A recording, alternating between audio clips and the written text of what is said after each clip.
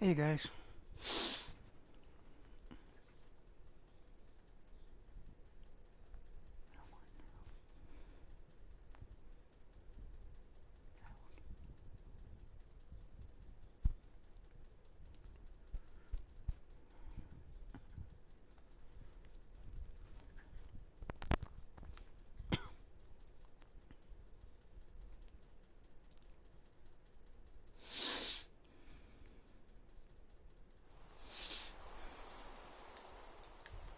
Welcome back. Welcome back.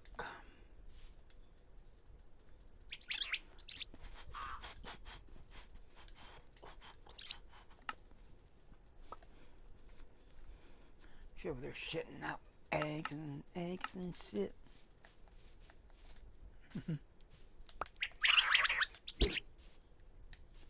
With the good buddies.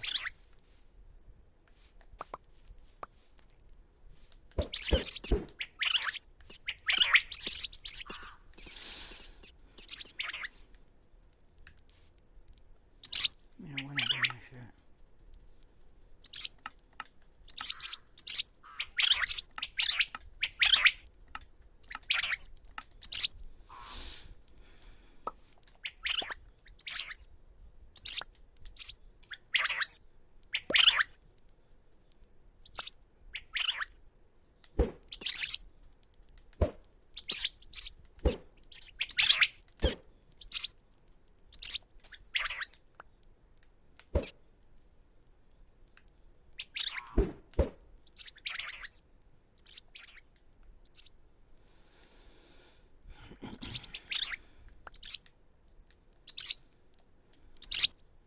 I was gonna go here and all the way down to here.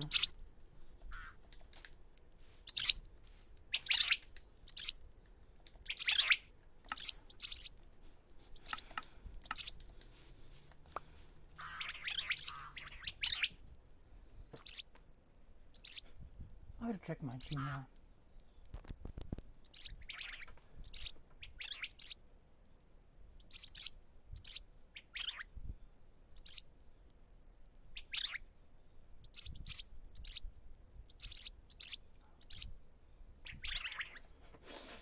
Okay, Warcraft 2.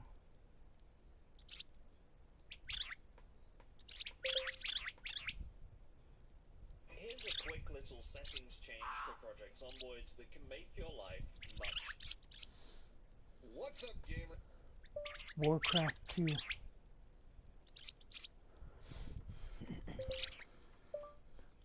Warcraft 2.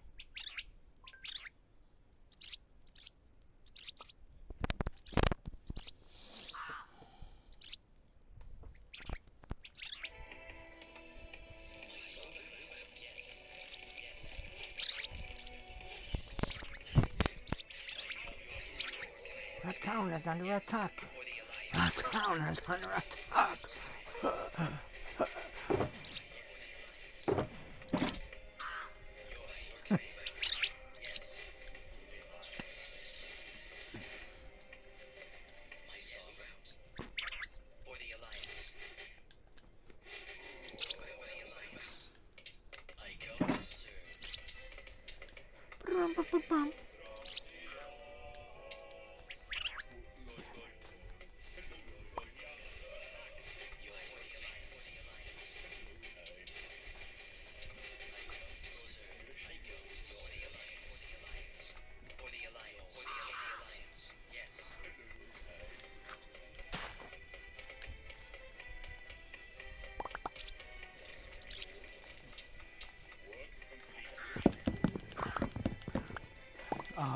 I gotta watch that. I gotta finish watching that movie.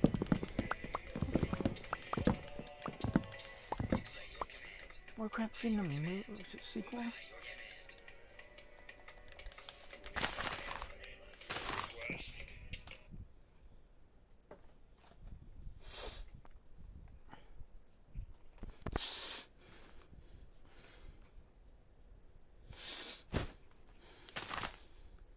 Is Warcraft getting a sequel?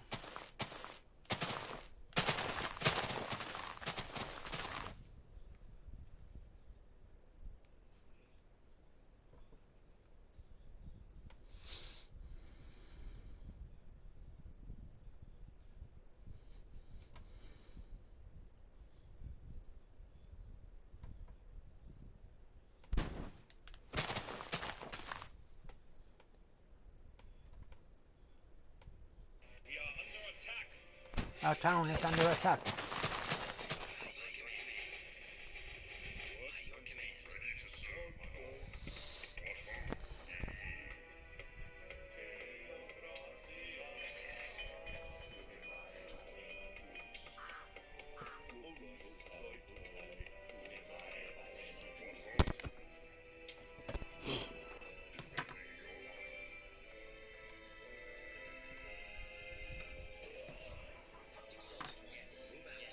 Mm.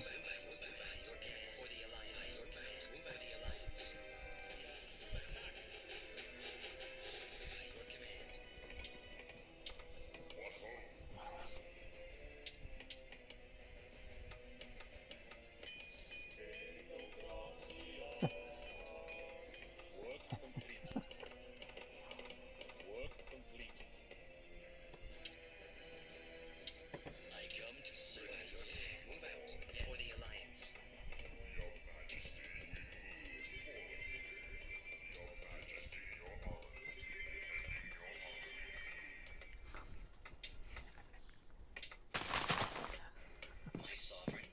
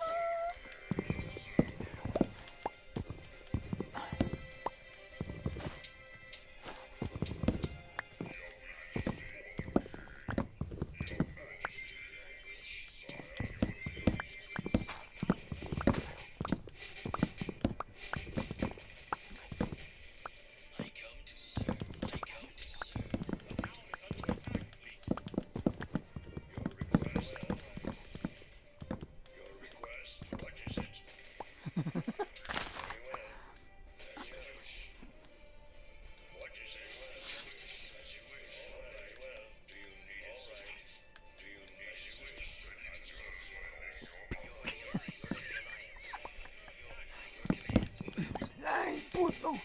¡Quítame!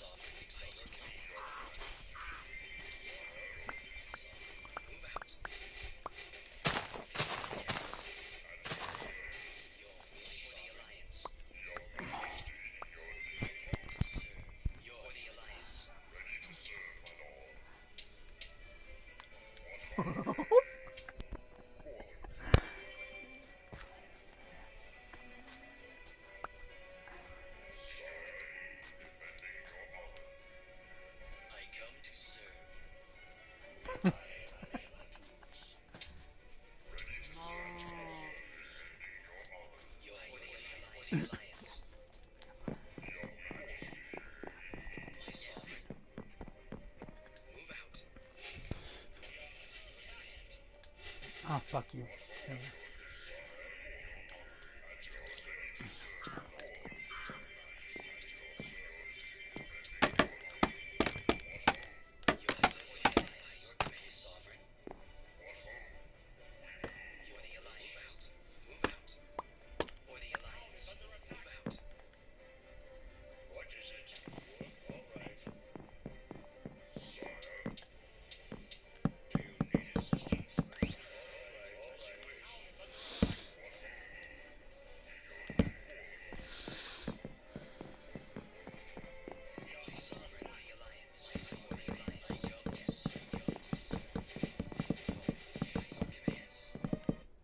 Earn a $10 Savon reward certificate after one bath or groom at PetSmart. Shut up. I don't give a fuck about your PetSmart, bitch.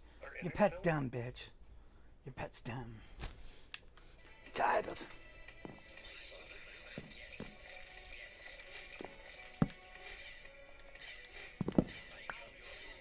The town is under attack.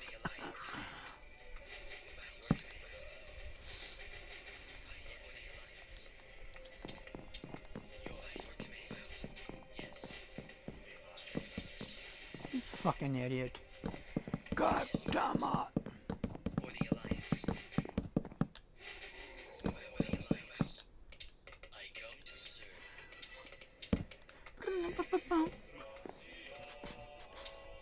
Oh, you fucking cock.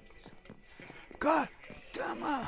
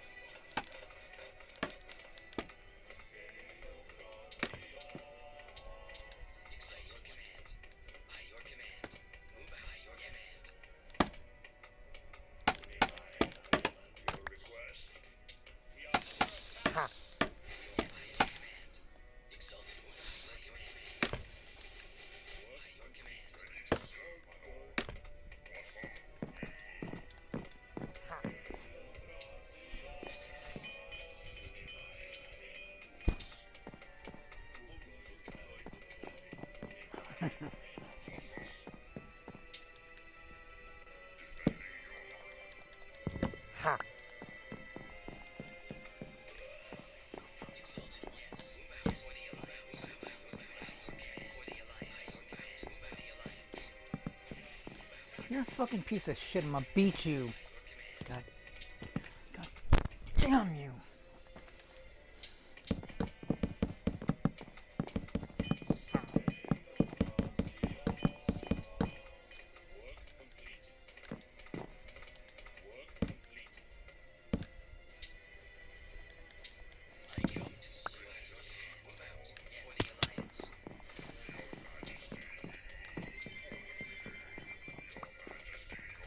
How are we gonna do this, with,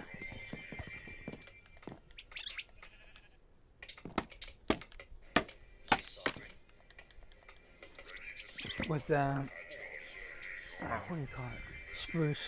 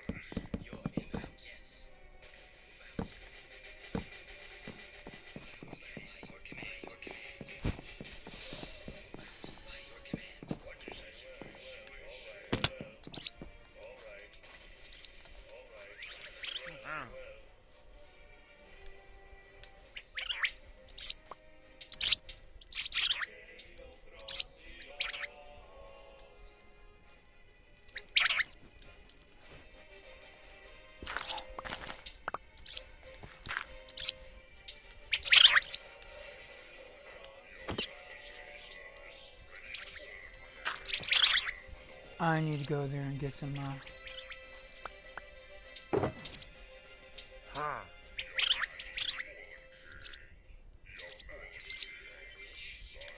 Get the fuck away.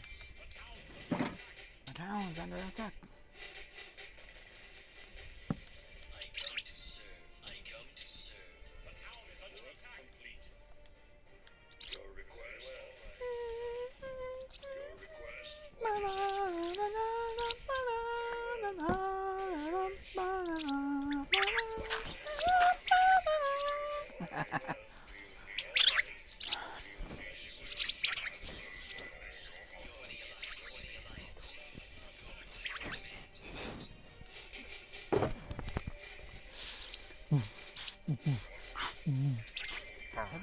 There's a badass mouse though.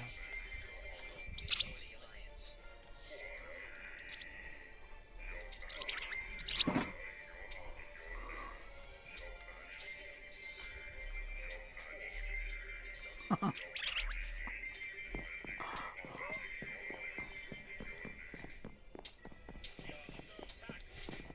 sovereign accepts your command. Move out. Your guest. Your alliance. Your majesty. I come to serve. You're the alliance.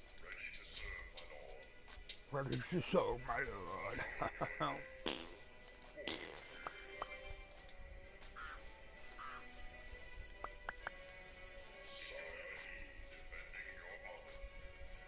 I come to serve. It's annoying. You're the alliance. My sovereign.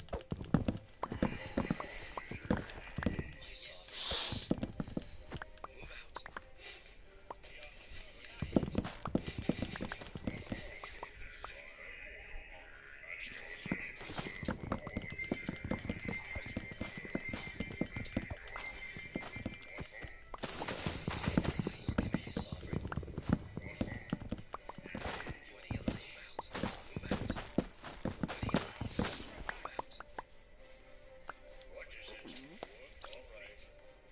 Work complete.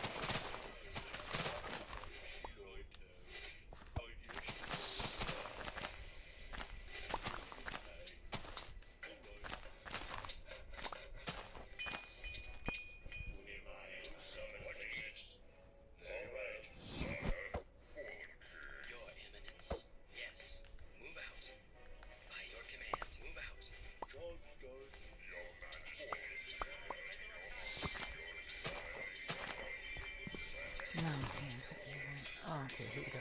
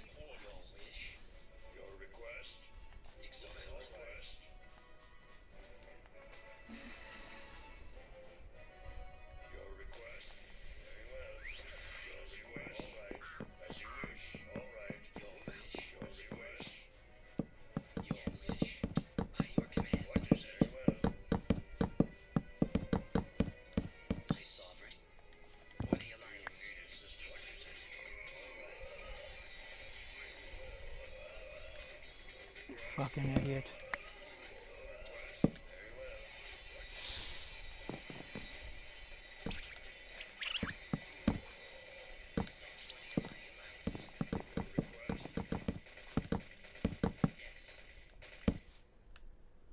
For the Alliance. For the Alliance. Yes. Move out. Fucking wrong.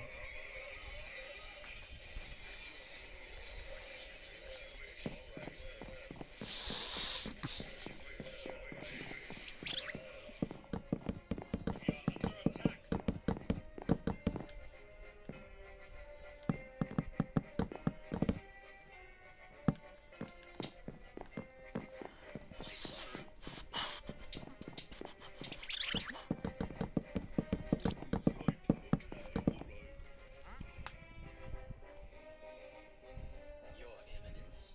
Your Eminence. Your Awaiting orders. Awaiting orders. Your Eminence. Yes, sire. At your service. Yes. Your request. Very well. All right. Your wish.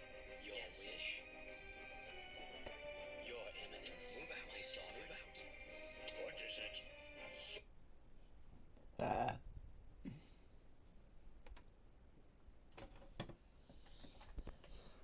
Hey, pretty slim pickings. You return like 100 gold per. Get away from there, you jerk. You fucking nigger honky. Get over there, A faggot. new intel file has been unlocked. We'll read all of that stuff. It's pretty slim pickings, so it's like while you could just slam in like a billion peasants on one gold mine, at least in the original, you really couldn't afford it. It wasn't really worth it because again, the amount you spent on peasants just to saturate it didn't really make sense. Anyway, let's get a dude on lumber, and I guess let's take our footmen and start looking around. These first missions are just like, here's how you build, here's some pre-placed random orcs, it's gonna be fine. No HP bars visible. But I think that's fine. It wasn't like that in the original game. Again, Lord Paranold II, I believe, just tries to do their best to recreate how the original games felt. But similar to like the road system in the first game, there's no way to reliably recreate that in something like Warcraft 3. But basically where it can be recreated, it's been recreated, and I appreciate that. Let's go for this guy. 1, You can see combat 2, just happens a lot faster. 3, Not as fast as 4, Warcraft 1, but it still does happen 8, quite 9, 10, fast. 11, 12. Let's get some more farms. What would it be? 4 farms. Okay, let's check this. Your first task as regional commander starts here in the Hellswood region. The orcs are already patrolling the territory, and for the safety of your activity, you'll need to build a barracks together with at least 4 farms in order to mobilize your troops and stage an investigation about their number and a potential 1, base of operations. 2, 3, 4, 5, Azerothian 6. working class Yupland Stormwindian related masonry. 2, So our 3, sub-faction right now are the 4, refugees from Stormwind that have 5, fled north into 6, Mordor and build Azeroth structures. 7, Build structures from their 8, 9, from the inside. 10, So that means the workers like hidden 11, inside, similar to like 12, works from 13. Warcraft 3. Has 10 HP more than its equivalents. Ooh la la, 10 HP. Upgradable attack up to level 2. Upgradable defense to level 2. Defend. Pure-blooded Azerothian 1, 2, warrior, 3, average 4, stamina, 5, 6, armor, 7, speed, and 8, damage. So again, 9, this is like 10, 11, 12, separate 13, sub-faction with strengths 14, and 15, weaknesses. 16, Of course, 17, we're gonna have 18, their clans 19, as well, but we're 20, not gonna get to that for a 21, while. 22, 23, 4, 5, 6, 7, 32. Grunt can learn demolition. Telkar armor can also attack ships. Blackrock Grunts specialize in sieges. Their attacks cannot be 64. upgraded, but their weapons are big enough to be able to damage ships. Can learn demolition, which passively deals double damage to structures. Their armor can benefit from a special upgrade to reduce damage taken from spells and magic attacks. But I like 5, how this is gonna keep 64 us stacks. fresh. Okay. I think the issue with a lot of older real-time strategy games is by the time you get about halfway through them, they start to get really repetitive and kind of boring, and it's just like eventually, okay, you get to the next level of tech, and that's literally all you build. Whereas here it seems like each sub-faction is going to have, again, a specific weakness and strength that we're going to want to focus on. Which is neat. So like when we play as the Blackrock Orcs, we don't need to make artillery per se, we can just make a lot of normal footmen units, grunts, and it'll be great.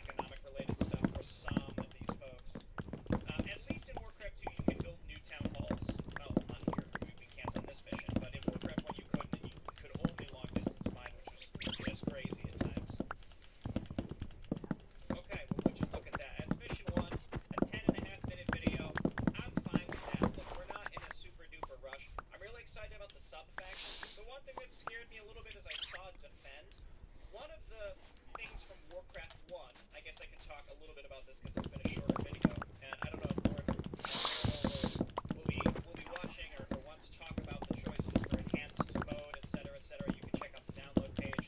But the one major thing I remember from the first remake was on hard difficulty you got special What the fuck? abilities on units as you completed optional objectives. So it was like enhanced mode and also hard difficulty. So it was harder and then you could get this cool stuff. I really wanted to see the cool stuff, so I sort I'm of sick of subjected these myself to fucking hard things. difficulty, and it was a nightmare at times. But one of the things was Footman getting defend completely changed the balance of the early and mid games, because getting defend, or at least the way it was balanced in that remake, it was a Get the unique fuck special outta ability here. for the remake. It didn't exist in the original Warcraft. And you'll know from the original Warcraft that those tier 1.5 I have to get rid of the range, fucking vegetables and shit. spearmen or crossbowmen were super I have to duper strong. do away with And that one. you can almost completely nullify them with Footman with defend. Till they get the add-on It just completely fixed. changed the balance of the game. God, You fought come on. defensively. So it wasn't just like a cool little creative liberty option. It just like completely changed the way the game was played when you were playing against Footman with defend. And I mean, I had access to defend as well when I was playing. So anyway, when I see the Azeroth intros here eventually get access to defend, it does scare me a little that we might be going down that same path. But again, it's not technically hard difficulty. So if the AI isn't balanced in a way to be nightmarish, then even if there's things that create wacky balance issues, I'll say, perhaps the impact won't be felt in such a negative way. It'll just be a different way to approach the game, which I look forward to. Again, I think the Warcraft 1 remake was really cool. I'd encourage you to check it out. There were just some things that drove me a little crazy at times, but overall, I thought it was really effectively done. I've heard good things about this one, so I'm looking forward to continuing it. Alright, thanks everyone for watching. You can check out the download link in the description if you'd like to download and play this for yourself. It can only be played... Hey everybody, Jay Marino here. Welcome back. We're continuing upgrades. Their footmen have feedback, though I doubt we're going to be fighting anything. Mystic Elf learned we know who.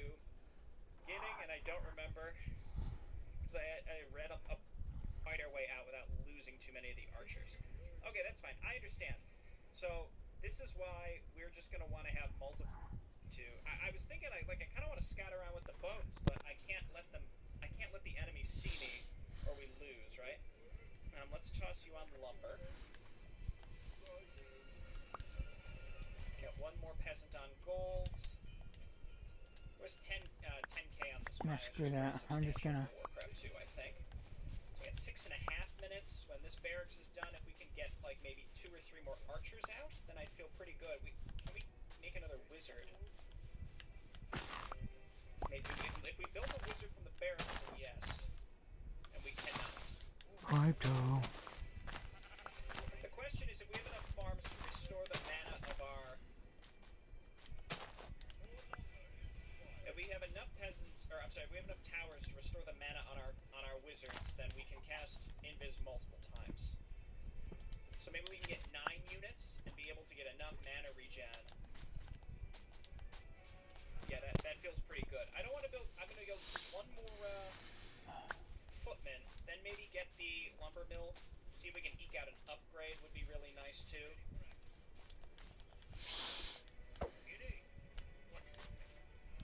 And then we just have to rescue them and run them back. And we'll just, we'll quick save a lot. If I have to replay the whole thing, it's not a big deal, but I prefer not to. Get the fuck over there. Let's start that. Fucking dumbass. Lumber return.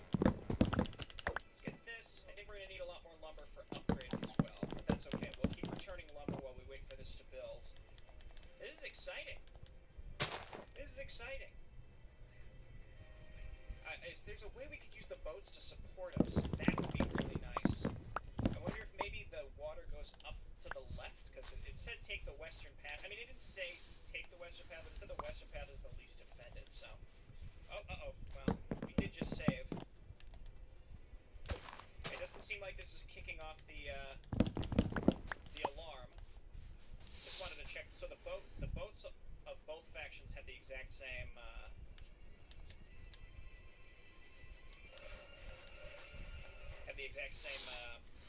stats. Okay, let's Let's get one more archer, and that's 9 units.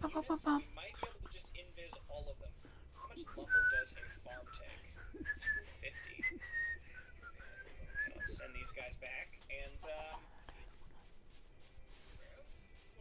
4 minutes. I'd love to get one more farm. If we get one more farm, then maybe we can just... I mean, if we get a bunch more farms, we might be able to invis more and more and more. We also, again, just need to rescue the archers and then just have... And then just sort of chill at home. Where did my guy go that was building the farm? Did he get confused? Okay, let's do that. It couldn't hurt to... Oh, he can't get... Is it because he can't get there, or... There you go. I can't build towers or anything like that. Okay. 3.5 minutes.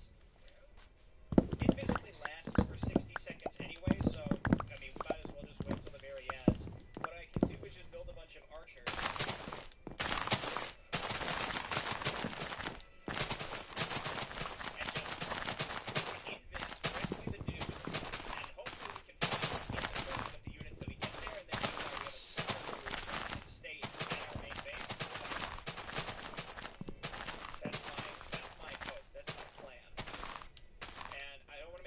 Because again, they're fragile and aren't that good, supposedly.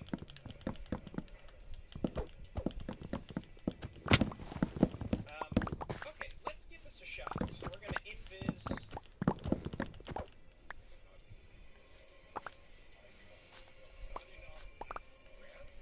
Okay, mana me, please, mana me. I beg of you.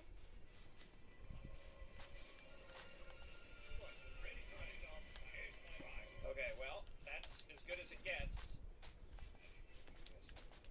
5 guys, I feel like might not be good enough, and I don't know how our timing is. Well, we're also not taking the western path as was suggested to us.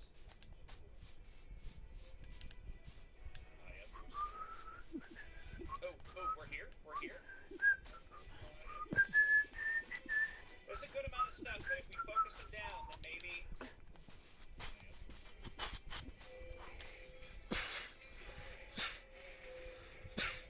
Okay, at least defend yourselves. So I think we just want to walk in and rescue them rather than whatever just happened. We don't want to fight the dudes outside. We want to rescue the archers and then sort of move them away. We might just get 6 free archers and then go from there. So I didn't get as much mana back as I would have hoped either. But if we can leave these footmen at home and invis these 6 archers and then make a run for it, I think that's my current plan. And then it's a go to the left this time. Okay, so this is Strike Team Alpha. Let's prepare these dudes to invis them, and we're going to go the correct way this time. And never mind, we want to back up a little bit because we want to get our mana back as quickly as possible. So invis is I. She's ignorant. Okay, mana. Don't know if we got quite enough, but invis. Yeah, we did. We only got enough for 5. That's okay. I think 5 is enough. Okay, so don't attack these fellas. Just walk by them. Again, we have a full minute before invis breaks. And basically just left click, or not left click, but A move up to that top area. Keep it at home. Get rescue. Our town is under attack. So these guys have to live.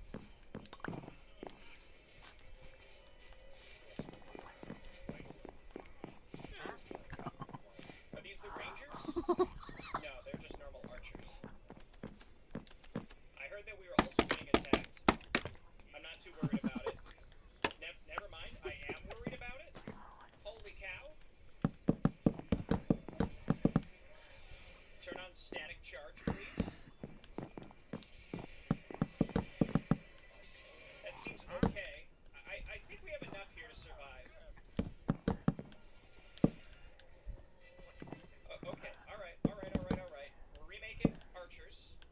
archers can focus down the basic units that they're going to attack us with. We did lose one archer.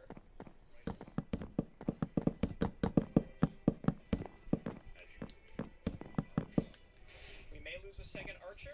Nevertheless, we have enough units here that we can focus down and lose quickly enough. We lost one of the captives, and the fact that they have a different faction color is handy to know, whether they can die or not. There it is. And there wasn't a, well, I wanted to double check there wasn't a bonus objective, but I'm fairly certain that there are not bonus objectives. You That was fucker. in the Warcraft 1 remake, which was as you completed the bonus objectives on hard difficulty, you unlocked new abilities for future missions. But again, that's different here. Now the missions are just different in general, but there are bonus objectives. I suppose the hidden thing on this map is if you are spotted, then you just instantly lose. That isn't communicated very well. I mean, I guess it was in the extended briefing. You right? fucking The non-voice douchebag. acted part of the briefing that God was damn my bite. seemed. I think it kind of made it clear, like, hey, get sneaky with it.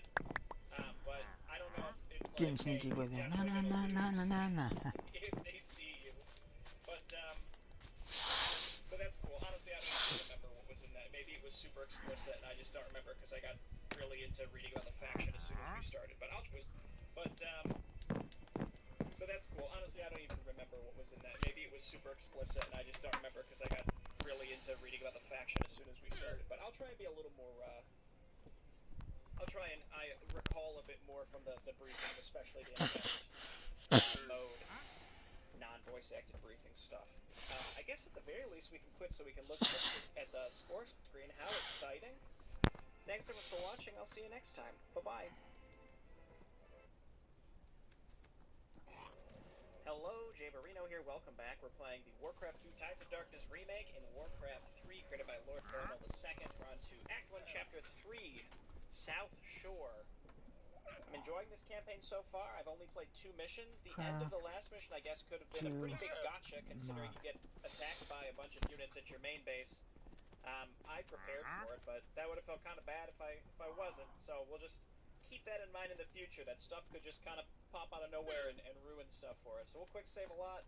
And that last mission was pretty short anyway, so even if we would have lost, I guess it wouldn't have been that big of a deal. Let's go. Enhanced. With the safe return of the elves from the loathsome clutches of the orcs, the Council of Silvermoon has resolved to combine the armies of Quel'Thalas with those of the Alliance of Lordaeron. As a show of their support, a mighty fleet of elven destroyers have been sent to help safeguard the Lordaeron mainland. In preparation for the arrival of these ships, Dalen Proudmoore, Lord of Kul'Taras and Grand Admiral of the Lordaeron fleet, has ordered that you begin the construction of naval facilities near the township of South Shore.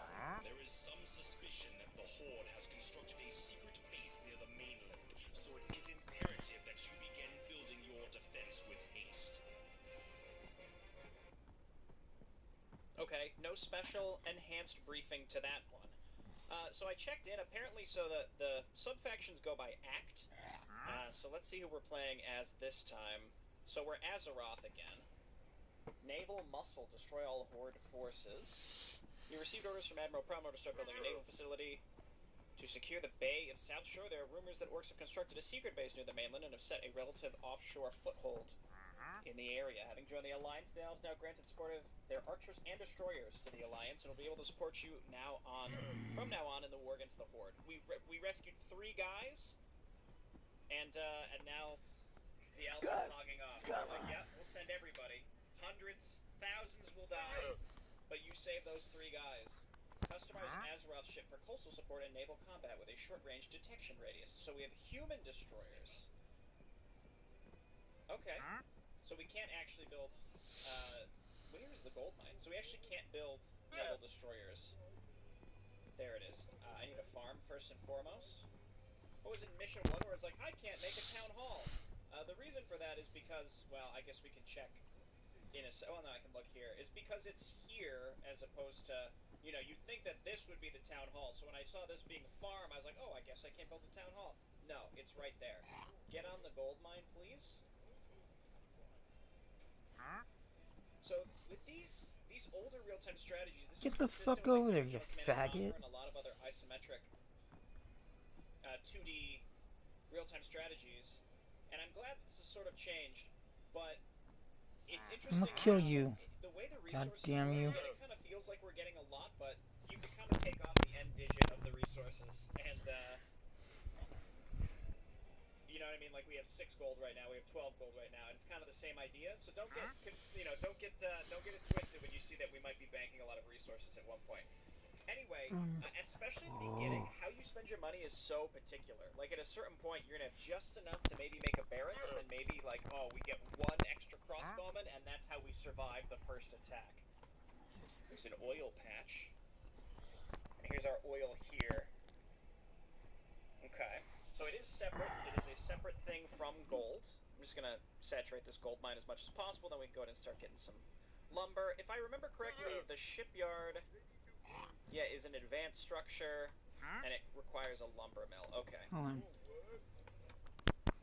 World of Warcraft board game review. World of Warcraft board game. You fucking idiots.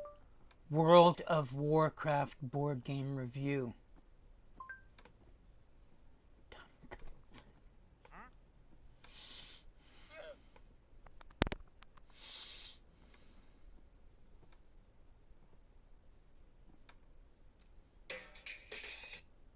And if you don't have perfectly damage it takes does not carry over from action to action.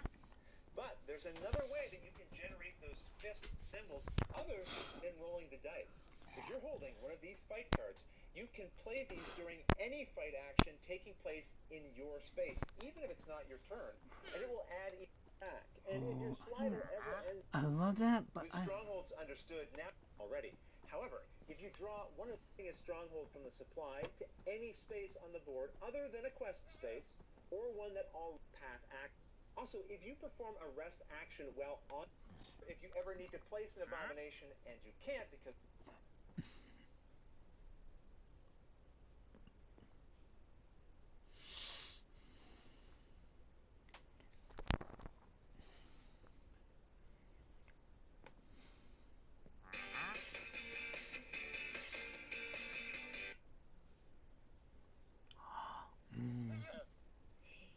get the fuck in. Discovery token. Because you can see, I have one of my way over here are the encounter markers.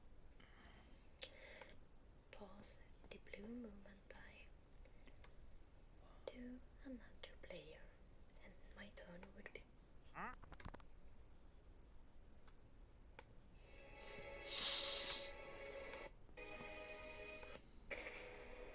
The visions.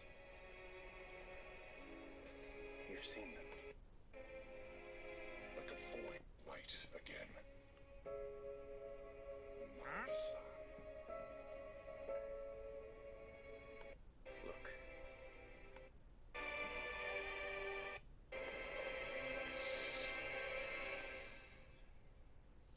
World Soul Saga.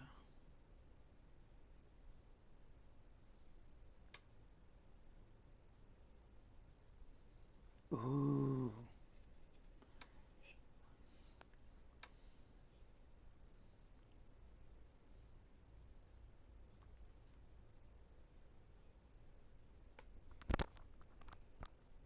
what exciting benefit?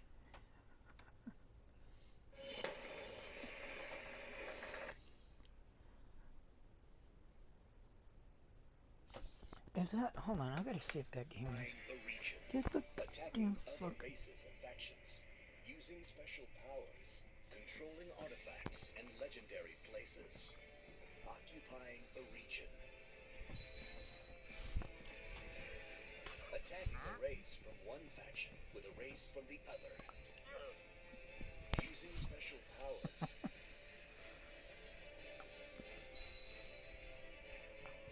Controlling artifacts and legendary places. How to play. You are now ready to begin. The player who most recently played a video game starts. During the first turn of the game, each player, 1, picks a race and special power combo. Drop drop one victory coin on each of the combos below the one you choose.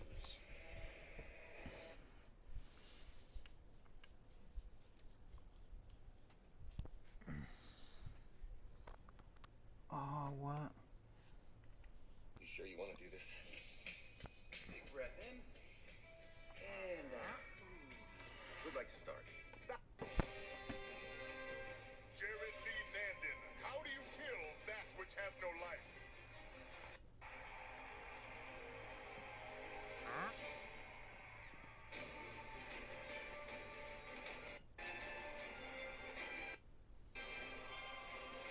Brandon Solace, circling up.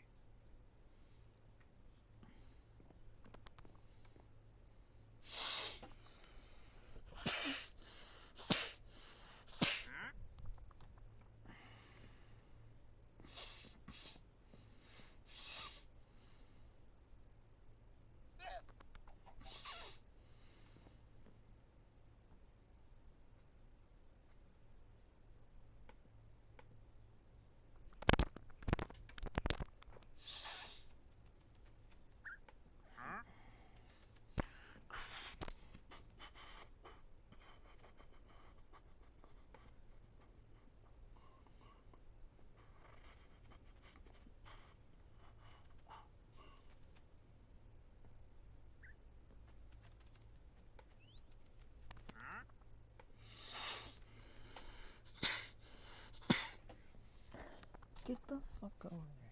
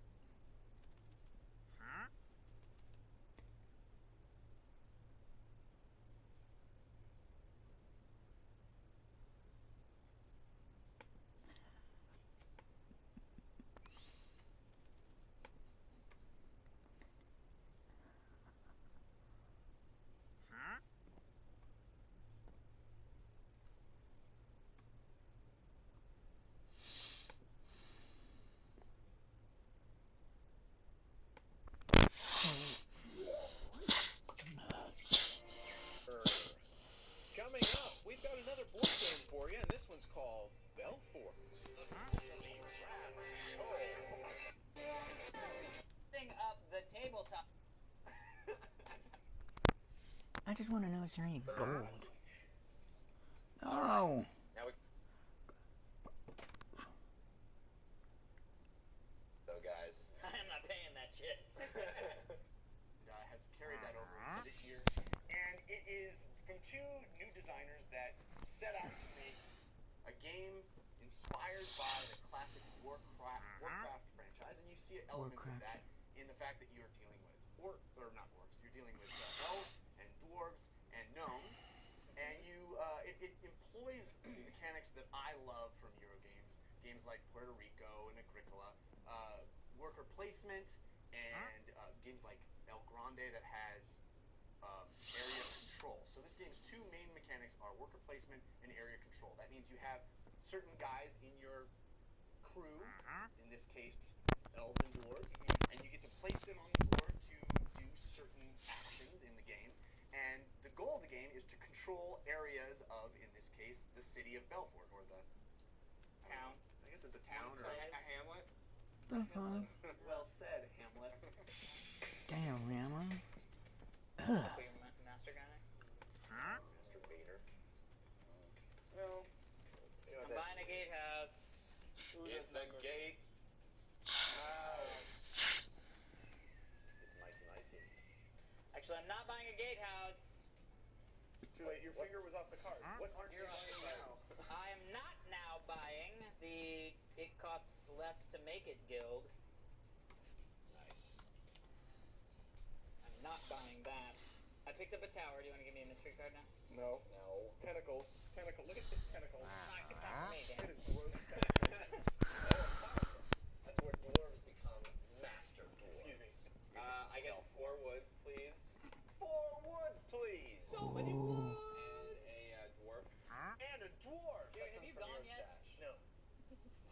What is this? I get one, or I have to pay gold for that? Or Yeah, you No, need that's to place a guy there. You can't do that's that. a thing Place a guy. during That's a the- plank. Plank. You didn't plank it. Yeah. You gotta plank it. You gotta You've been plank that. T-bowing it, and you gotta plank it. You gotta plank that shit. I'm definitely gonna buy Something. a mystery card. I'm going to build for black. Whatever. I'm gonna build a keep. With all of that. Because I get 2 less stone. I get 2 houses when built. Taking my keep. Now we take our people back. Take our people. Now we take our people back. Let my people go. Let my people go. Now we collect it. Clap your hands, stomp your I feet. got 3 weapons. From Three on words. Jubilee. Uh, 4 woods. 4 Dan. stone. Or stone. I get 2, Tio. and we both get 1. Oh, wait a minute. When do when do I do the trade? Oh, it's... We're gonna have to. We do this in order. Yeah, we do it in order. Oh, so we're right. almost there. And that's done with collection. Now we pay income taxes and collect income. So I get 1, So I 2, come out even. 3, 4, 5, minus 1, so I get 4 gold. I get 2 I got nothing. and 2 gold. Pay Crap. 2, earn 2. Now I get. That was I my get gold 2 bit. and I pay 1. 1, 2, 3, 4, 5. Red gets 3. 1, 2, 3. And white and red both get 3 in the next area. White gets 3. 1, 2, 3. Jeez. Red gets 3. 1, 2, 3. Dang it. Look at how much our taxes have gone up, though, guys. I'm not paying that shit. And then who's got the most elves? I have 1, 2, I have 3, 4. 4. Everybody has 4. Everybody has 4. But is it a tie doesn't knock it back? Is Yeah, it we all three-way get tie one. go even farther back? No, any tie gets everybody gets down. 1. 1. Wow. I thought I was gonna excel with that. Excel spreadsheet. Okay. Oh. Now, no majority. I have. Oh, wait. I have 6. 6 what? Oh, wow. Dwarves. I knew I had So more. wait, what did that do? So that- So you go. I'm still the same place. You stay the Moved same. up 2. Oh, wait. I've got. I got 1. No, you don't.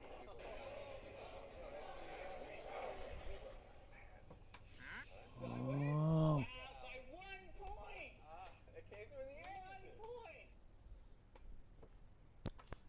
Warcraft bicycle deck review.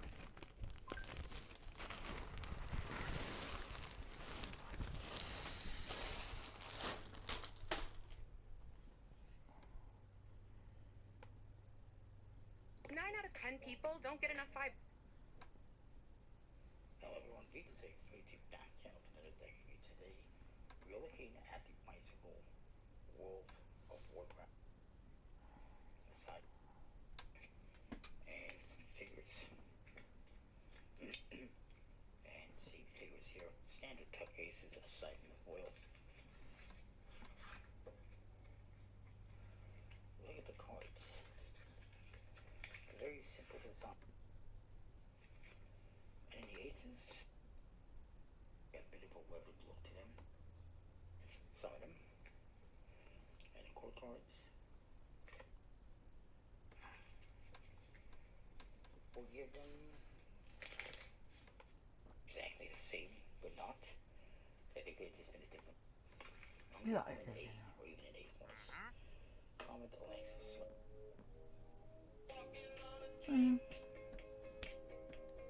How can I explain? I love this song. Talking to myself. Will I see again? We are always running for the thrill of it. Always pushing up the hill, searching for the thrill of it. On and on and on, calling out, down again. Never looking down, I'm guessing on what's in front of me. Is it real love to people who don't want? Is it real love to people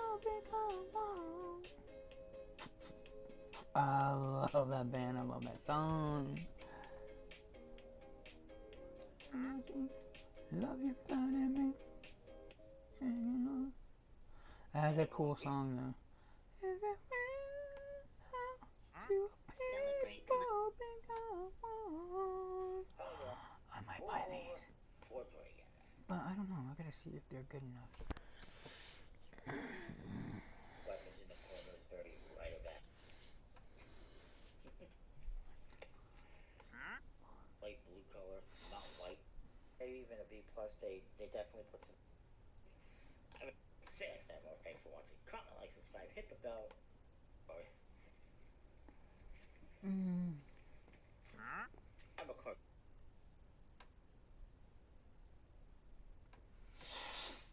Ooh. Ooh. Let me talk Get to you the about fuck out of here with this shit.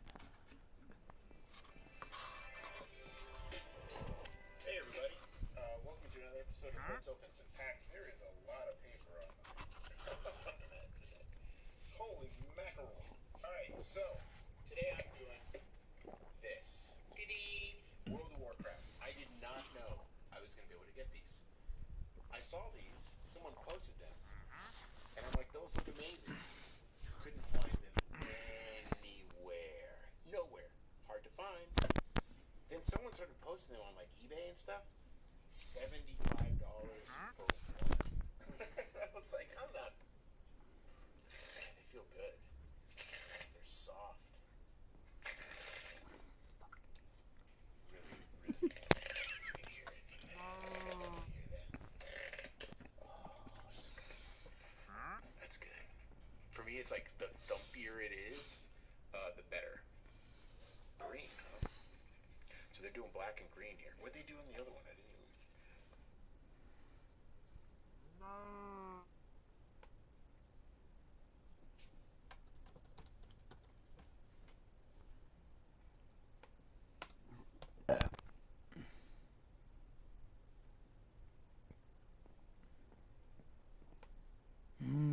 The World of Warcraft TCG was released in 2006 by Upper Deck, but let's head to the table and take a look. So when or how it used to be, because I think you can actually. So we've got Magtheridon's deck here. So get abilities that are related to your class. So, for example, as well.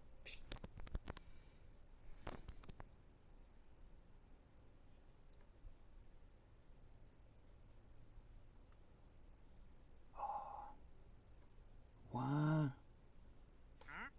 Hold on, y'all. You gotta give me a second. I gotta.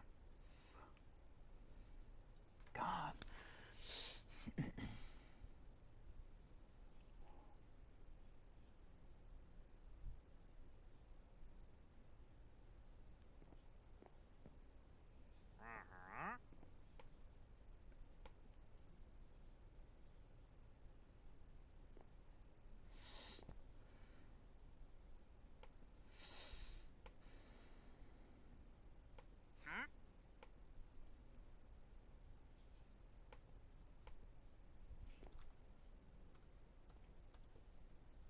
Lego Notre-Dame. Yeah. Yeah. De Paris. Yeah, you. Probably gonna buy the fuck out of that shit.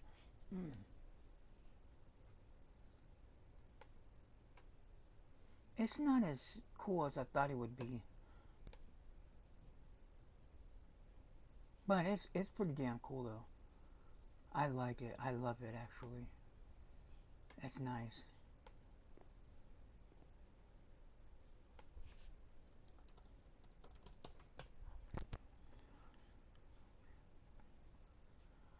Ooh. Ooh.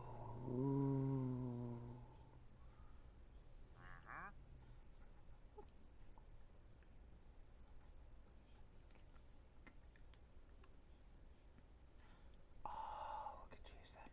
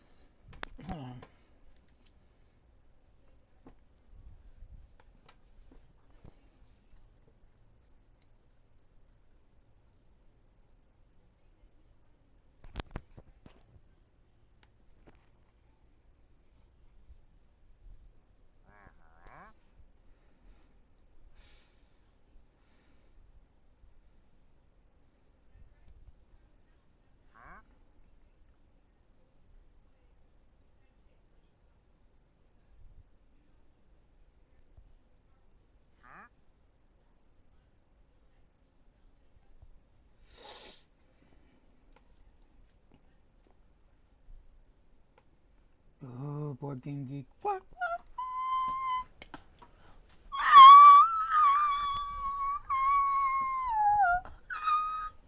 Oh, buy a copy?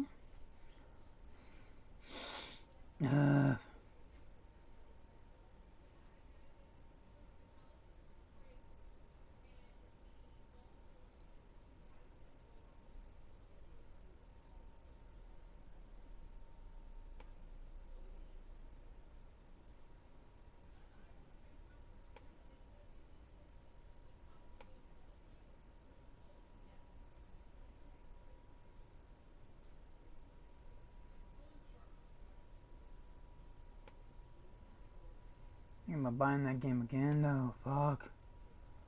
Why? You know what? Play Warcraft 2 online.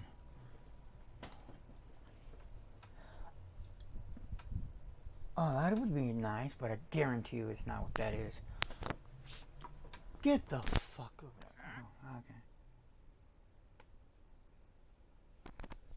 That would be so nice if they did that.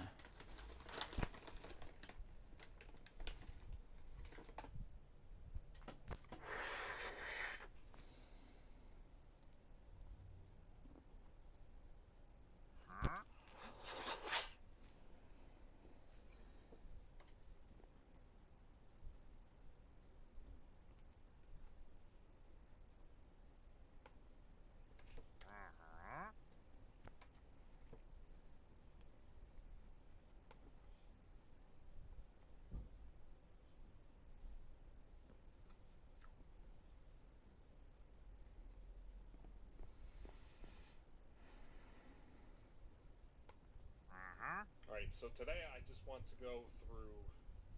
obviously I'm going to be doing custom games after. I'm going to go through how to actually play Warcraft 3.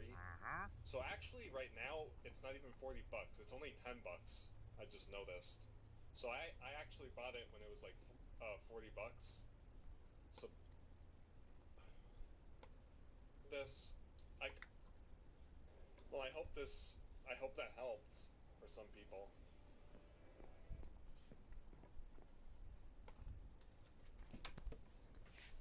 Warcraft 3.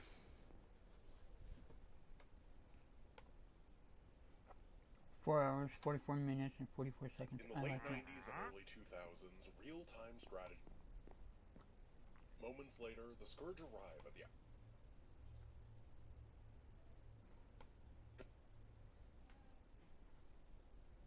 Banneroth and Tichondrius have made their...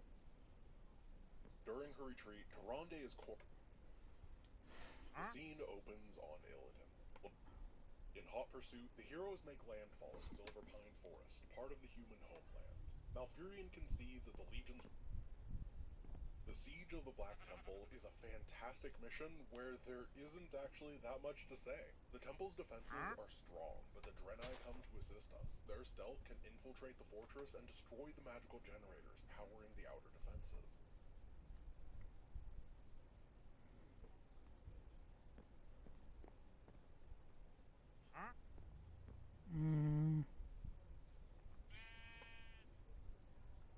Warcraft 3 buildings model.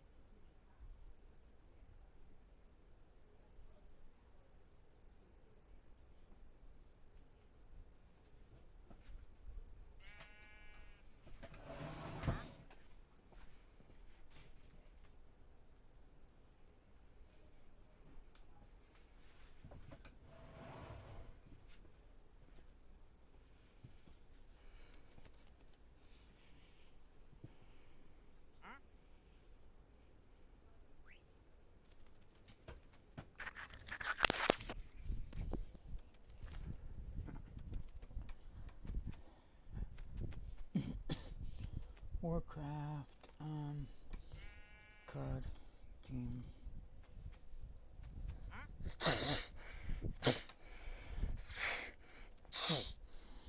Hi and welcome back. 2010. The rules are not clear, but I think we are still adding those symbols here. Even if we pass over in normal mode, the character must lose 1 energy for each 1 result. But again, we are only doing this at the end of our inclined to go with the efficiency. We can always be green dice for our defense. I think, yeah, when we are really dealing with a town. Hi and for today, there's still a lot going on. I'm still not 100% comfortable with my camera and light setup here, so I have to really check that. I already spotted.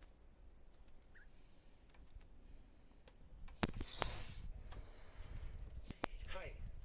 Get This done. is my review of Warcraft, the board game.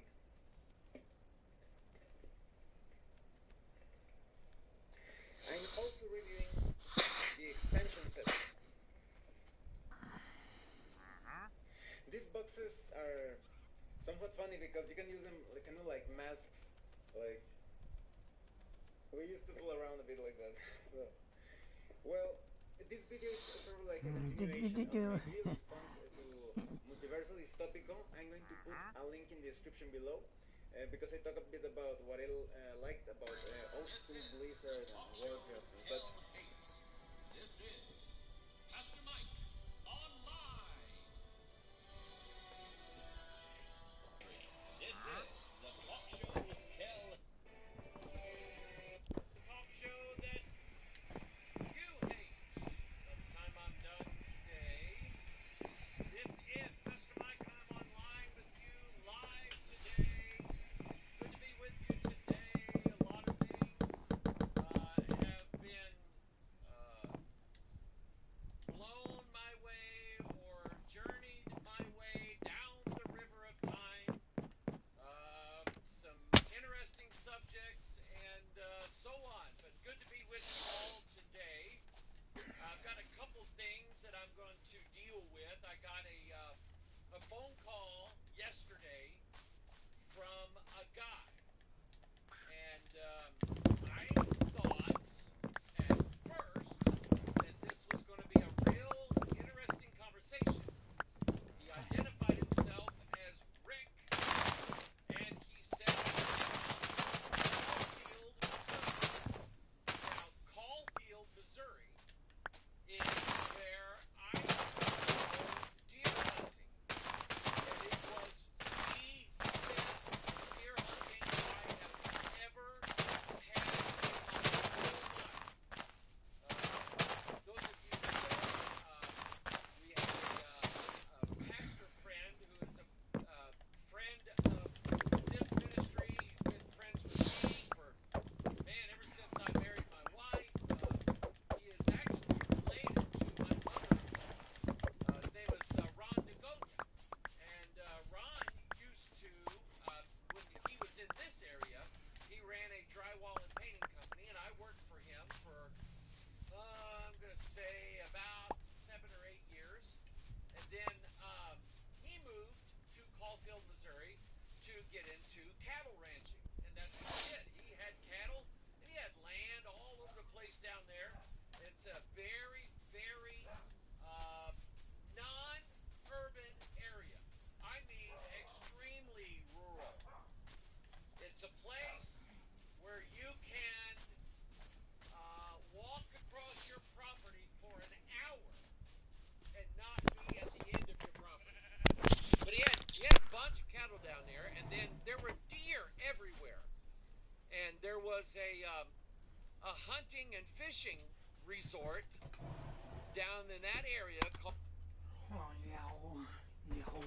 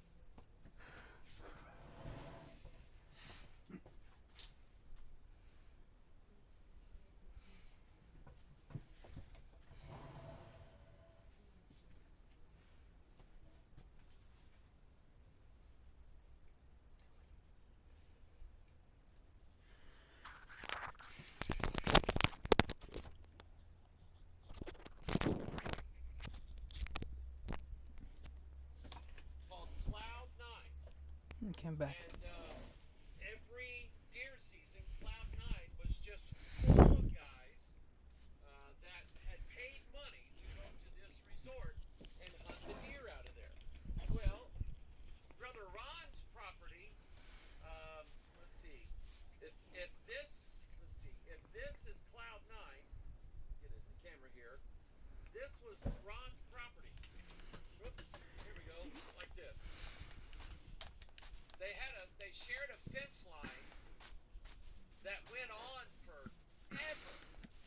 And one of the tricks we used when we were hunting on Ron's property was to just sit in a tree and wait for all the Cloud9 guys to scare all the deer over across this fence, and we would blast them. I have a gun here somewhere. There we go.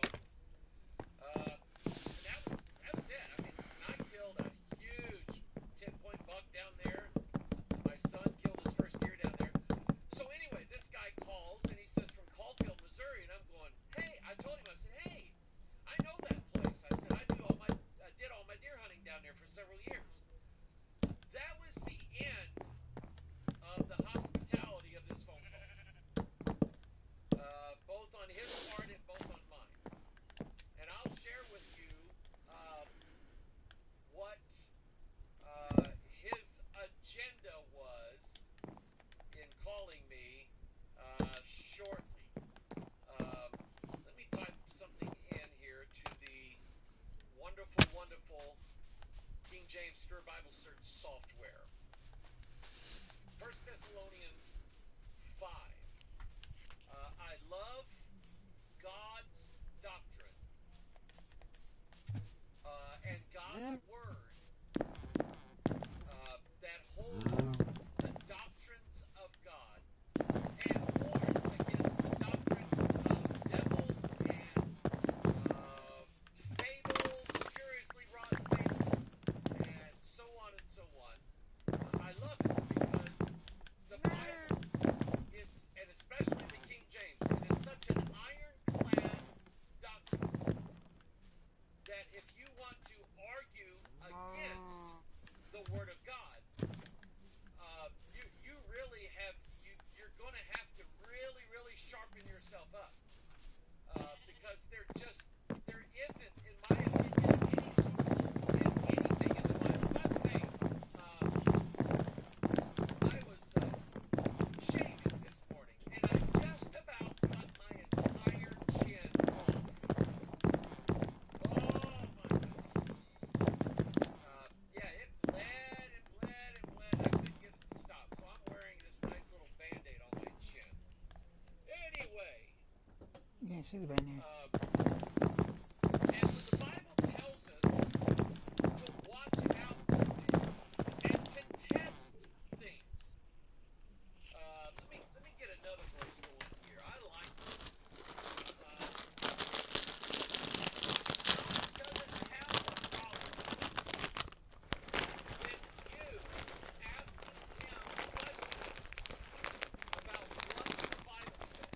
God doesn't have a problem with you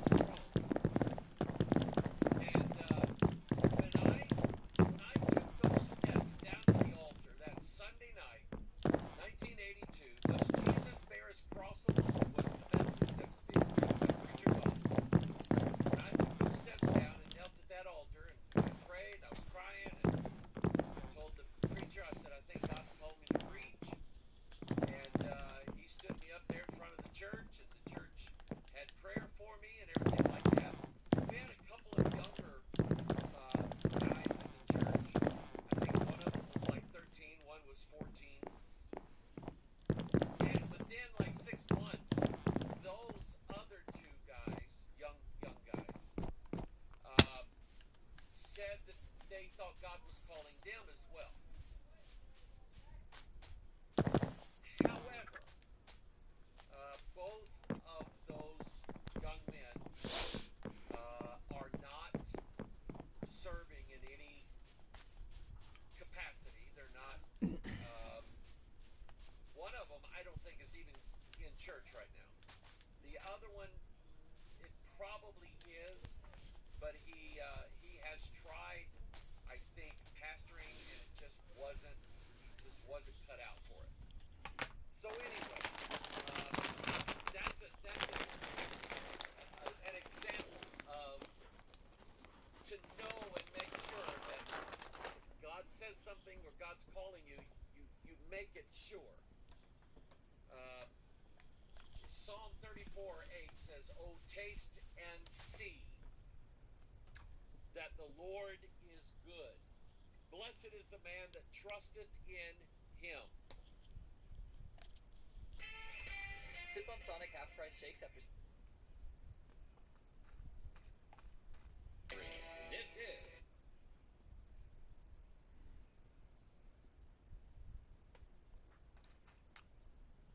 sure. Psalm 34:8 says, "Oh, taste and see that the Lord is good. Blessed is the man that trusteth in him." Now, I don't just eat everything that's set in front of me. Some things I don't like. When I go to Kenya,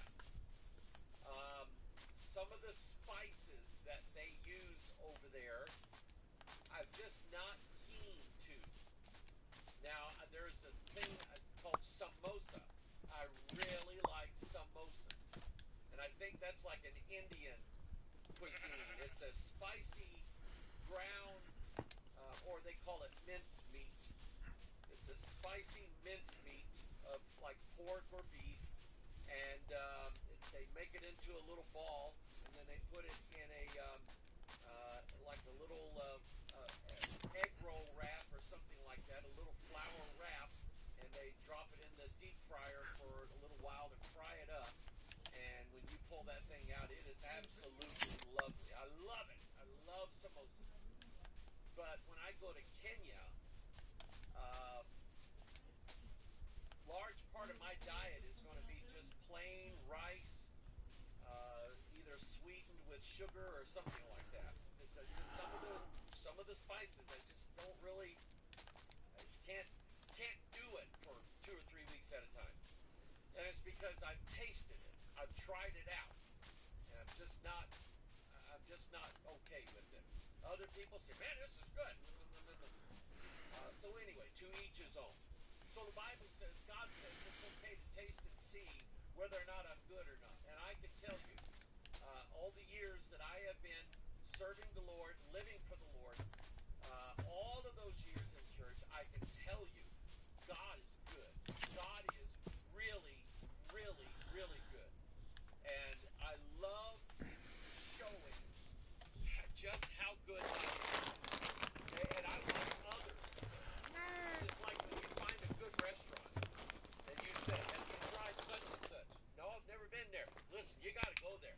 The food is outstanding. It is phenomenal. You've got to go there. That's because you went and you tried it. And any restaurant, they can advertise all they want, put coupons in the newspaper and everything like that. But the bottom line is, it goes by word of mouth. You'll take a dinner party of like 10 people to this restaurant, and everybody goes and says, "Man, that was good. You were right." That's how God is.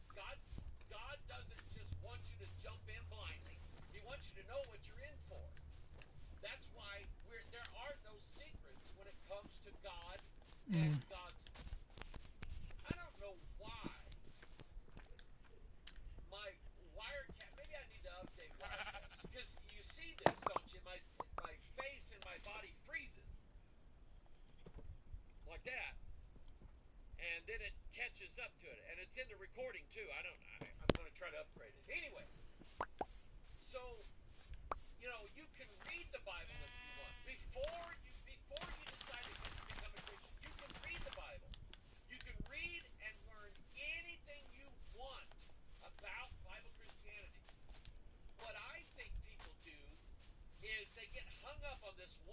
Well, that's I just don't. Oh. I'm just not a religious person. I'm just not very religious. I'm just not very spiritual.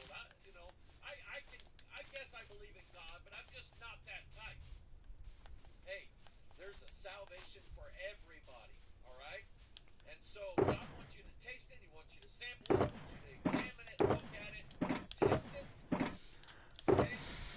And I promise you, those who truly sample the goodness of God will find it difficult to turn away from that once they found it.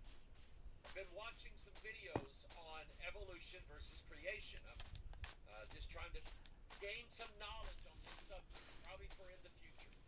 And I'm hearing a lot of these biologists, physicists, different scientists who said, when I was a professor, I didn't believe in God, I was an atheist, and I decided that I was going to debunk the whole idea of creation or intelligent design, and I started looking at the evidence, I started looking at the data, and the more I looked and the more I dug, and the more I reasoned things out, the more improbable evolution became, and the more probable the fact that there must have been a God, and that God intelligently designed everything in this universe, or how else would it have come about? Amen. I'm going to give you one example of something I found in the creation here on this earth. And I just, things like this blow my mind. Well, I'm going to see if I can find this here. There's a bird, a certain bird that, there it is.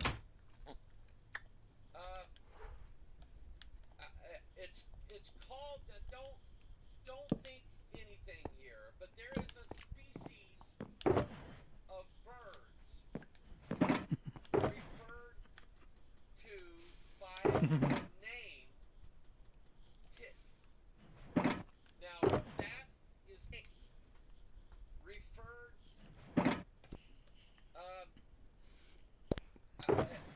It's called. Don't think anything here, but there is a species of birds referred to by the name tit. Now, that is not in itself a dirty word. The word tittle that is used in the King James, Jesus said not one jot or one tittle. And I'll show you. Well, I don't know if I can or not. Here we go. No, that's Sweetie Pie. A tittle basically is a dot. That's all it is. And that word basically is given to things that are of a small nature. Okay? So this particular bird, the penduline tit, you've heard of a titmojo, okay? This particular bird, let me put this on the screen for you. I'm just blown away with this. When I saw this, I'm gonna put up on the screen a picture of its nest. And when you see this nest, it just looks like a regular nest. This particular bird, you find it in Poland, you'll find it in Europe, you'll find it in the Middle East, different places, Chinese and so on, China and so on. Now, here's the entry for missed the cart. into that nest. I can always get that back later on. But there's something inside that entryway that only the bird knows. When the bird built that nest, he put a hidden chamber in it. I am not kidding you. The bird built 2 rooms inside that nest. The one room, you go in through that opening, and if you're a predator of some kind and you're looking for a bird to eat, a swallow to swallow, when you go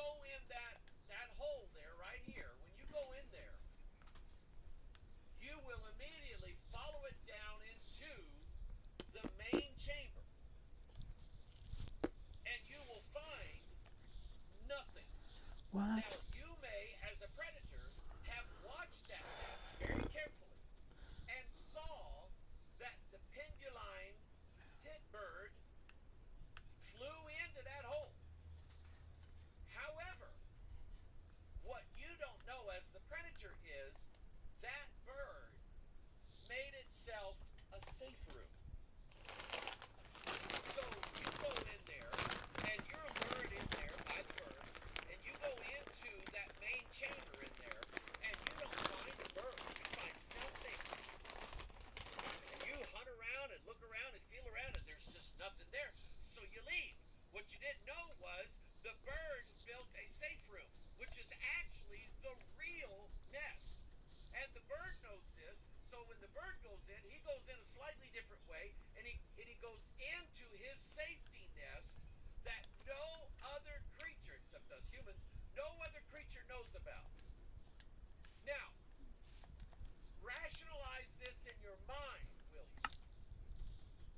You want me to believe, the evolutionists and the God haters, you want me to believe that this bird, over 1,000,000 years, or maybe more, 1,000,000 years worth of DNA writing itself, then at times erasing part of the DNA and rewriting other types of DNA.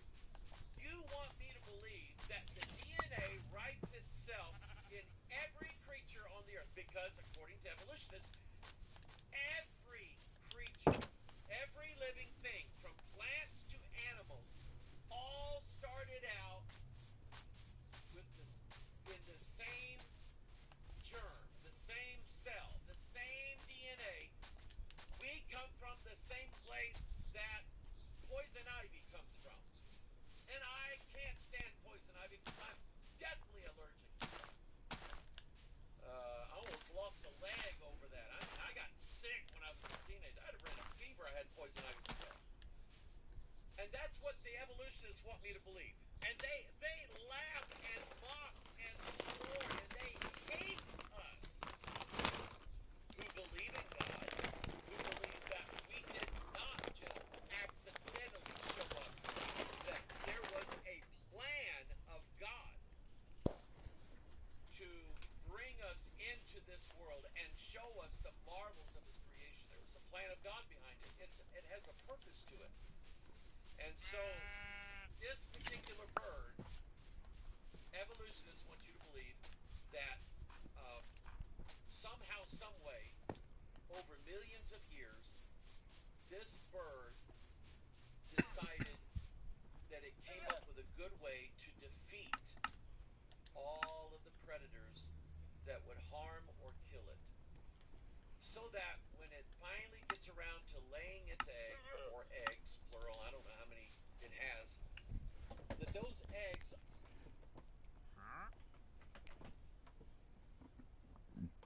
are in a safe place no matter what enters into that nest. Those eggs and those future birds are in a safe place. That the bird was intelligent enough to understand and be aware that predators were trying to get to it, and over millions of years, its DNA rewrote itself to include the plans. You understand this the way an architect would. Brother Steve is an architect, and if I were to ask him how sophisticated would a nest like this have to be, as far as engineering is concerned, as far as putting in maybe a trap door or some kind of a way to get predators fooled into going down into the wrong chamber. How does DNA write out the blueprints for a nest like that? How does that happen?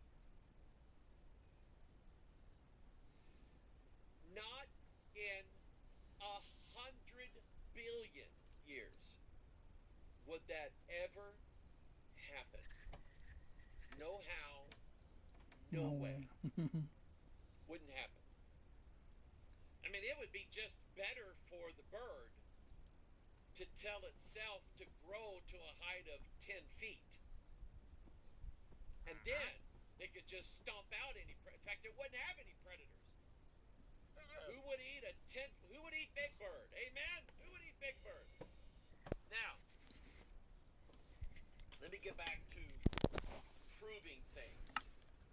See, when I accepted Christ as my Savior, and as a young child, declaring to the world, I believe the Word of God. I'm just a child. I don't have the evidence. What children have is faith. Even children, if they believe in Santa Claus and the Easter Bunny and the Tooth Fairy and all of those things, they believe in it by faith.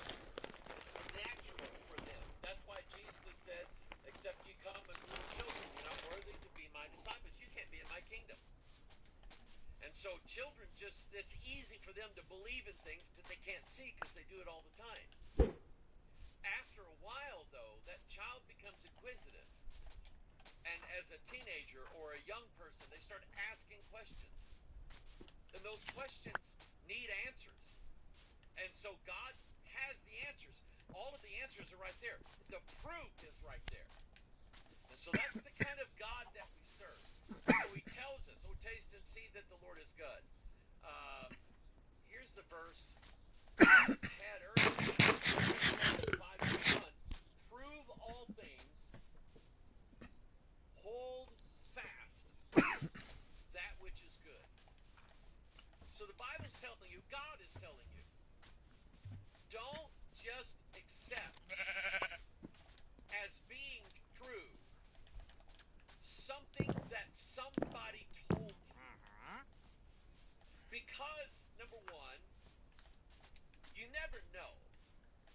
That person could be just lying through their teeth deliberately. That's one possibility. Number two, that person could be lying through their teeth not knowing that they're lying, but that they either had a misunderstanding of some information or the information itself is just crooked. It's not true. So that's another possibility. When people tell you things, or when you read things like on a website or a blog, or you hear things on a podcast like this one, okay? You will never hear me say, you better listen to what I'm saying to you, because what I'm saying to you is the truth. I always tell the truth. I will make mistakes. I will be wrong, okay? Multiple times. And I always tell you, go to the Word of God. Prove it according to the Word of God. So here, let me tell you where I'm going with this. I am not being critical of anybody. I promise you. Okay? Well, let me back up on that. I will be critical of some of the people, not followers of this ministry or curiously listening to this ministry. I will be critical of people who just put this bogus information out, and I'll be honest with you, it didn't take me long to start poking holes in what people were saying. You may have, let's see if I can pull the page up. Here it is. You may have recently heard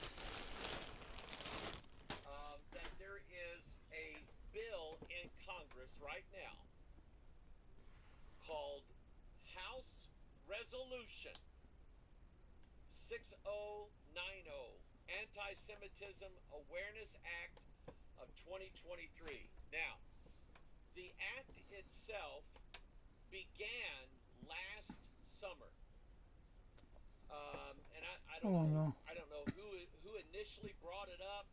I know it's got a lot of sponsors in the House of Representatives, and I mean, I tried to really do some research on this for you. And let me say this too.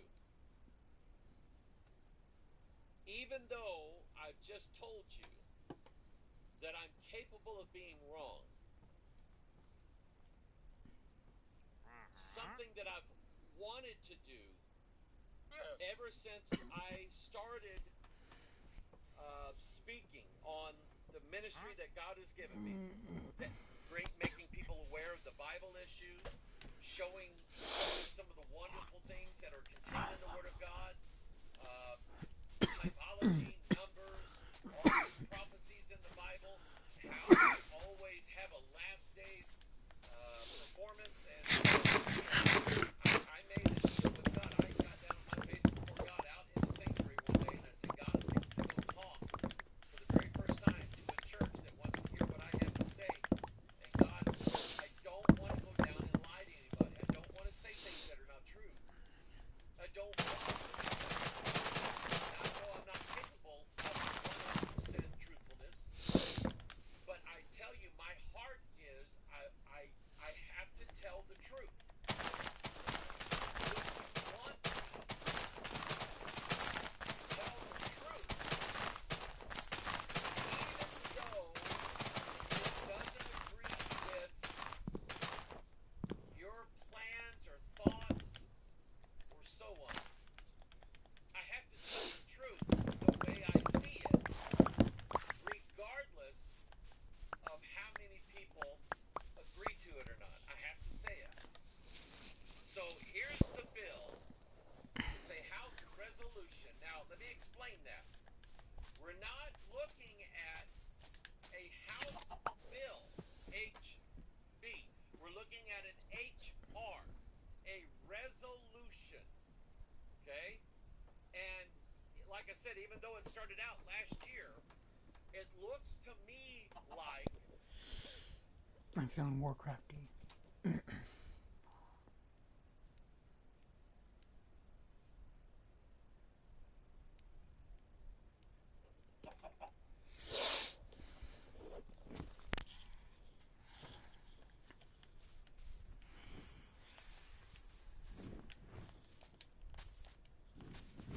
What the fuck? Slowly clearing the bases. We're split into two sides. The elves attack from the front, while the Naga make their way up through the waterways until they inevitably join up. I decided to work with the land forces first, because I don't want to... Oh, you fucker. How the fuck can you get in there? This isn't a normal macro mission. Instead, the temple is littered with gold. Oh, you nigger. Honky. Forces are very passive, sending light attacks at best, making this more of a puzzle mission where we focus on losing as little as possible as we dismantle the web of defenses. It's a fun design. One thing that's a bit rough to manage on the mission is the sheer variety of stuff that we have. I mentioned unit diversity last time, but now we have a bunch of Dreadeye Saboteurs and a Kama to fight with as well. The micromanagement level is honestly off the charts, and it's just too much. Once we've killed the Butcher, raised a couple of orc bases, and killed the Master of Pain, it's time to shift towards the Naga side. Because Illidan can walk on water, I dash him over to join up with Bob. Get the fuck over there, damn it.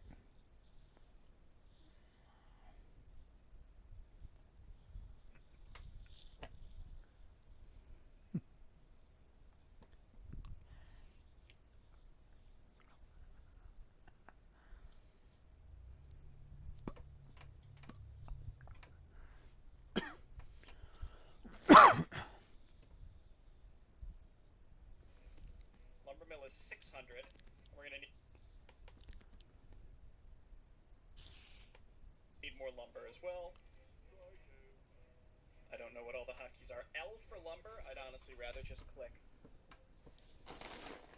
So, as far as the beginnings of these maps, like how you spend that early money, really how you spend money through the whole thing is so critical. It was like this in the original Warcraft 2, so I would expect it to be no different here in the remake. It was the same in the original Warcraft 1 and also Lord Baranul's Warcraft 1 remake, which is like, you might have to restart a few times because you need to really just build the exact exact right stuff in order to not lose near the beginning. Possible So like, see, now we're to short on lumber. Maybe we play needed one guy this on lumber on earlier. I don't know. It's just like little things like that. a Full food per farm MacBook kind of sucks. Air. In the original Warcraft 2, was there even like a full-on cap, like a hard cap on food, like it's 100 in the original? In Warcraft 3, I should say. I don't think that's how it works here. Where are you going, buddy? Just get on the trees there. I'm gonna keep I making love chopping lumber on that game. start getting more boats. How much does it cost to make a sheep yard? We need 450 lumber, so it's on to lumber now. But again, we return so much per trip. Again, the way that gold and lumber works here, I guess kind of oil, is it's just misleading with there's too many digits for what you're getting, you know? Probably should make a barracks first, honestly. I'll get one more fellow on gold, and we can transfer one over to lumber down here instead. I really want to explore around, but we only have 3 units. It's that balance of, like, if you have the map knowledge of knowing you can use your starting units to do something, then you absolutely should. But if you don't know what, you might end up wasting them, and you might need them to survive early attacks before you can build, you know, 1 tower, or 1 extra crossbowman, or your first caster, etc., etc. And see, now we can't get rid of that extra digit because we returned a little bit of lumber. I wonder if we can get one. No, I'm trying to get back to a. Just forget it. It's not gonna happen. Okay, barracks coming up, and we should have enough. We can go straight to sheepyard as well. We can make a couple crossbowmen, or maybe just a couple extra footmen. The Azerothian footmen are pretty good. We can read about the crossbowmen as well. I had read that one of the minor bugs in this is the game will make it seem like you can build a shipyard like anywhere there's water. Like I could have queued it up to build there. Obviously the worker can't get out there, so it just sort of auto cancels. But again, I'll just keep that in mind and make sure I'm always building on a shoreline. I like how fast all these structures build, though. Yeah, we have gold, so let's get let's just get 1 more of each, and then let's get another farm. Maybe we should be looking for another gold mine soon, and we gotta set up our oil so we can build more ships. You can now build oil tankers at the shipyard, a non-combat ship which is best used to build oil platforms and gather oil from them. Also, build more farms. I said more lumber, but I must have just had a return there. Is don't cancel an oil platform as it's in progress, else the entire patch will disappear. So it's again, it's little stuff like that. You just gotta be careful. Man, the lumber requirement early on is killing me right now. But you don't want to put too many guys on lumber, you know. Well, maybe we do. We're okay on gold. And with that in mind, we could just make more footmen. We're not getting attacked, so I guess let's take this group. Let's wait for 1 more footman, and then head out and see what we can do. Increases damage of ranged troops. You know, I need to see upgrade your ranged troops before how to make one of those. Kind of seems what do you call it? Particular and a little strange to me. Brushes. So how much does it cost for destroyers? 350 lumber. Let's get another dude on trees. That seems like it's going to be important. Skippa attacks land, air, and sea units. Crossbowman can stack everything. Stick and you get in feather. Okay. In Warcraft 2, like the base, like tier 1.5 range units are not nearly as good as they were in the original Warcraft for sure. You can stockpile a bunch of those. So where's the oil cost? I see. So the oil cost is listed as text in the description. So you can see there it says oil 700. So that's how that works. We don't want to build too many oil tankers. I think that might be a little wasteful. I will get another farm. How much are farms? Lumber, 250. Not sure why I'm hoping to harvest I got one of one. these trees and the dude's going around. Anyway, I'd have been shocked if I didn't have one. How much gold is a destroyer? 700. Pretty substantial. I need another farm first.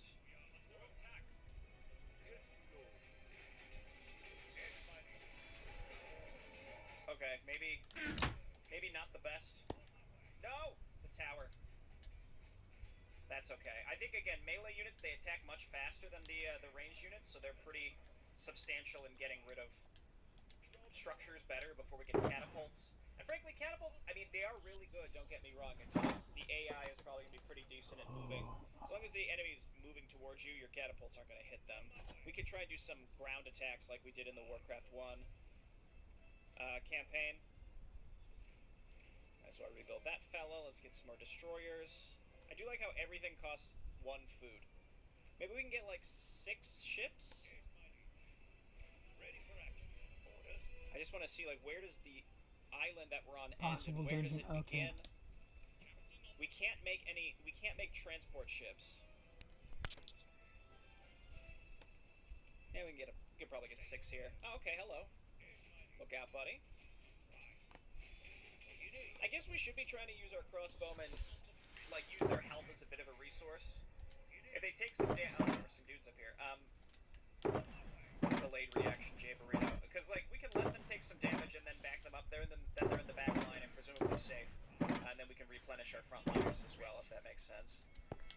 6 of these seems fine. So there are going to be different types of ships. I like how these are considered coastal support and naval combat with a short range detection radius.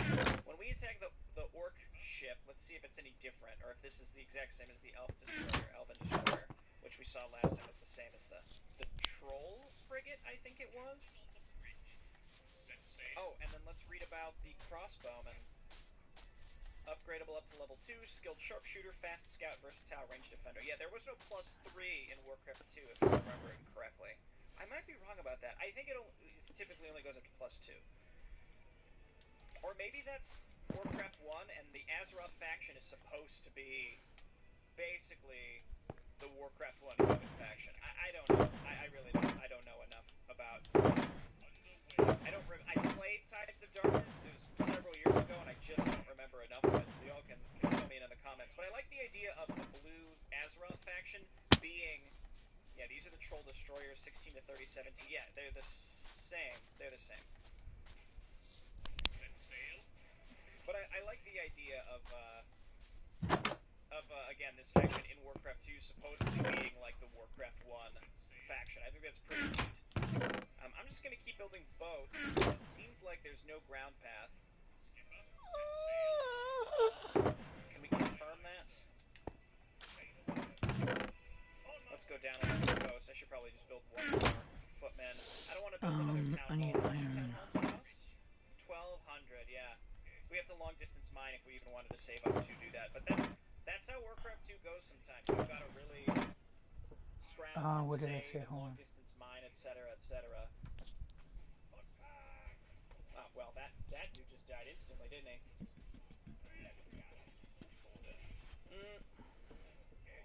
Okay, I think we're going to just barely pull this out. This guy's probably going to die.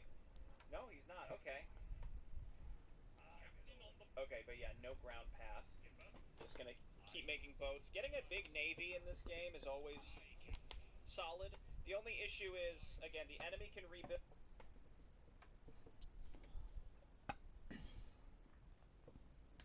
Hold on, you guys. I'm waiting for this. I'll just put one in there.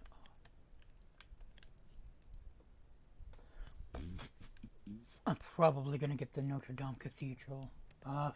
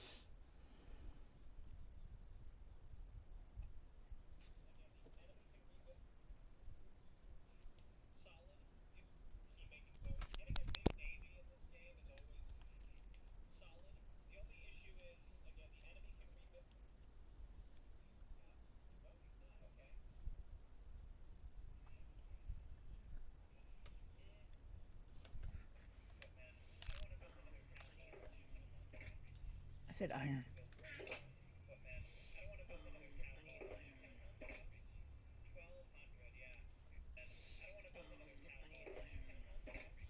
Didn't need iron, I needed copper.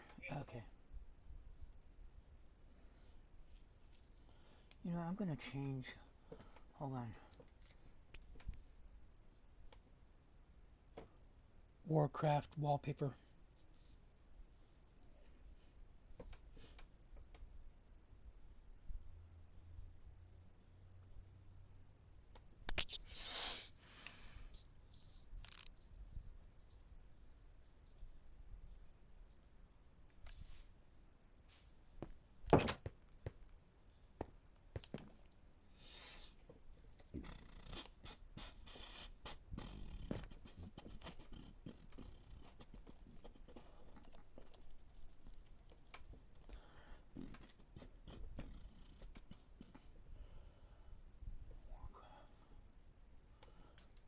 Warcraft lumber mill.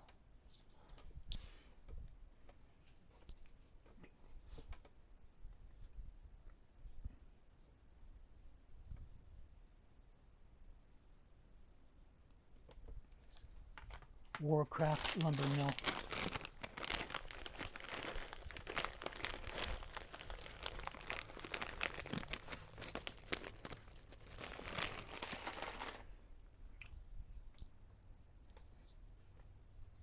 You fucking idiots. Warcraft lumber mill.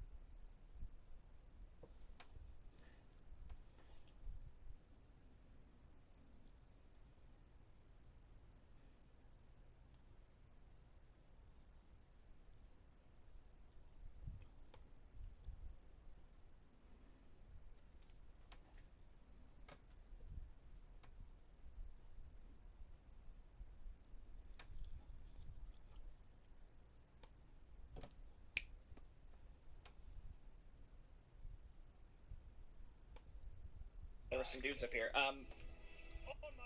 Delayed reaction jamboree, because like we can let them take some damage and then back them up there, and then they're in the back line and presumably safe, and then we can replenish our frontliners as well, if that makes sense. 6 of these seems fine. So there are going to be different types of shifts. They better not take my idea either. Warcraft games for the PS4 is my idea. All the PlayStation systems. When we attack the orc ship, let's see if it's any different, or if this is the exact same as the Elven Destroyer, which we saw last time was the same as the Troll frigate, I think it was. Oh, and then let's read about the crossbowman. Upgradable up to level 2, skilled sharpshooter, fast scout, versatile range defender. Yeah, there was no +3 in Warcraft 2, if I'm remembering correctly. I might be wrong about that. I think it typically only goes up to +2. Or maybe that's Warcraft 1, and the Azeroth faction is supposed to be basically the Warcraft 1 human faction. I don't know. I really don't. I don't know enough about... I played Tides of Darkness. It was several years ago, and I just don't remember enough of it, so y'all can fill me in the comments. But I like the idea of the blue Azeroth faction being...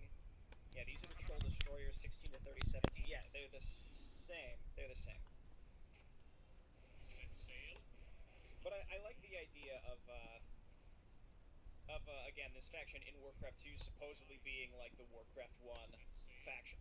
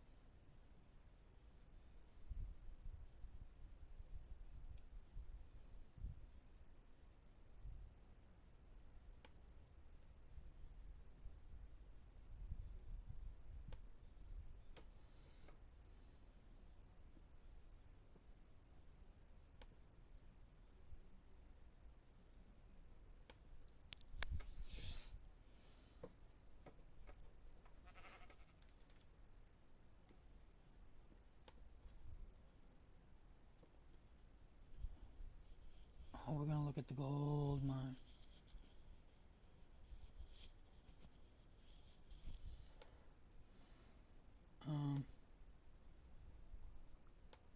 Gold mine.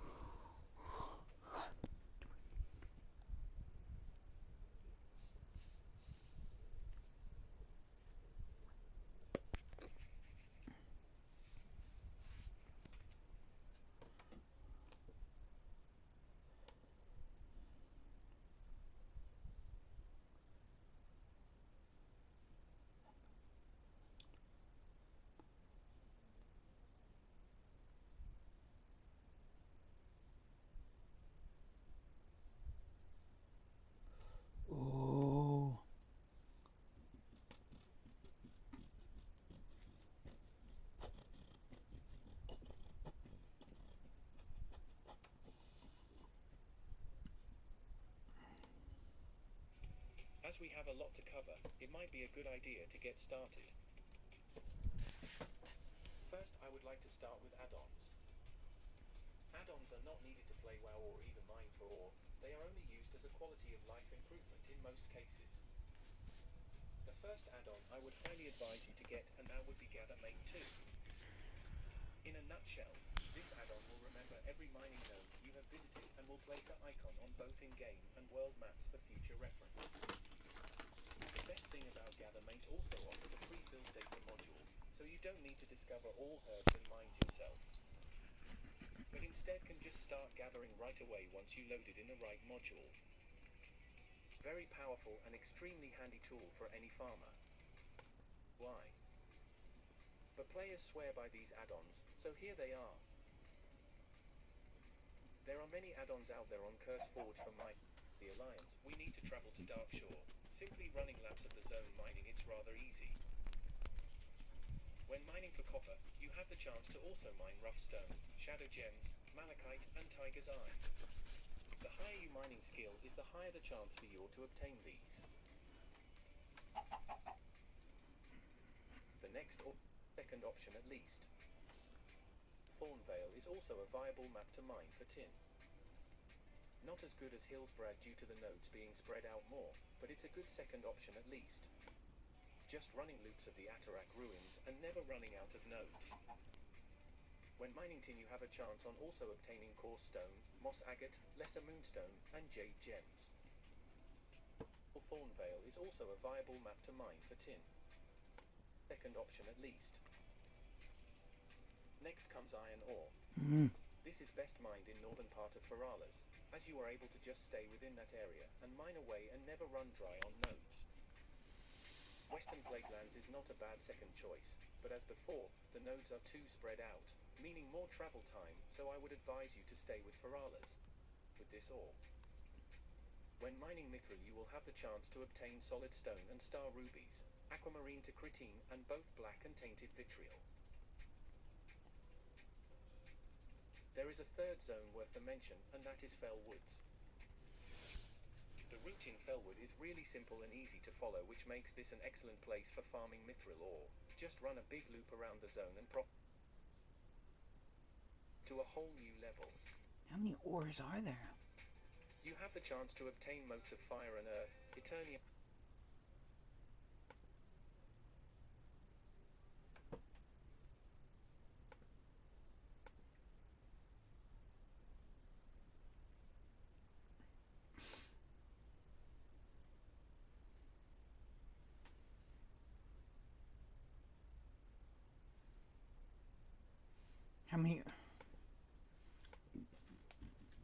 How many ores are in Warcraft?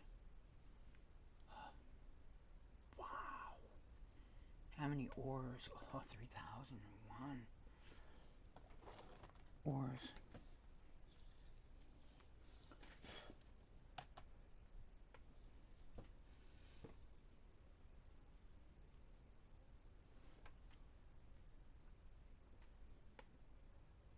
Four kinds.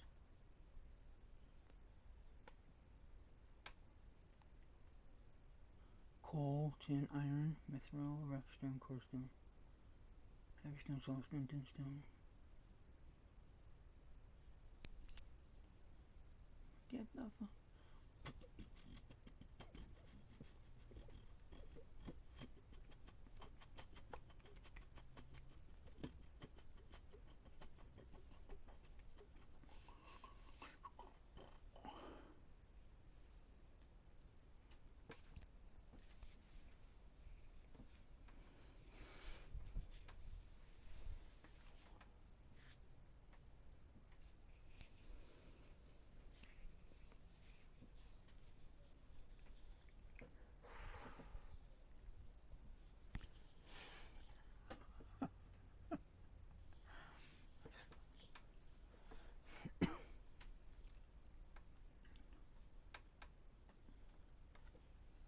How many metals? Get the fuck over there. God, come on.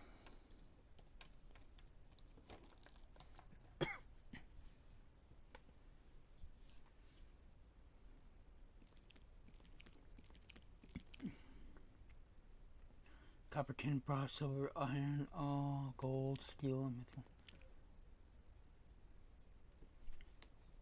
Dark iron, what?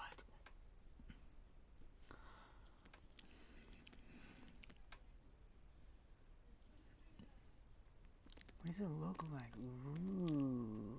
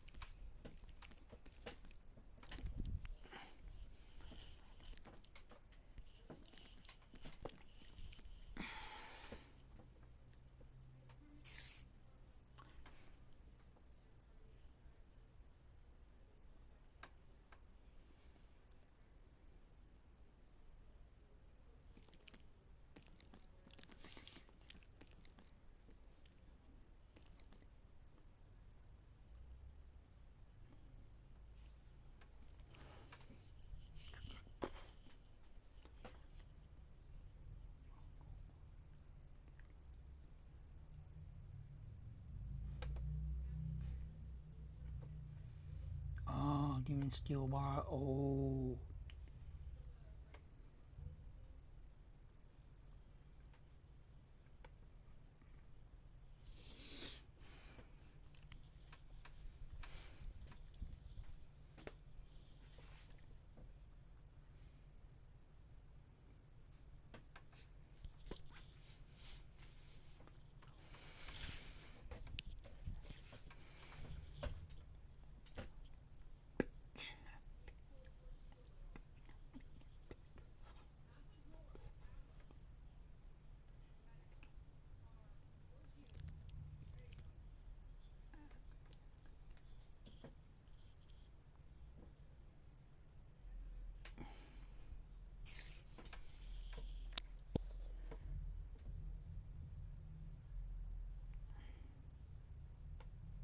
Oh, you know what? Let me see.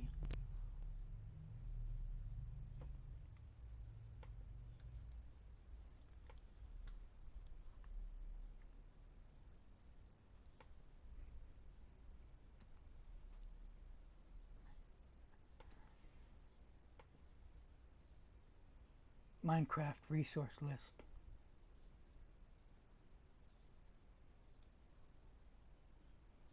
Oh, fuck. I didn't mean that. I meant...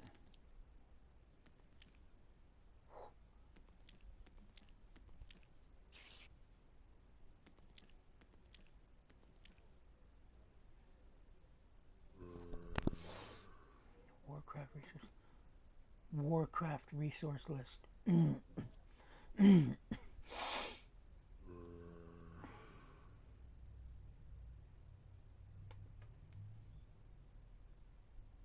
Runes.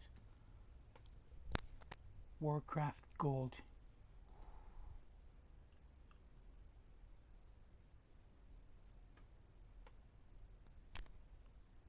Oh.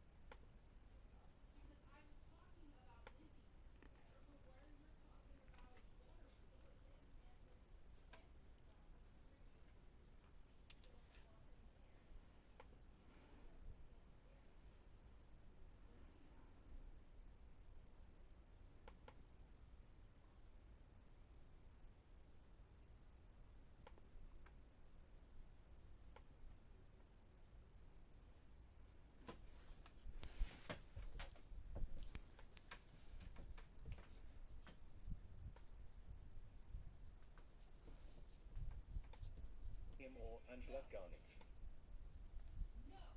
The Laystone. Now are the prospecting conversion drop rates, which are all up to date. I am still currently working on Shadowlands and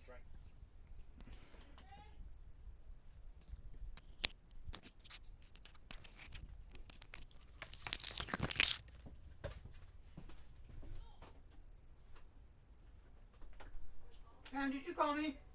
No. Okay.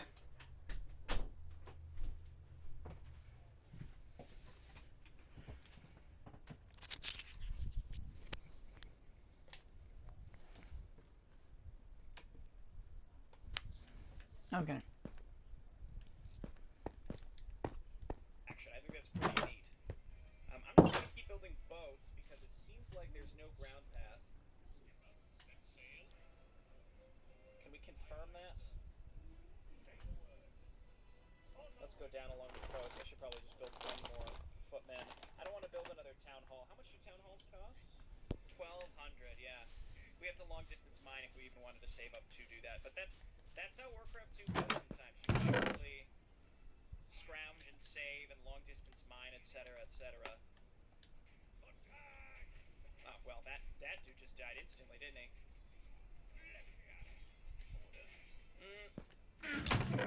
Okay, I think we're gonna just barely pull this out. This guy's probably gonna die. No, he's not. Okay. Okay, no ground path.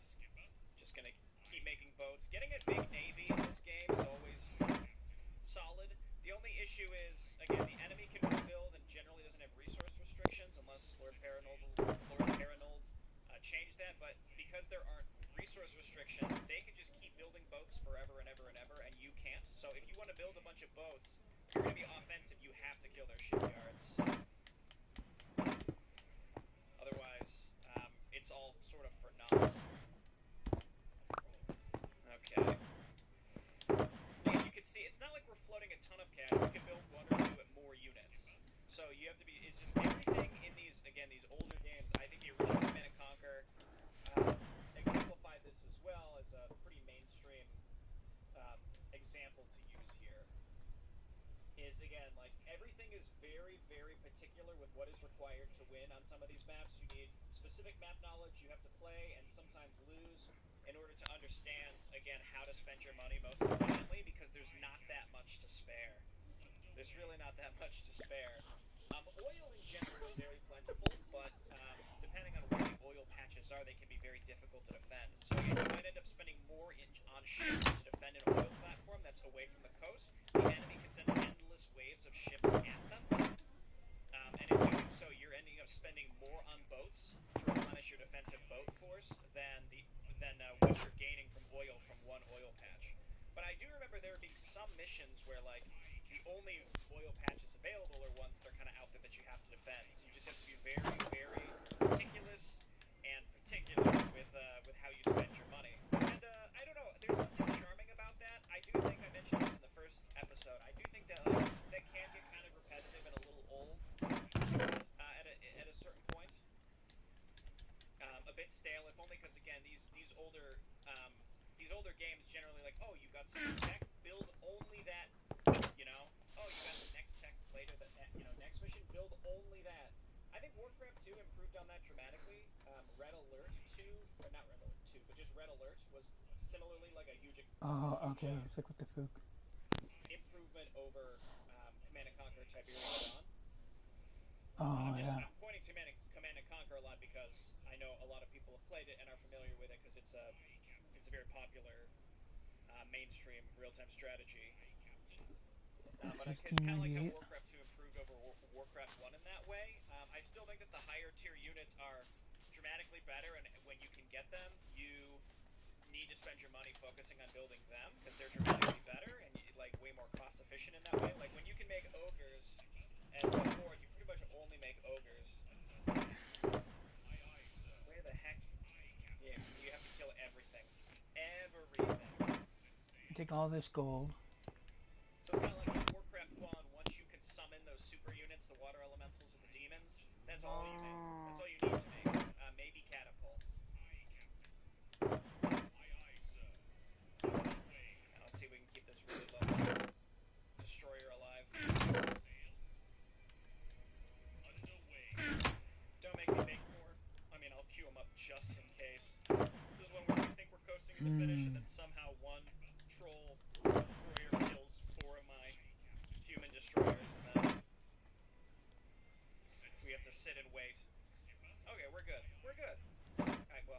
saying let's double check there's no optional objectives. There's been no optional objectives up to this point. The optional objective category in the quests is used for the intelligence of to give like the intel files for the units, so I think that is not going to be a problem. Another quick and pretty easy map, no enemy attacks coming at us, and I think that this to me seemed like it was pretty much exactly the same as the original, except we played as the Azerothian sub-faction that had access to human destroyers, which seems the exact same as Alfred and seems the exact same as Troll destroyers. But that's fine. Like I said, I think it's neat that we're not gonna. The first act here seemed focused on the Azerothian refugees, and it feels like it's supposed to be maybe more like the Warcraft 1 faction. That's something I just don't remember enough to know if that's actually true. Anyway, this is a fun project for now. We'll see. It could, I suspect there's gonna be a couple in here that are gonna drive me a little nuts, but it's Warcraft 2, man. What are you gonna do with these older games? I mean, this is a recreation of it, but I'm gonna play them and enjoy them. That kind of stuff's gonna happen. Get for the sure. fuck over there. You can't really have it any other way. If it's an accurate recreation, that's what you get. I guess we should check the score screen. We can hear the victory music. You'll love to see it. All right, thanks everyone for watching, and I'll see you next time. Bye bye.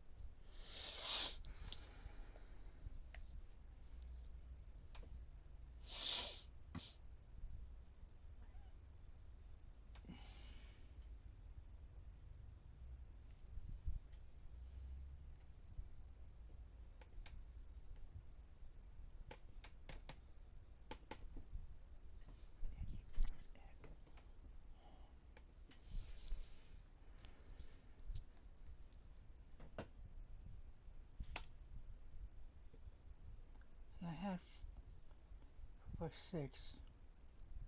I have any other. I'm missing that one. I guess that's what they do. Okay.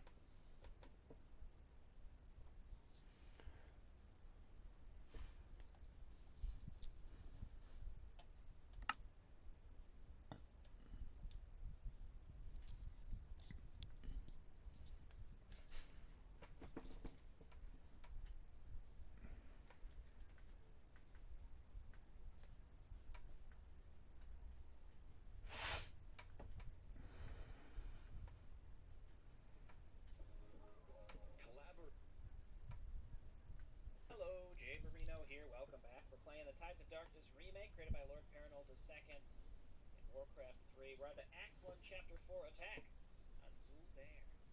Oh, I dare. Zuldare? I don't know, man. It's Warcraft. Who knows? Enhanced me, please? Having established some order in the region with a display of naval power, Drudmore advises that the time has come to scout the secret lair of the Orcs. Scouts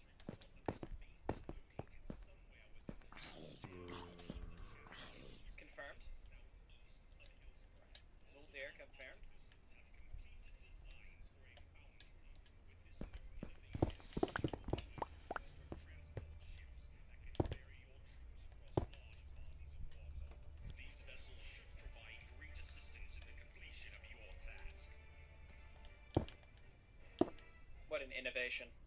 What an innovation. Have you noticed that all these maps have 2 loading screens? Are all the intros technically their own maps? I guess so, right? Get on that gold mine, buddy. Oh. First things first, just get started on this. Oh yeah, get that gold. Second things second, let's look around a little bit. If an enemy, it won't cause them to kill elven hostages and then immediately lose the mission. So, you know, that seems like a solid start to the map. Get on the lumber, please. We can rally straight to the gold mine, but then just occasionally pull some dudes off to go on lumber. So, what is the goal here? Destroy the Orc base. After your success at Hillsred, Admiral Proudmoore, having discovered the position of the Orcish outpost in the Channel Islands, orders you to organize the attacks upon their forces. In order to move your ground troops to their island, you need to build a foundry to allow the construction of transport ships at the shipyard. What an innovation! Clerics, healing, holy vision, invisibility, upgradable with holy lance. Reveals unexplored lands and also detects invisible units. The earlier we get into this, very positive because we can start scouting around the map. Similar to like an Eye of Kilrog. Probably, well, Eye of Kilrog you have to move around, whereas Holy Vision you can use in one specific spot. So I'm not really sure which one of those is better. I guess they have kind of positives and negatives there. Holy Lance passively halves an enemy target's speed and attack rate upon attack. This sounds almost exactly like the Dalaran, I don't know, man. The sorcerers that we had previously, except these guys can also heal, and they have the vision thing. But we've got the invisibility and Holy Lance. Church contains spell research for clerics, trained clerics. Okay. I should probably keep an eye on that guy who's scouting around again. We can't really afford to just casually lose units. I really just want to see if maybe there's another gold mine on my starting island. Almost every map, if not every map, moving forward in Warcraft 2 is going to be an island map, I think. Actually, I can't say that with any confidence. I don't actually know if that's true. 2 boats is enough to kill 1 boat, so if we run into 1 enemy boat, we should be fine. Let's go ahead and get a lumber mill over here. Wait, where is it? And it's L. Negative 1840. Who came up with these hotkeys back in the day? I mean, in a way, I could see how they're like, oh, that's intuitive, but they never maybe thought and said nobody wants to reach over and press the L key. Okay. There's that classic music. Another dude on lumber. We know how important the lumber harvesting is, and then we probably just want to get a sheepyard as soon as possible. There's some oil up there. I'm a little hesitant to just start running around with my ships, but I'm doing it anyway. Where might enemies attack us if they come and attack us? Presumably over here if they're to the right of us, presumably down here if they're south of us. I will quick save just because I don't know where they might attack us, and, you know, a map can be won or lost in the first enemy attack, depending on where they might surprise you. If you kill all your workers and you're so far behind, it may very well be irrecoverable. That's just the kind of stuff that, you know, you don't really know until it happens. Obviously, I do like trying to claw my way back up from defeat, so we will generally at least try. But if we get to a point where it seems like we're just wasting more time than not, I can always cut the footage, etc., etc. Yo, here's an oil patch that might have been better. Get that oil tanker, maybe 2 oil tankers will be the right choice here. I think I read too that boats are repairable now. Were they not repairable in the original? I honestly have no idea. But if they are now, then we might as well throw down some repairs. Oil tanker, let's go and get this set up. Wait, it did let me put that down through the fog. Let's get a second oil tanker. We don't need oil. Oil is it's an important resource. Okay. He's repairing it. I can't tell if it's worth the cash that we're spending on that or not. More lumber as I go ahead and pull 1 dude off lumber in order to just forget it. It's fine. Okay, we'll wait for that to finish. Yeah, down here would have been better, I think. Alright, you buddy, hop on lumber, I guess. Long distance mining with lumber is no biggie. I'm not worried about it. Does not seem like there's another gold mine accessible for us. I think leaving my ships down here is maybe like kind of in this direction. I just would love some visibility on enemy transport ships if they were moving towards us. Getting another lumber mill down there could be good. Okay, and then you hop over. Start bringing me some oil. Transport requires a foundry. I will grab another boat. We want to have enough boats that we can focus fire down enemy boats. See, the amount of oil here, like, it's almost 65,000, like, that's significant. Actually, our starting gold mine has quite a bit, too. Okay, well, let's get one more dude. Ninja gold. Interesting, I remember, like, it's generally alternating between the need of lumber and gold in this game. Okay, let's get one more here. Having a nice little defensive line of boats feels really positive. Let's get one more farm just to kind of get ahead of it. And then we can get a... Oh, serves as a drop-off point for harvested oil. So we can make a refinery. There's the church. Yeah, let's just go ahead and toss. When this guy's done, we'll put him on lumber. And that's really all we need. We just need a lot of lumber. Okay, boats. Yeah, so they dropped... It seems like they dropped up here. Unless those guys were pre-placed, but I think we would have seen them if they were, right? I think it's absolutely worthwhile to repair our boats. I think that is just in general going to be way, way better. Upgrade arrows, I don't think we need to do just yet. Let's get a church so that we can get a cleric for some holy vision. Maybe I should get a second lumber mill, I don't know. True sight is only important for submarines. I don't know if there's going to be any of those.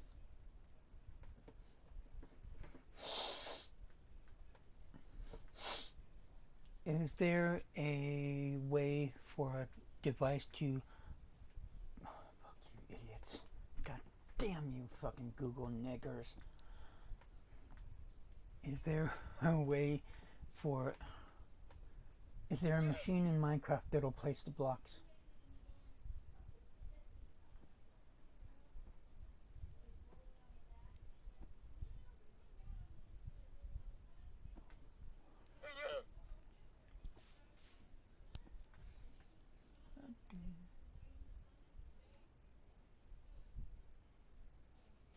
What?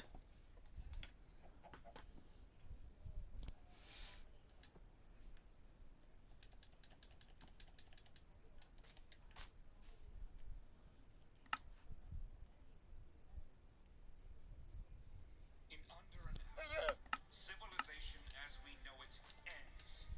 Much like in the past, my X-Men and I are your best hope to avoid that future.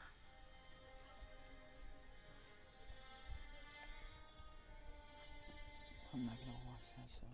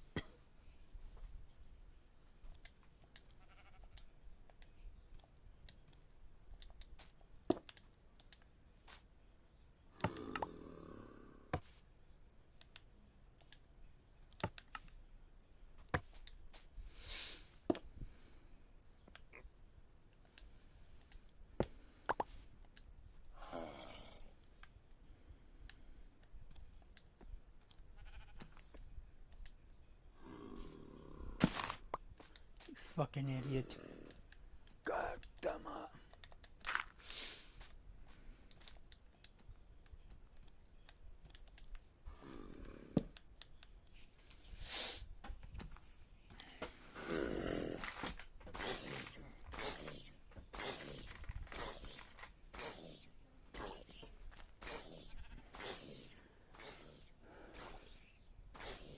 Man, I wanna know. Make sure you dispense with those blocks in the direction it is facing and when it is depowerable.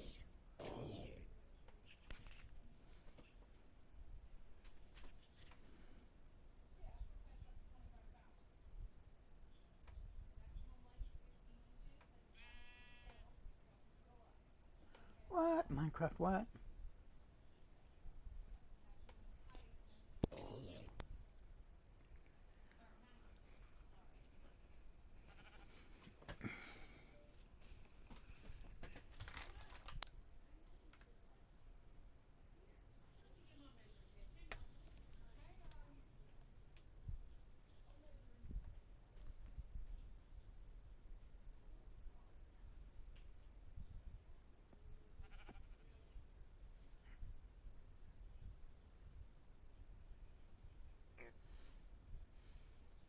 On the free ones? You didn't buy it then.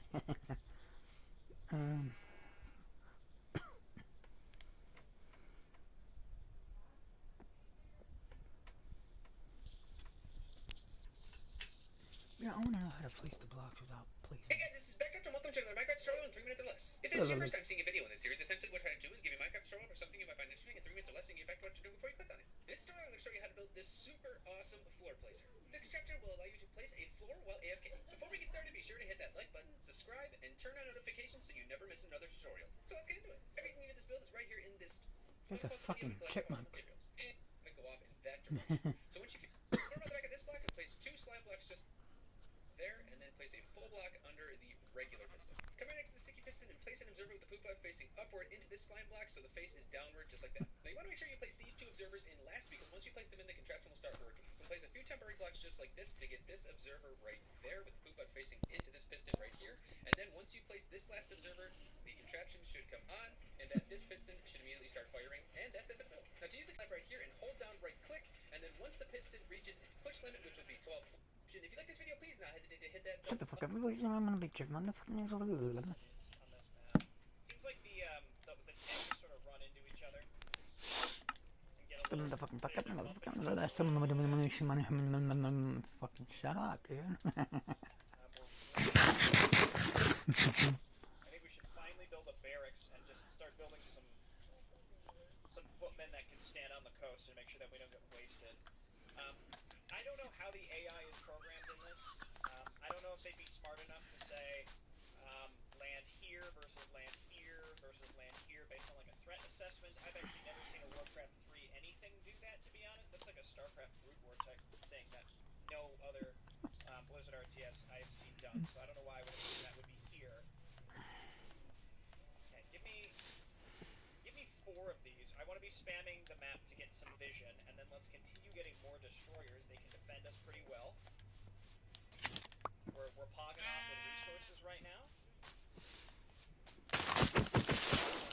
And we have to always make sure that we keep enough money to build a town hall when we want to expand somewhere. Okay, and like we're not going to spend oil fast enough to need more tankers, I don't think, at least right now.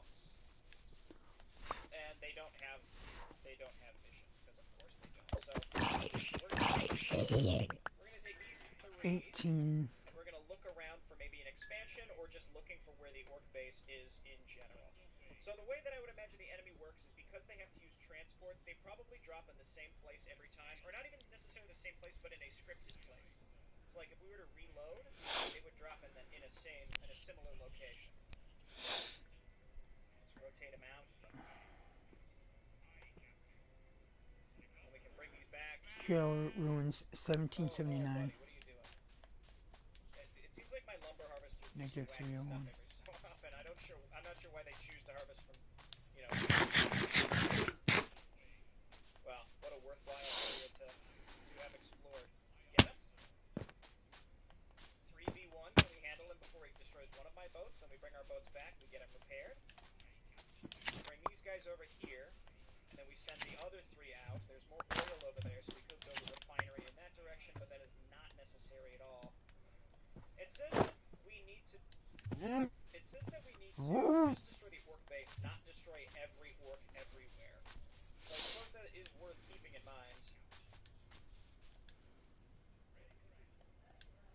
Let's take these fellas, bring them up here, put them on auto repair. That's a nice little handy feature that was obviously not in the original Warcraft 2.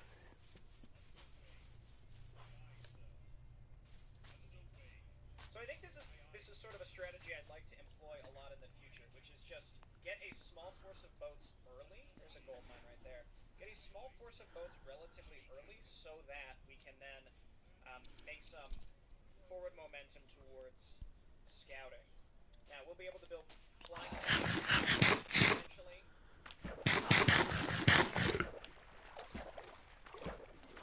So we have way more longevity here, and that makes our units just way more cost-effective, something that's very, very important. Right, that has a guard tower. We can't hit it with our boats. Let's just keep sailing around and see what we find. Hello? Please build the foundry. Again, this is probably the issue because I built it too far off the shoreline that I talked about in the last video. I don't think we've really made it to the maps where things really start getting real. If you know what I mean? Things start getting kind of crazy. I can say the one map that I really got stuck on when I played the original Tides of Darkness was in the Orc campaign where you have to kill Gul'dan. Can't hit that either. 7, 8, 300. I should pick one of these and then Negative go 301. we can leave these guys here.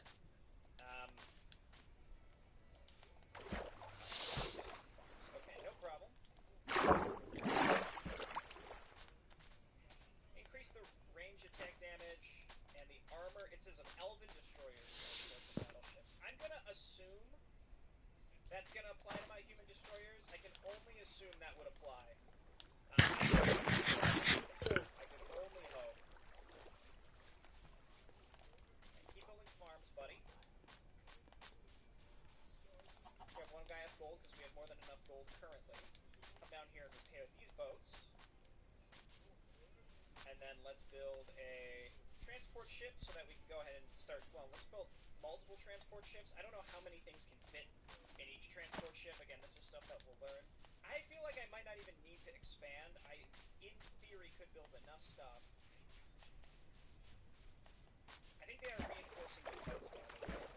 That's the obvious. I think they're these over here. I'm going to assume the orc base is kind of down in this direction, so I could build a forward operating base up here, but I don't think it's necessary because I can't build towers.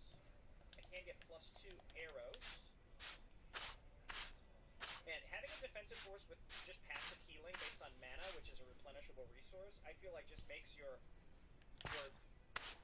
maintenance so much easier, you know? Okay, so we know that we need a a worker. Pokemon balls. Barracks when we get to the other side of the city. Make some footmen, and we probably want to make sure that we leave enough stuff at home at all times as well. We're gonna need more farms. I mean, this is a decent fighting force. Is it enough to kill an entire base? I don't know. I don't know how aggressively they'll rebuild. Is that 6? Yes. Command card is pretty easy to see. But again, we just want to make sure that we leave some stuff as well. Again, I think these these crossbowmen are deceptive in their effectiveness. Again, it's not Warcraft 1. They're okay, but I don't think they're quite good enough. So I'll build a couple. We don't need that many. 4 is good enough, and then otherwise we focus on equipment. The other reason that the crossbowmen at this point in the game are okay, though, is because you can build, is because you get upgrades for them, which is something that we otherwise can't get for footmen. Those are upgraded. I don't think the oil refinery actually allows us to get any upgrades, but I think it's worth building just to Oh, what is that? Oh, but it's a blue dye. I'm sure that the oil refinery exists. It might be a tech requirement for something else down the line. I don't remember. So this is our chance to experiment a little bit, I suppose. Well, don't let the melee unit just casually attack the boat, okay? Eventually we can build battleships, which are just, I think, objectively better. Come on down here, keep it prepared. I'm going to build more farms, and then I will build more destroyers, because we need to leave a couple on the edges here to make sure we don't lose. Again, the enemy, I think, will continue to just sending attacks out, even if we are laying on their bases. I think we have enough transport boats for all these guys, and then we'll keep building a few footmen to ensure we don't lose. Probably overbuild transport ships. I did. That's okay though. We could have gone away with exactly 3. No, never mind. We needed 4 for that one extra slot. Okay. So let's bring these guys as an escort. We'll drop off down here. We'll clear this out and just kind of see and keep scouting around. Make a bunch of just a bunch of destroyers, because why not? Okay, you're blocking me. You're boxing me out. Look at this hot micro. Look at this hot micro. You never thought you'd see it. It's the new age of Jay Barino. Everybody loves unloading boats, especially me. Okay, so unfortunately, Warcraft 2 is known. It's naval combat, a lot of transports. Almost every mission we're going to have to use transports. I'm not a huge fan. But you know what? It is what it is. Okay, we do have the worker with us. Skipper. And then we got a bunch more battleships coming out to help us out. So we need to clear out a landing zone and then drop everything off where the landing zone is, and then build... I mean, in the future, we can build a bunch of extra workers. Hello? There you go. We'll have to build a bunch of extra... we can bring a bunch of extra workers, I should say.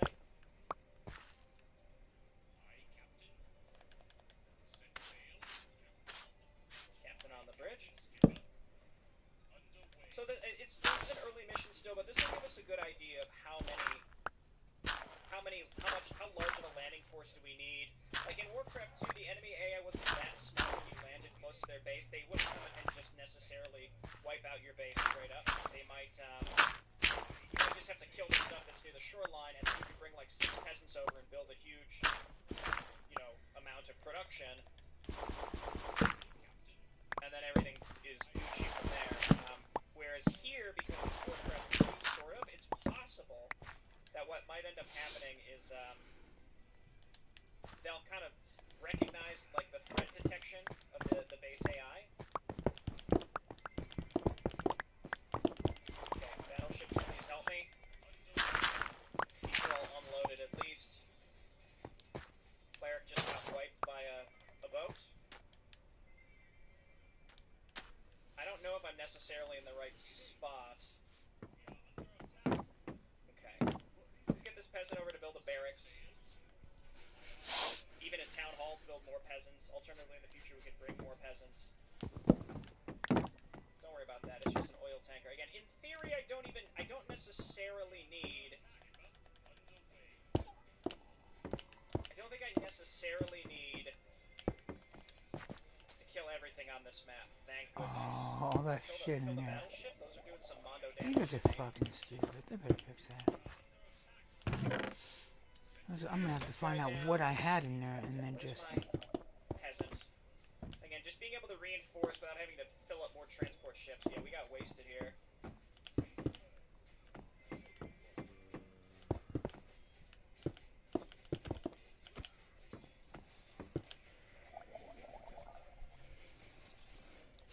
Okay. Now come on over here and kill the shipyards, please. And kill the boats that are coming out. And now we build a barracks. And if that finishes, then we're going to be fine. You can see we lost like a giant army there because I wasn't really paying attention. And we just got completely wiped. That's kind of how it's is going to go. We have to have we have to keep like full-on attention on what's going on in our base. It could hurt also to just, you know, come on back here and just build more stuff at home and, you know, haul it over.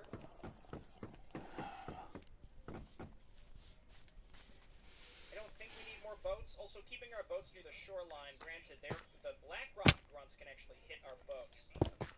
So that can be a little spooky.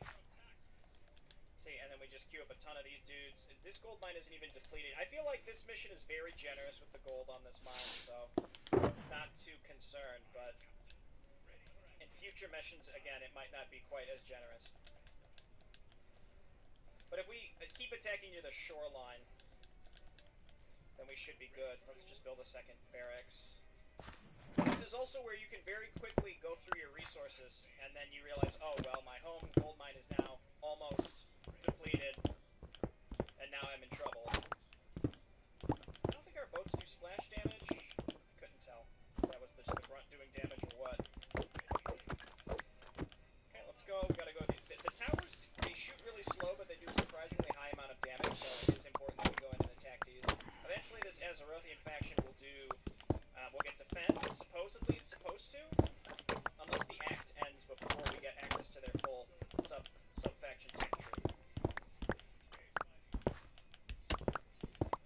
I think we're good now. Let's make sure we stay together. I like how like the command card is Warcraft 2. I like how the selection boxes are Warcraft 2. It's just like that little attention to detail to all this kind of stuff is really swell. Okay, and we just, you know, we are steadily losing units as we progress through this base. Hopefully we don't have to load up. I hope we don't have to load up and go and kill, like, this one flippin' thing.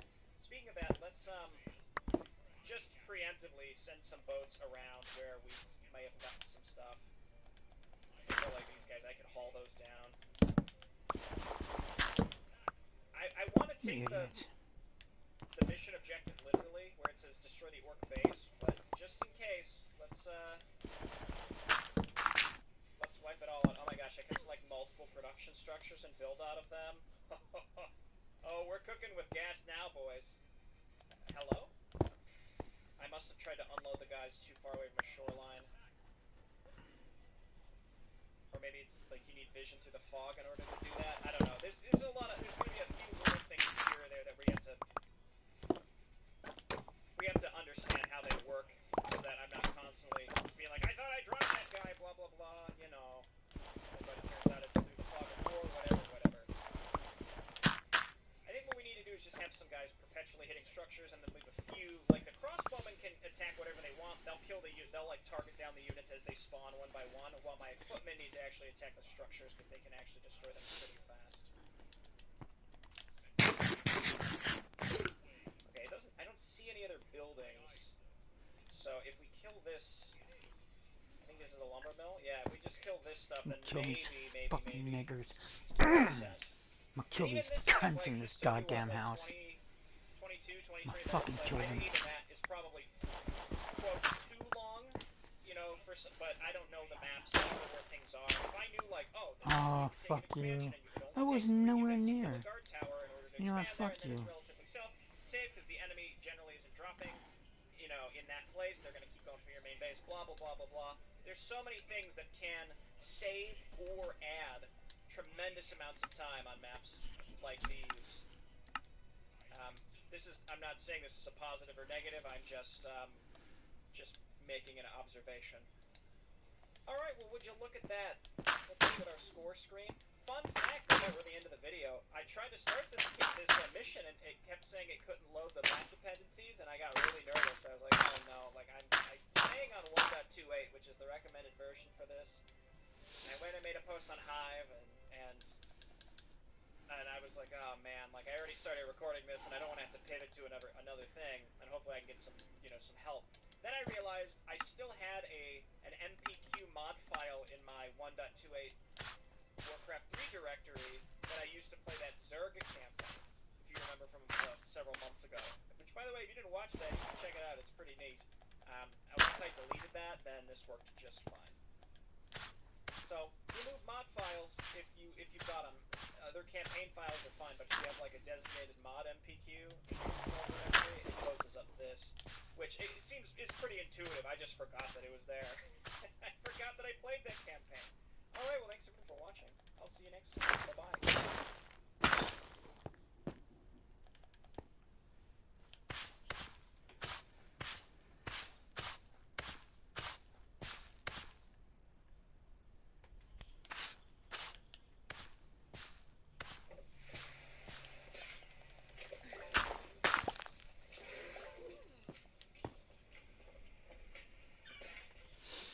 So, let me see. Hello, Jay Barino here. Welcome back. We're playing the Warcraft 2 Tides of Darkness remake, created by Lord Paranold II in Warcraft 3. We're on to the second act now. Cosmic.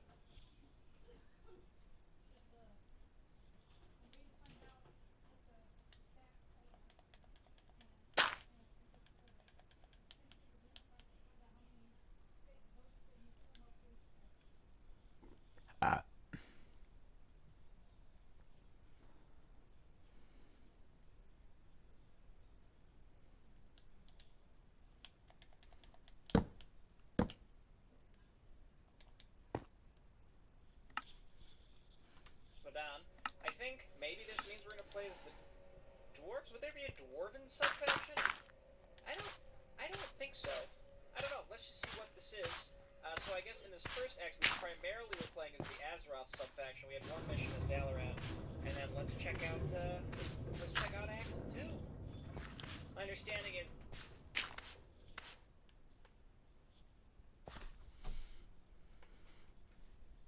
Can you place anything in suspicious sand or gravel?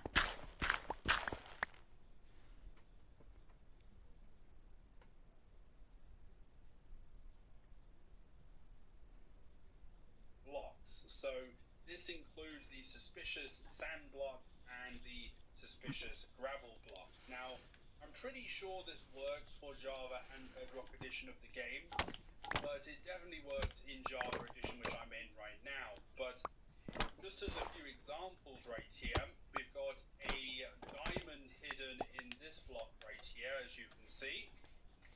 And I got myself a diamond. This one is hiding a pufferfish, as you can see. So you can literally set it to any item you want. And this one actually has the cape that I showed a moment ago here. Now, it also works with the suspicious gravel block as well. So this one will have some redstone dust inside of it, as you can see. So the command that you need to get this to work is pretty, useful, and it is pretty simple in order to get this to work. Now, the first thing we need to do here is I am going to do the command with you guys, and the first thing we need to do here is we need to pick an item we want to hide in the here is obviously suspicious sand block called sludgy item. Shut up. And the reason why inside the suspicious sand block. So let's pick an item right here. So let's try doing a enchanted golden apple. Item is Minecraft : enchanted golden apple. So that is the ID we're going to be using in the command. So this is going to be the command we're going to be using. So it's a pretty simple command, but all it is is using a /set block command, and what we're going to be doing in our case is we're going to be spawning the block at our location using these relative coordinates here. And what we do here is we do Minecraft : suspicious sand, and suspicious underscore instead. And then this bit at the end forces the item block. So this is a data tag that we assign to the suspicious block. So the idea is that we're forcing the item data into the block, and that is how we can actually hide any item we want. So what we do here is we do item : and then in curly brackets here we've got ID : and then in here we have the ID of the item. Like here, enchanted, golden, like so. And then at the very end, comma, Stupid niggers. : you merging. And all that's really saying faggots. is that we're having one of the item, okay? If you want to see this command, it's in the description of the video as well, You but can't take if the we actually spawn this in, That you're supposed to see a significant faction shift. Probably against who we're playing against, too, so we'll have to learn about the different orc sub-factions. Hands, please.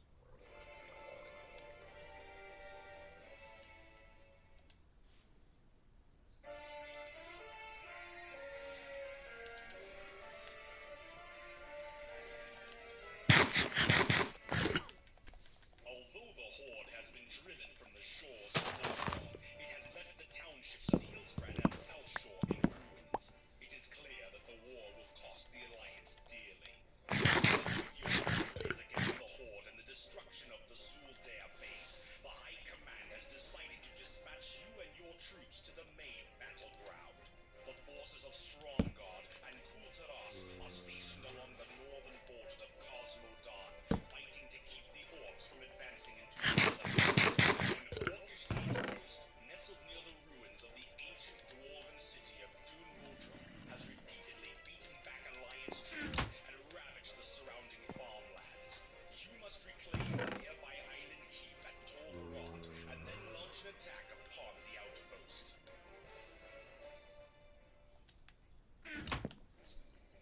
Gather around and listen up. There's good news and bad news. The good news is that reinforcements are on their way from the Northlands. The bad news is that our perimeter is widely exposed to orc attacks, and the outpost has been heavily sabotaged as well. Oh, look with the flip. Our blueprints have been stolen, and our farming training equipment has been compromised. Select to deploy your troops carefully, as food supplies are very limited. Battle stations, people, to arms.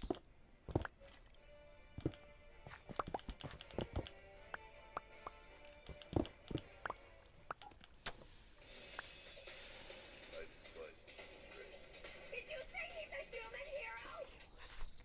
Okay, so if I'm understanding that correctly, that means we can't build anything, at least for the first part of this mission. So don't try to. Also, we're red now? Let's see what that means. Yeah, we're red now. Peasants, please. Reclaim Tolbarad, destroy Dun Modron. Tolbarad's under attack not only by militant orc forces. It looks like spies have rampaged through the outpost, causing malfunction to the facilities. Manpower recruitment has been halted due to defective equipment. Buildings construction is impossible due to blueprints theft. Only the remaining local militia can be spared for defense before reinforcements from Azeroth will arrive, and Stromgardian footmen are not known for their defensive capabilities. Once a foothold will be re-established, you can use the combined Azeroth Stromgarde forces to attack the seemingly impenetrable orc outpost at Dun Modron. Okay. Stromgardian labor with a slight plus in attack damage. Competitive attack rates. The peasants? I mean, who cares, right? I guess we could go mass peasants. I'm not going to, but we could. Footmen can get attack up to level 3, but defense only to level 1, has passive, battle hunger, and fiery spirit. Stromgardian, battle-hardened warrior. So it seems like Stromgarde is just more offense-focused. Or rather, damage-focused. I don't want to say offense-focused. Damage-focused, less survivability focused. Higher damage and speed, lower armor and stamina. With battle hunger, a portion of the attack damage dealt to the target is regained as health. So they have lifesteal. How much? Fiery Spirit is a passive ability which increases attack and movement speed. Okay, wow. I see. Being sick of this goddamn controller doing that shit. I'll kill these fucking Can we even idiots. get in and out from up there? Because if not, that means they can only attack us from down here. Yeah, we can't get upgrades.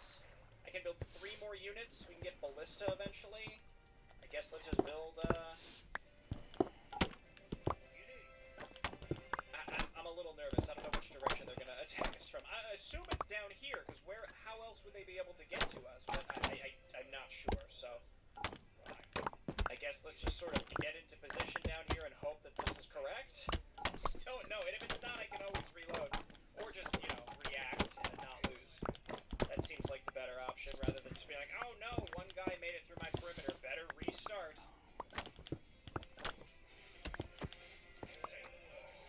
Bleeding Hollow Grunt. 33% of its attack damage. Okay, that's pretty significant. Well, okay, 33% is, you know, could be, you know, 1 or 2. It depends on the damage roll. I'm gonna get more archers. The issue here is that, like, this is a really tight choke point. So we need our archers to be able to clump up and hit stuff. We can let them come into the choke point here. I guess I think this is the right way to do this. We need to persistently reinforce the front line. Also, we only need to hold out for 3 more minutes, which is not necessarily super easy, but you know, we'll see how easy it is. I like that lifesteal though. Any sort of like persistent healing in Warcraft 2, like it's solid. I'm curious to see how good Paladin healing is. Yeah, so see, these guys are at the other side of the barracks. I can't build any more units. I'm maxed out on my. I'm maxed out on my stuff here. Bleeding Hollow Troll. I'll read about these momentarily. I just want to make sure I will not currently lose. Let him in.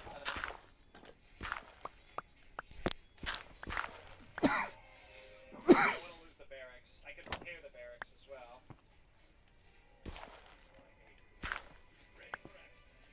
Okay, so we can. I think this is a decent split. 2 and 2. Can move 1 archer down here.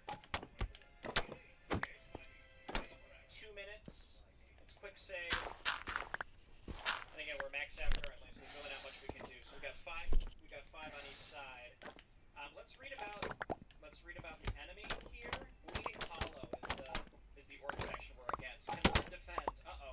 Bleeding Hollow provides specializes in espionage and trickery. Most of their warriors do not excel in hand-to-hand Damn, combat. how many Thank goodness. blocks They can are there? upgrade attack and defense only once. They can learn Holy defend. shit. Which I didn't think I had that much. Which is really I solid, like that especially though. when you're attacking enemy bases when there's just like an accurate tower scattered throughout them. I mean, we're not playing as Bleeding Hollow, but presumably in the Orc campaign we can take advantage of that. Same with being able to play the Azeroth faction again. If we can get defend on those guys, on those equipment, that's going to be good when we attack enemy bases. This strain of trolls are shown tenacity and its subtlety. They can shadow melt during nighttime, and their berserker counterpart sacrifices its signature regenerative ability in favor of a formidable evasion skill. Interesting. Okay, so I think this is the difference between like Elven Archers and Elven Rangers, right? I think eventually you upgrade from the Archers to the Rangers. Similarly, they upgrade from the Axe Thrower to the... Hold on a second.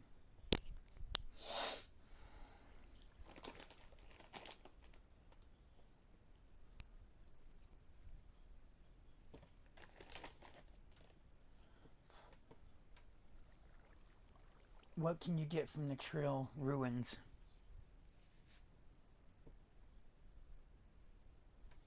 Yeah, that was the archaeology.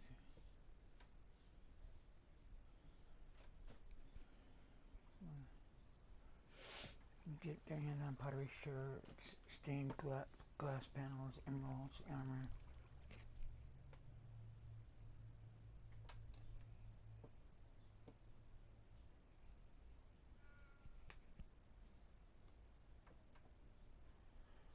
Can you get a crafting? Did I put that crafting table there? Are there crafting tables in Trail Ruins?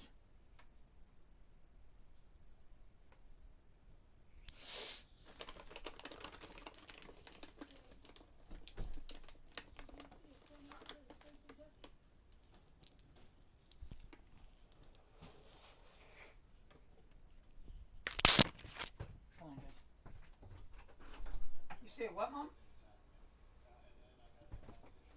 Tornado while she's driving. Yeah.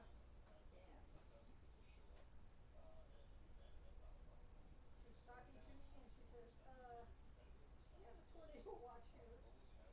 I'll send you a picture. Yeah. Out of her truck window. Oh, she got home. Yeah.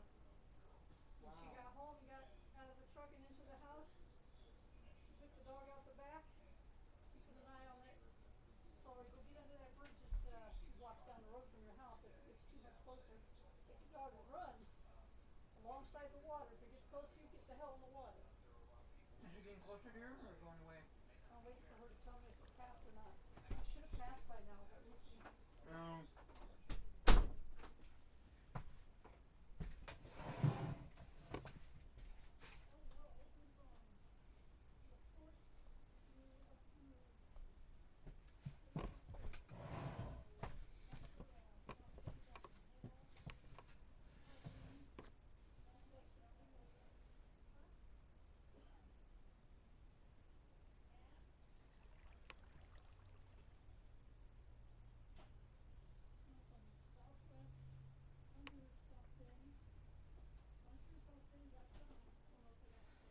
Hold on, y'all.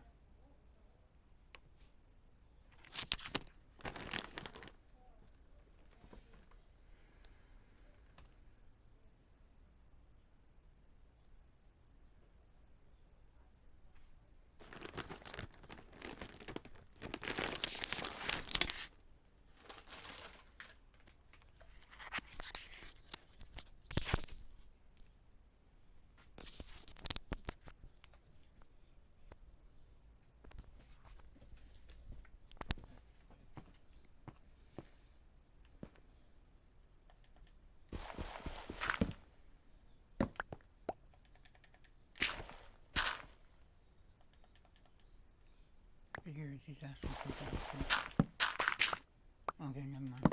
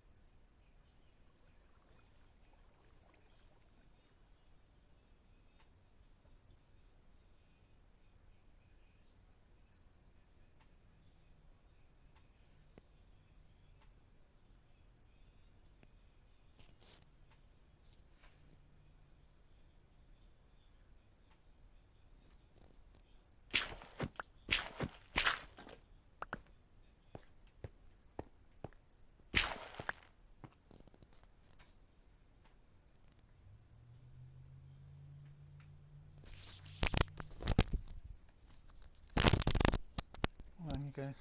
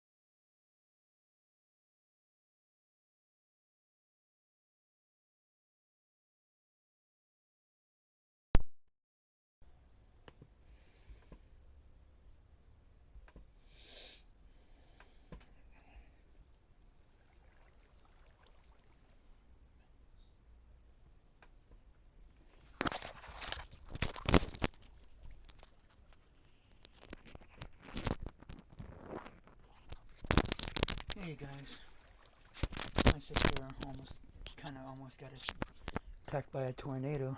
Almost hit by a tornado, so she's doing fine. That's why I was like busy doing something. I was trying to get a hold of her.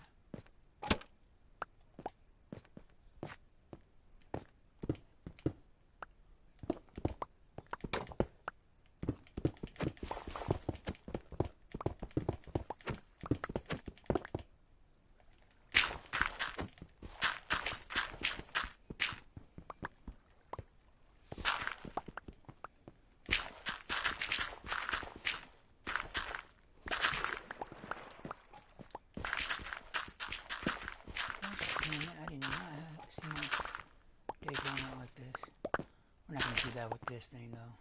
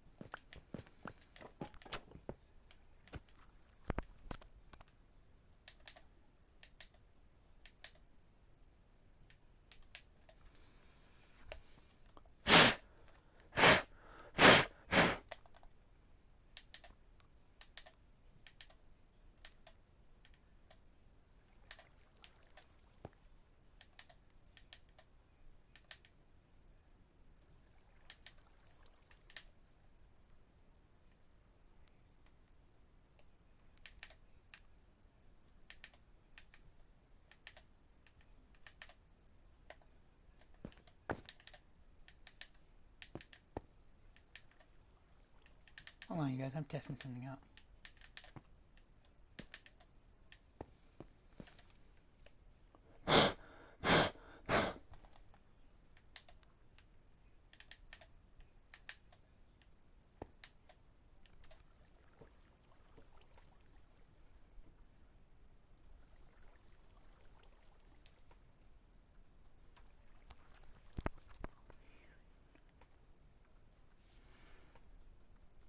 Berserker, I think. Auto insurance all seems the same until it's time to use it. With USAA, it's easy to find claims, schedule and access roadside assistance.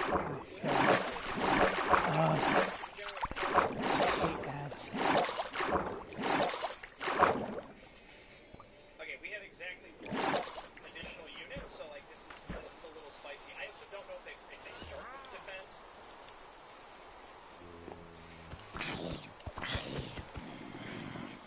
Because if they start with the mid, we don't want to make if we don't want to make archers, we want to make pretty much exclusively men. 1 minute 28.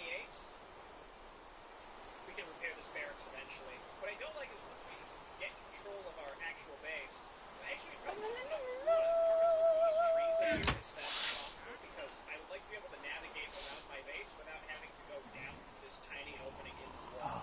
Unless we can destroy the walls. I have to. We can attack the walls. But we can consider that later. For now, I think we're in fine shape. Okay, hang on. We're pivoting. We're pivoting, everybody. Oh, hello. Reinforcements on the way. Don't worry. You sack of shite. Wow. Okay. Well, that's fine. Again, if they are taking buildings,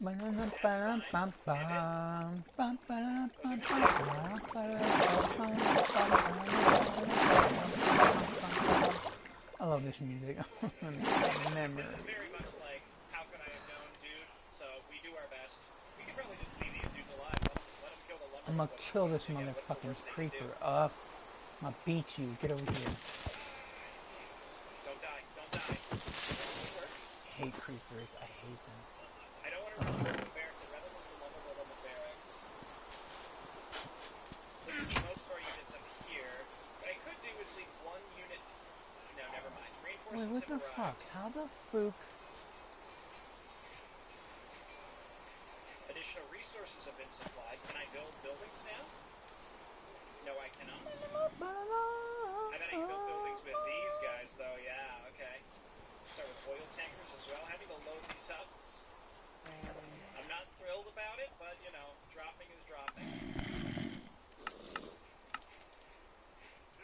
Okay, and we can Mike, get up here. Mike, we won't be able to build a Stromgarde, dudes. That would be a bummer. Okay, I need to go back here. Ooh, I think I have a flying machine now, too. That's really handy. No, don't attack it, though. Where's the gravel? I think we're going to save the barracks stone? just in time. Well, the town halls restore Stromgarde blueprints. Will do. Can I find another... I'd like to find another island instead, if possible. They give me frigates, right? Yeah. See, there's a gold mine up there. I think this is really aggressive. I'll quick save now. This might just end up being a mistake. Let's bring over some units over here. Unload up here. We're going to build our Azeroth base here, and then we've got Stromgarde elsewhere. I see some oil down here. I'm gonna start getting through these trees. No, don't go around. Yeah, they really like going around.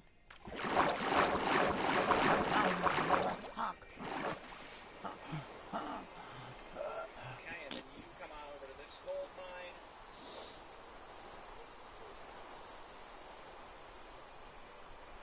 Where can I build my town? I can't build on this mud. It seems like. Whoa, I should be leading with these dudes, by the way. Spear throwers. Again, we'll check on that stuff momentarily. Let's leave our defensive force sort of Damn, right that would have here. sucked, dude. That sucks, This guy man. we gotta bring. I guess we'll load him up and bring him to my other base instead.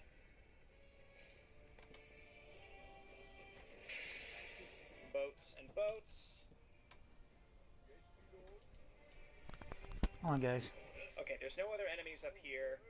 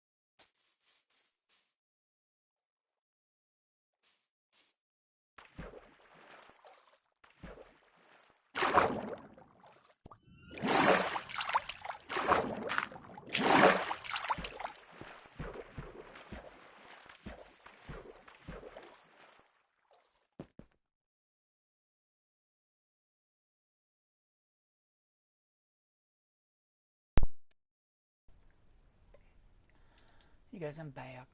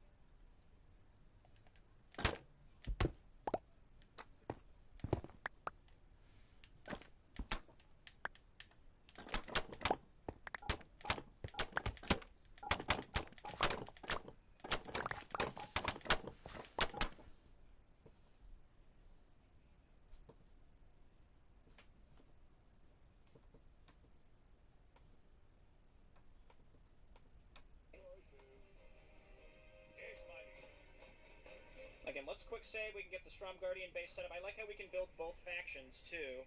I wonder if we have to get upgrades for both, though. That could be a bit tedious. You goddamn bitches. Where is my... Yes, load this guy over here, because we want to bring him over to build farms up in this direction.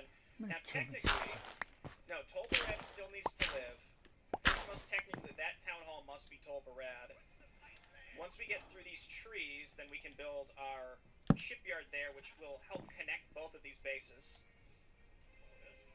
I don't know what just happened or what was getting attacked, but I think it's okay.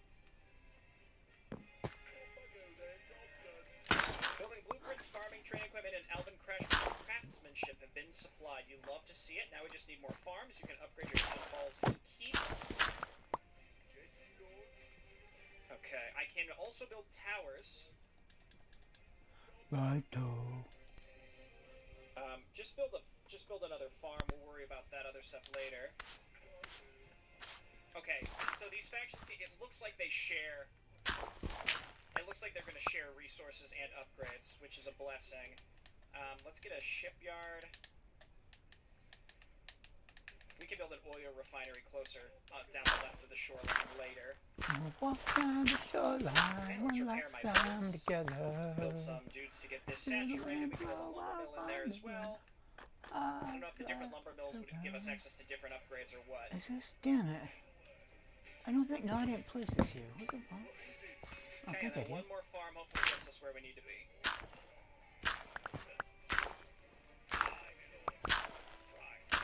Okay, so I wonder, like, can you build a church? No, you build a Gnomish Inventor, but these guys can build a church, right? Yeah, so we might want to bring one back, or we can always move units back and forth as necessary. I'm going to grab a lumber mill here. Where's my scout? Let's just kind of go around everything, and then we'll leave him over here where he can see the Zeppelins incoming. Okay, and then we can get a couple towers over here.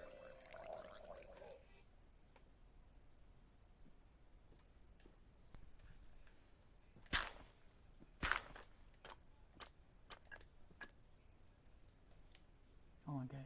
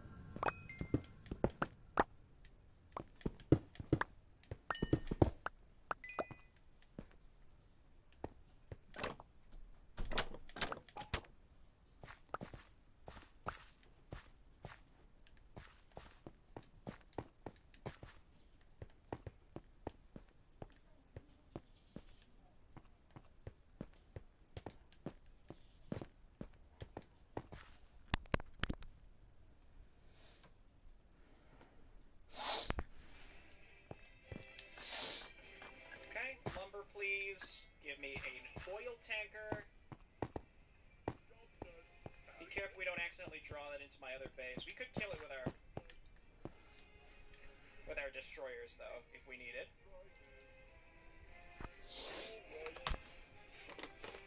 So the Zeppelins they're flying pretty much right over us.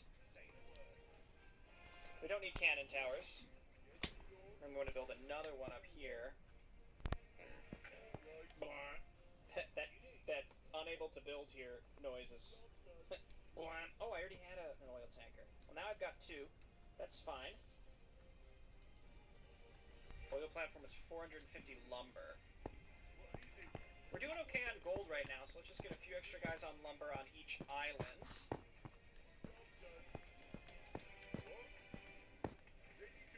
I think just getting these couple guard towers up is absolutely worth it. They also build really fast. Ah! My footmen can't attack boats, I recall. So you guys back up. They're getting wasted.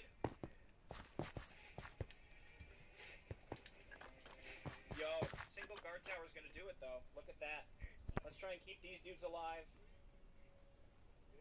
Okay, you got on gold, and we'll get a few more guys on gold down here, and then we'll go for a keep.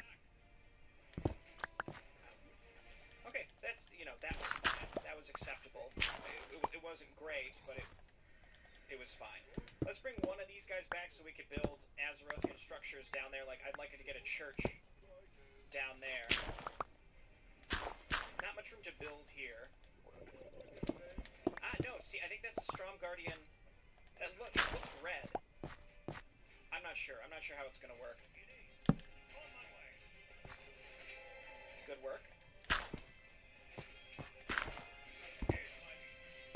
You're fine? You're going to be fine? Okay, this is a bit dicey. We need some more units. Got on lumber down here. Get those other guys on gold. Get some elven archers. Let's repair here. Get the oil platform, then we can get the oil going to get some more frigates. You bring the Azeroth guy down here. Guard tower's looking good, and I'm probably just going to get another one here. Okay, now let's get a church.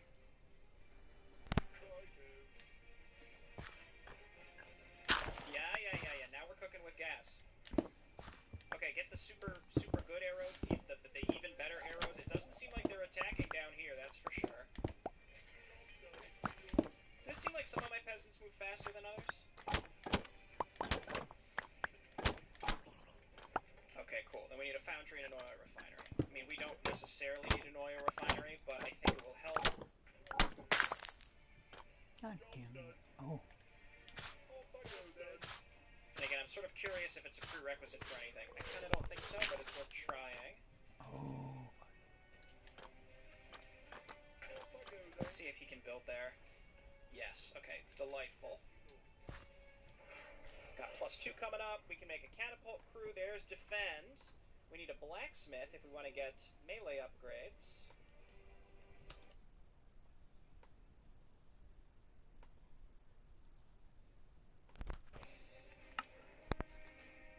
At this point, wherever it will fit. Okay, at this point I'm building a decent army here, when in reality we're mostly going to attack on this side. I'd love to find even another gold mine, not that I necessarily need it right now. Probably want to get another oil tanker as well. We need that oil coming in at a faster rate. Let's see if we can find... Oh, okay.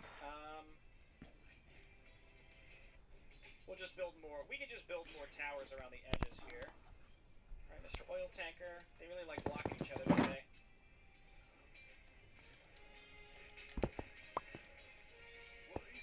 Okay, and then we build a...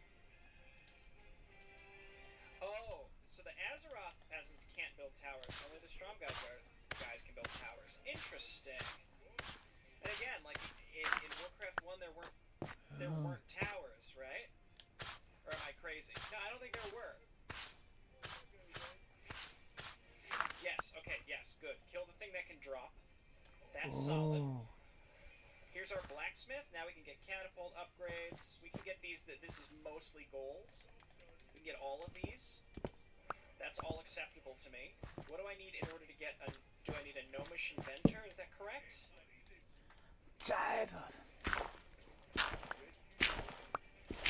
We can get a blacksmith for Stromgarde as well, but this might be wasteful. I'll try building it, but I don't think we need it. Okay, oil refinery's pogging off. I would love at least 2 more destroyers, and then we need more farms. This is a really cool approach to this mission. I enjoy this quite a bit. Obviously, it's not particularly challenging because there's really no threat to my. Atero is the IT painkiller. Remote monitoring and management, remote access, help desk and ticketing. There's really no threat to my my secondary base, so it makes this pretty simple. But that's fine with me. I'm not going to complain about that. Flying machine. I think presumably we can repair the flying machines too. I'd probably just send these peasants down to start harvesting trees. I'm just going to have this dude fly all around the map.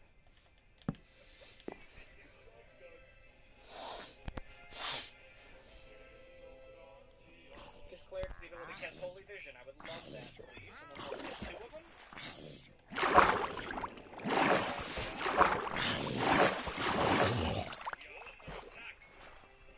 Yeah, it's a really clever idea here. With like, again, it's the Warcraft. Yeah.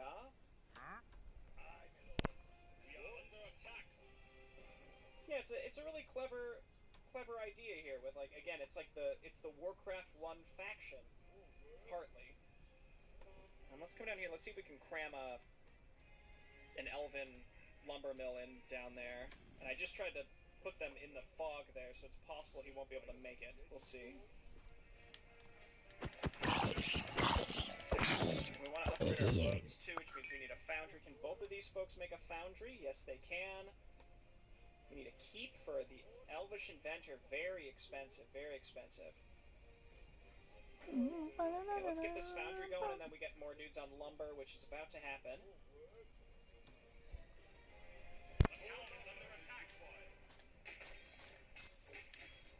That's a catapult. Uh-oh.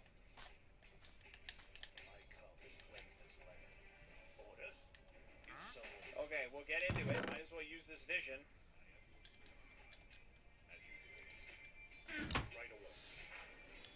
Okay, after all that, I'm concerned now we are gonna lose because I wasn't prepared for that one thing. We can't fit. Okay, we'll worry about that in a second. I had boats. We need boats to come down here and help us. Granted, boats are very, very good against. I'm sorry, catapults are really good against boats.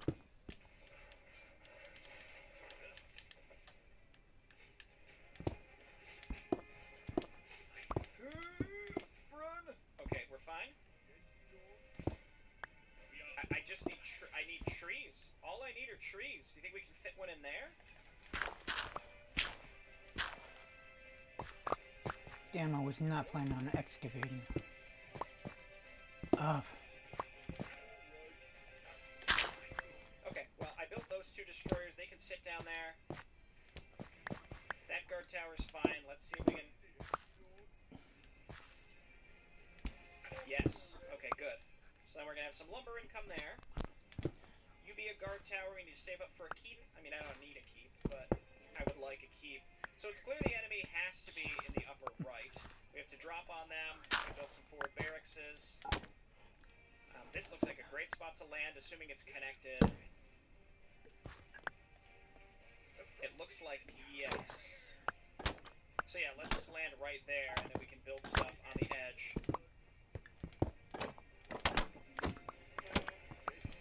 Okay, and then also assume that the enemy is going to upgrade ballistas. Oh, you I guess. motherfuckers. I'm getting a little. I'm going overboard with my upgrades at this point. Because I upgraded catapults and ballistas. I didn't need to do that. Okay, I do like these Stromgarde footmen. I like the idea of it. I mean, we can mix and match all this stuff together. Didn't I get defend?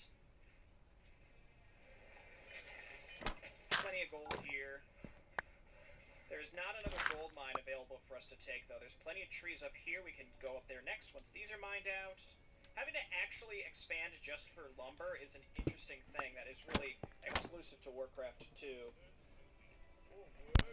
Okay, repair there and there. I think we have access to more than enough gold now. We just have to actually build an army, load them up, and haul them over. Which again can be a bit painful. Let's just get 3 transport ships and it will go back a couple times, back and forth a few times. Holy Lance? Sure. Again, we actually have plenty of gold right now, so let's make the footmen. Useful against buildings and fortifications. But I'm buying that game.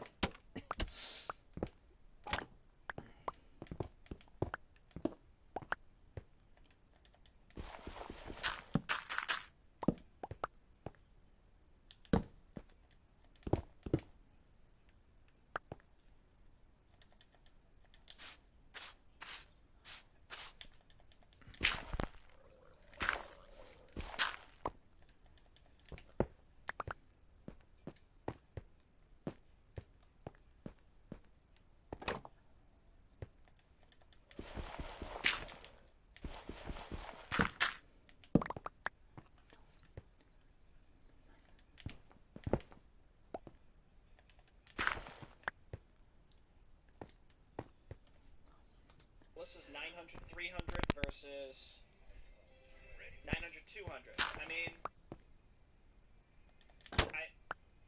is there a reason we wouldn't just get the catapult crew from the Azeroth side because it's a little less lumber? This game, you're not.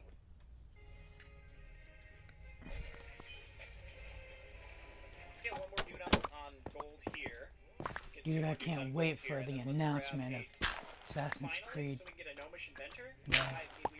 I don't think we necessarily need a Gnomish Inventor, but it can't hurt. I think we have every upgrade available to us. Let's get 2 more ships. Leave them up here. Because they're bringing 2 ships at a time, but we have upgrades. I don't know if they do.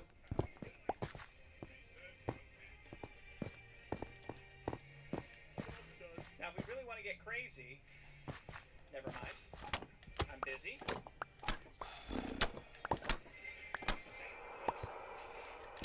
Yeah, easy peasy. I think we have a big upgrade advantage right now. It's just deciding like when is the best time to go. We have probably too many crossbows up here. We have to remember to turn on defend when we go. Take 50% of the damage from piercing attacks. Yeah, that's significant. That is really significant, isn't it? Who died? A gold mine is running low. Let's come on over here. We can start loading up. We can bring, again, we'll bring these peasants with us. We just build 2 barracks right in the front there, and we'll...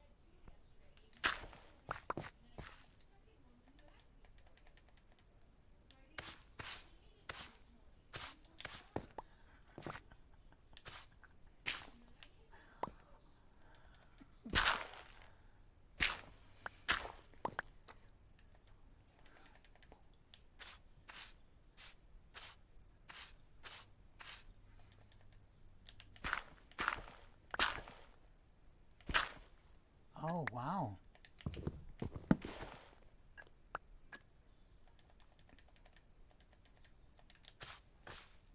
We'll be in good shape. We can bring clerics with us and not have to remake them, hopefully. They might just get killed by a catapult and then it wouldn't matter, you know? I feel like that's very likely to happen. Let's bring a Stromguard peasant. We can make 1 of each. And then this is my defensive force. You'll love to see it. Repair. Head back here. We're good on oil for sure. I really don't think we're going to need more boats. I just queued up a couple more. So let's bring this transport boat up here, and then we can bring this group over. Grab an Azeroth peasant. Load him up. That guy is holding gold. I refuse to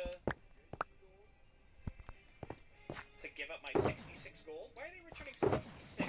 I'm just realizing this now. Is that a... Oh, I I never read about these. Hang on, we got more. Ranged Orc Lancer. They can use their shields to reduce incoming damage from ranged enemies. They can also benefit from defense upgrades. Avoid range moves wherever possible. Okay. Okay. So we want to be making mostly melee this time around. Can learn Hand of Maim. The Blacktooth Grin has sacrificed almost all of the Horde's magical practice in favor of Goblin technology, and their grunts are just a taste of this feature. They benefit from more armor points with each defense upgrade. Hand of Maim is a special rod, which gives them feedback attacks. You'll love to hear it. You know what? No, we'll come back for the catapults. Just bring footmen. Again, it seems like this faction is particularly good versus ranged units, so I don't want to build too many ranged units. Okay, let's do this. We can bring some boats over. And then... I didn't bring all my units because...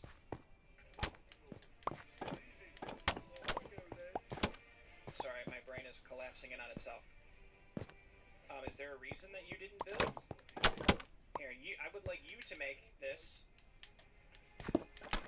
So we can only build on the light-colored patches on the ground, worth pointing out. So we'll wait until we can build our Azeroth thing later. We'll just roll on back here, pick up these other guys. I'm gonna assume the catapults take up 2 slots. I don't know for sure. We're about to find out. Oh, ouch. What's up with these? Get the fuck out! I did not do that shit. Oh, okay, that didn't...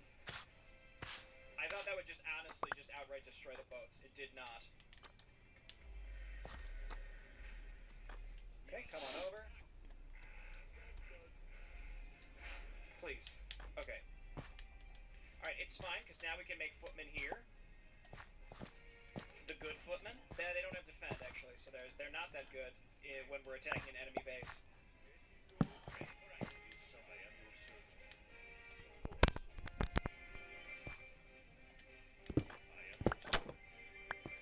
Okay, please don't tell me there's more up here. There's not. This is just wide open. There might be a base we could take. Yeah, it's just a lot of towers. I think we just need to bring those catapults over. Didn't I bring those catapults over? No, they never got loaded up. Okay. I'm not gonna build... okay, I'll build more farms. You got me, game. You talked me into it. We gotta bring these dudes over to get more trees. Again, if we don't destroy this base in one go, then it gets a little scarier. Catapults can only take 1 slot. Nice. Okay, so again, we left a few dudes back here. Everything's fine. Probably too many dudes back here.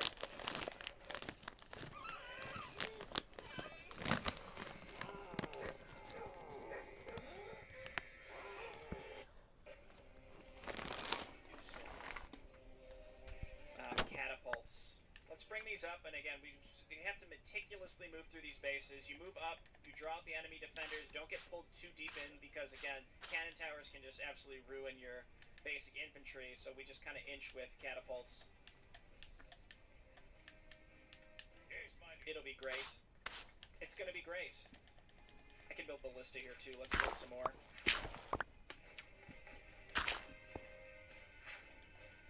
Oh yeah, that attack sound it's spooky. Yes, give me that health drain. I can never visually tell the difference between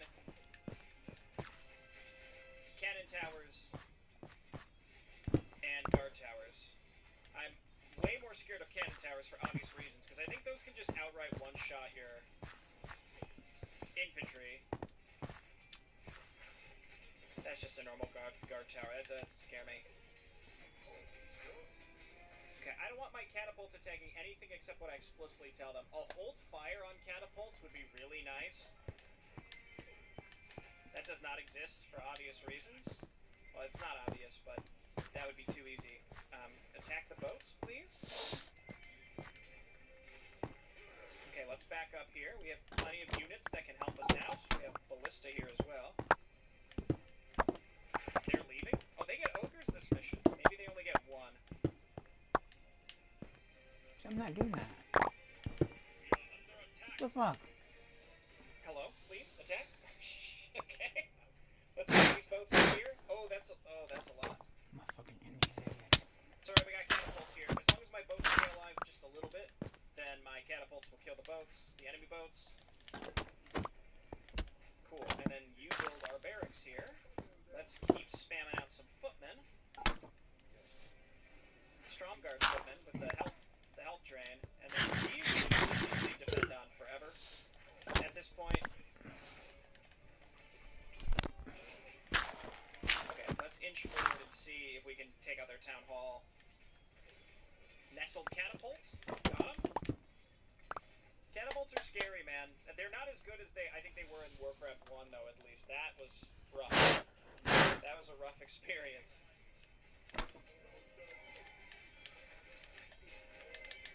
They have so many catapults. Hold on, guys. We're trying to use catapults to our advantage.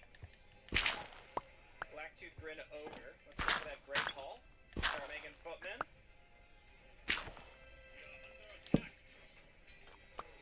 Okay, let's read about the Blacktooth Grin Ogre. They're a bigger example of how Goblin's technology can formidably blend with the brute force. They benefit from more armor points with each defense upgrade.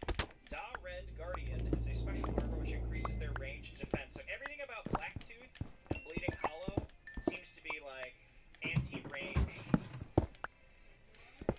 So we just have to be cognizant of that and careful of that. Yeah, give me that holy lance. No, please, just destroy the Great Hall. That's all you gotta do, man. Move in. Move in. You're blocking me. You're blocking me. And then we're getting healed out of combat. You love that.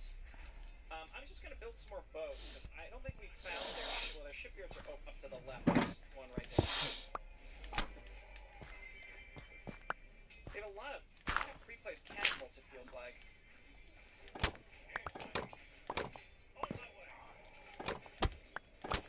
Okay, so part of the challenge is getting through these bases before they can rebuild substantially. Let's just get more catapults because now it's just all about getting how fast can we get through these bases, you know? Ballistas 41 to 96, catapults that have a little bit more HP, and I think they cost less, right? So.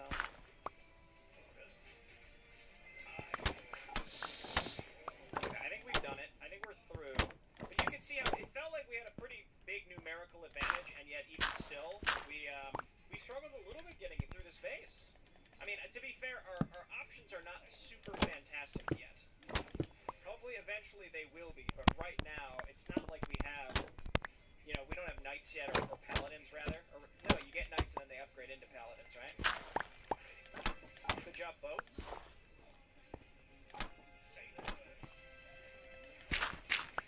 Nice work. Head on over and destroy that. Okay, eventually they'll kill that shipyard. One day, far in the future. And let's not accidentally kill a bunch of my own guys with my catapults. I was playing Maxim Akulov's version of these maps. He submitted this map to Matt Marino as part of Warcraft 3 Remembered, which is another Warcraft 2 remake that I'd love to showcase. Probably not right after this one, though, because that's too much Warcraft 2. By the way, do these guys lifesteal off of buildings? Enemy units. It says enemy units. So probably not, huh? Okay, there we go. And I AFK'd at the end while I was waiting for... I had to go to the bathroom, so I went to the bathroom and I was just like, oh, I'll just A-click through the base, and I came back and half my units were dead to friendly fire with catapults. Yeah, they're not... He doesn't heal from attacking the building. Just to confirm... That should do it? Maybe? Is there more up here? Right away. As you wish. Holy Okay, shit. Gyro I'm gonna copter, check hit this to it? out. Oh. It's always something stupid like that. Okay, at least for the enhanced, right? For the classic, it's got to be like exactly how the original was, or as, you don't want to remove the having to kill all this stuff, but for enhanced, maybe don't make oil platforms a requirement to have to be killed, at least in some maps where it makes sense to do so, like this one. That would be a suggestion of mine. There's another one up there too.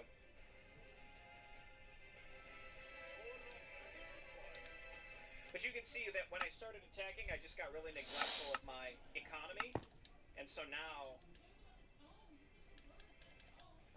if this attack failed and I needed to rebuild stuff, I would have been in way more trouble. Now, to be fair, I made this mission way more difficult on myself for no reason. I got upgraded and catapults, for example. I built a little bit of both factions instead of just focusing on one, so I ended up spending more on upgrades than I needed to. You know, little things like that do add up to, you know, making this take maybe 10 more minutes than it otherwise would have. Stuff like that. Wow. But it's okay. I'm not complaining about that, but I am pointing out that some of these videos probably will end up going on longer than they probably should. Like, this is a mission, again, we did, you know, I've it's like got to work on my 20 minutes gold for all mine, the previous so maps. I'm Now gonna. this one's casually 40. A cool 40. But that's how it's got to be. Island hopping takes a long time. You have to island hop to get just like kind of incremental resources, and then you don't know which expansions you have to defend. Like this one we didn't have to defend, but I left units there. They could have been here in the bottom base and would have saved me, you know, some resources from having to rebuild defenses down there when they got wiped, etc., etc. And that's how it goes, man. That's how it goes. Thanks everyone for watching. I'll see you next time. Bye-bye.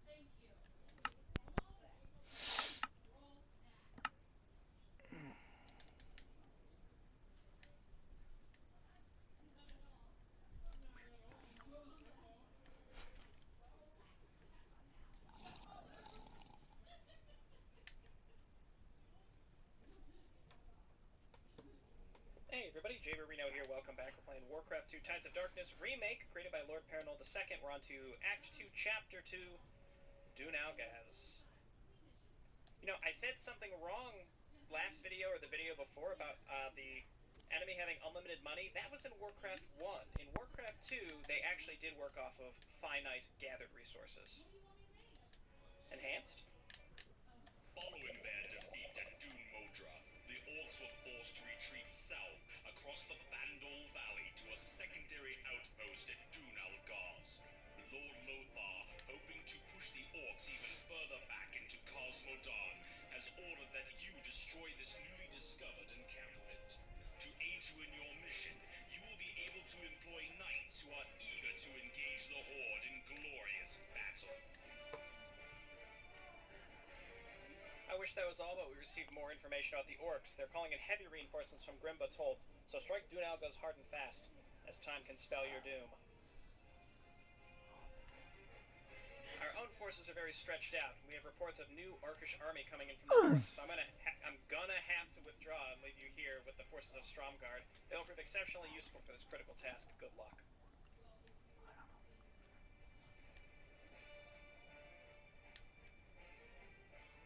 At your service. You said it, buddy. Oh, I guess Weird Turellian. Is that canon? The player character from Warcraft 2? Pre-expansion? How exciting. I vaguely remember this map. Doesn't it have like 3 really awkward land bridges that are like perfectly north to south? Enemy waves within a certain time period. Let's get mining. Let's get some peasants. Get another one on lumber here pretty soon. Destroy Dun Algaz. You may now train knights at the barracks. Powerful mounted warrior can be upgraded into a paladin, thus able to cast a series of spells. Okay. Start local and save.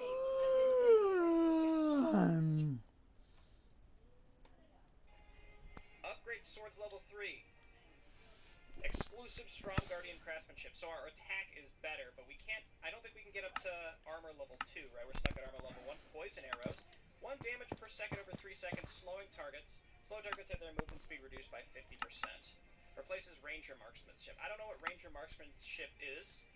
It's either range or maybe extra damage, I'm not so sure, but 1 damage over 3 seconds is not great considering combat happens so fast, and that's a very small amount of damage. The speed decrease, though, is pretty nice. We might even be able to kite with that. Pillage, footmen and peasants. Footmen getting pillage is nice, though. We can use that when we're attacking, just make footmen on the offense once we have some forward production, gain resources, etc., etc. Knight.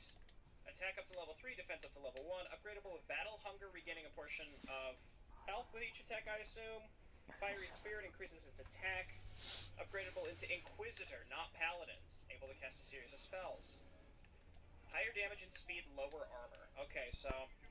And we also don't have healing because we're no longer the Azerothian faction. Let's get on lumber down here and let's start scouting out. We don't want to scout too much because I don't want to lose my early units here. I really, you know, range units just don't have the same punch as they do in the in Warcraft 1. I'm comparing this way too much to very, very dissimilar. Anyway, just give me some scouting all around here and then come back to base. Starting with a ballista is nice, but we probably just want to rush. We really don't need much more lumber. This ballista would be really helpful if we can hold.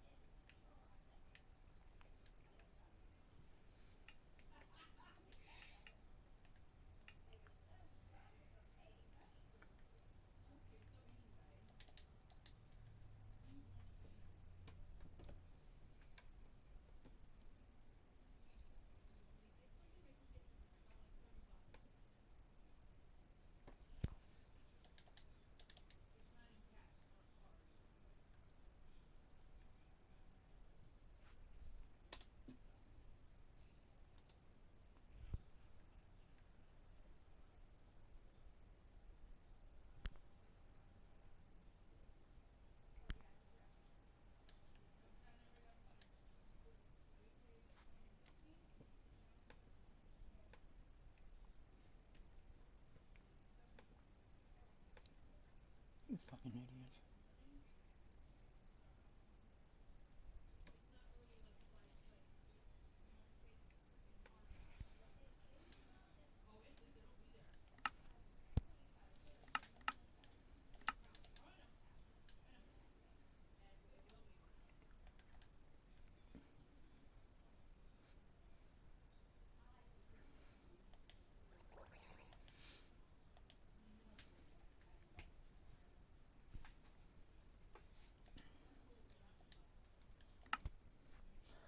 Jive.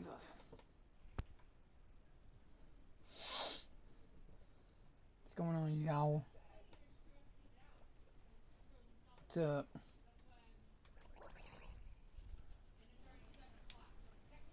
Oh shit, I forgot. I probably gone anyways, but I forgot. I meant to check, but I got distracted. I guess I was sick of checking. And it's mostly idiots that'll just put hi or hello and then they take off. I get nobody that wants to stay in chat. They just want to be a pain in the ass.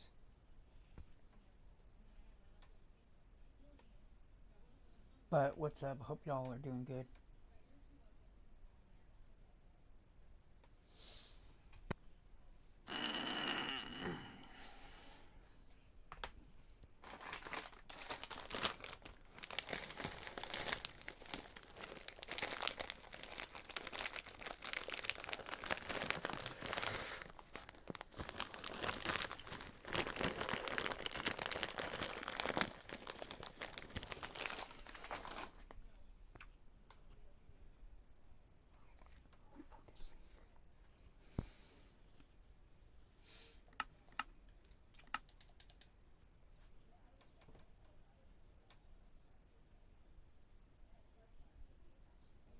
Hey everybody, Jaber. No longer the Azerothian faction. Let's get on lumber down here and let's start scouting out. We don't want to scout too much, because I don't want to lose my early units here.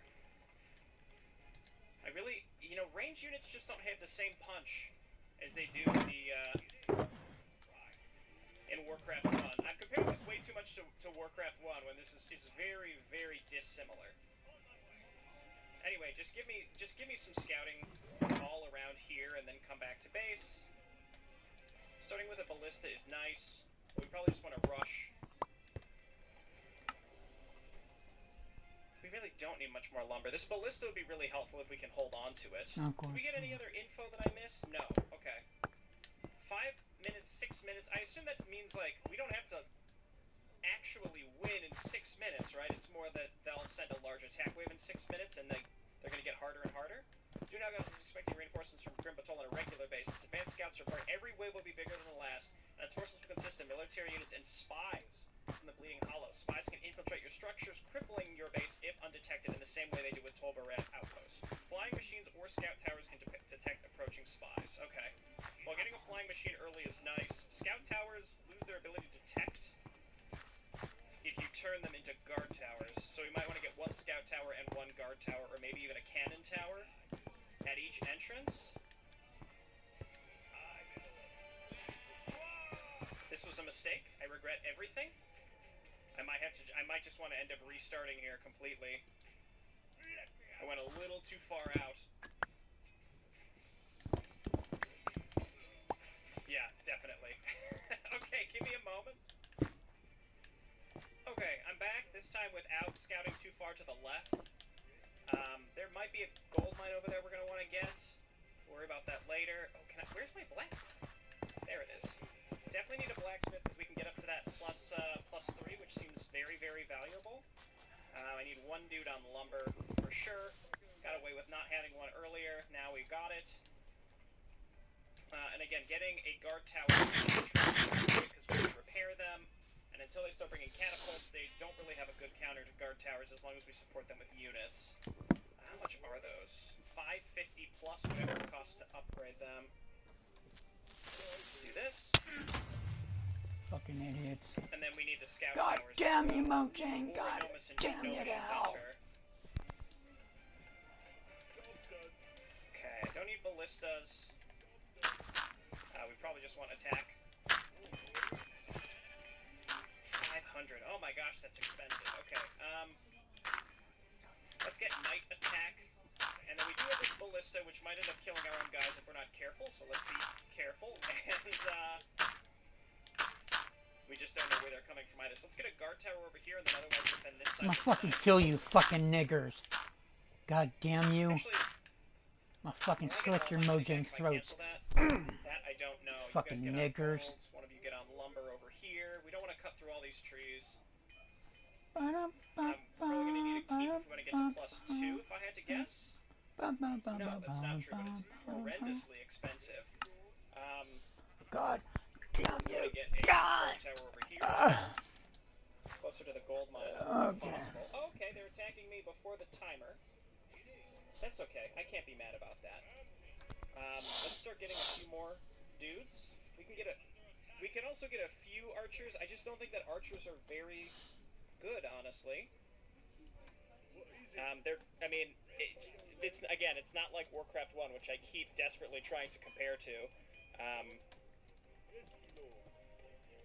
I guess we should get a scout tower here as well to ensure that dudes can't just run by and sabotage my buildings, because that would be a disaster.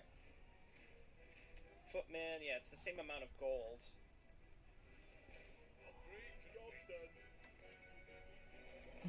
Man, do we need more?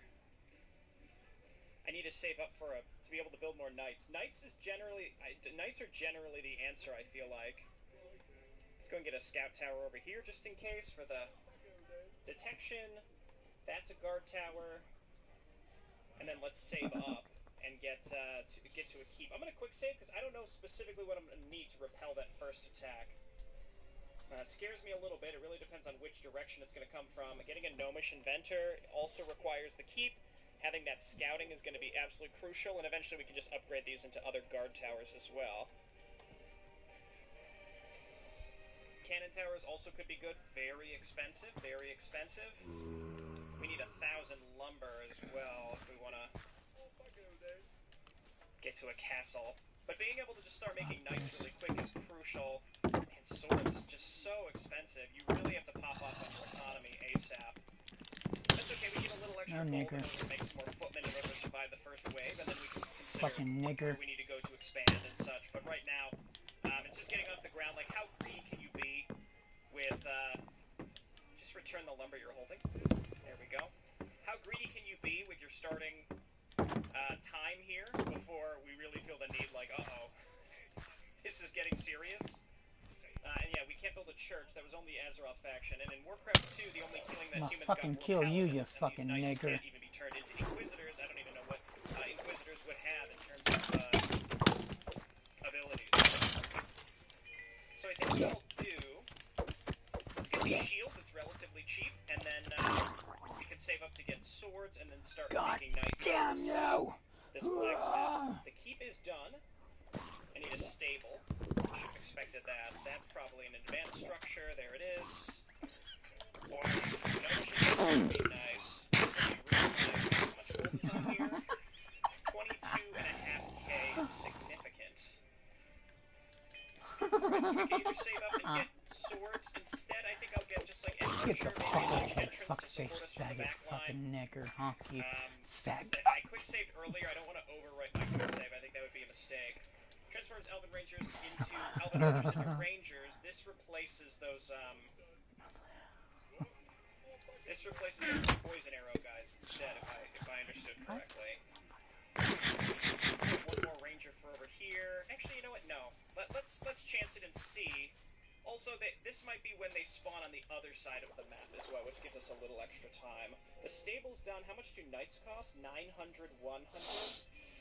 If I get upgraded swords, it's only affecting a small number of units. That's the thing. I don't really have that many guys. We could also try and land some good shots with the ballista, which could dramatically help. We're going to end up cutting through these trees, and that's going to be bad.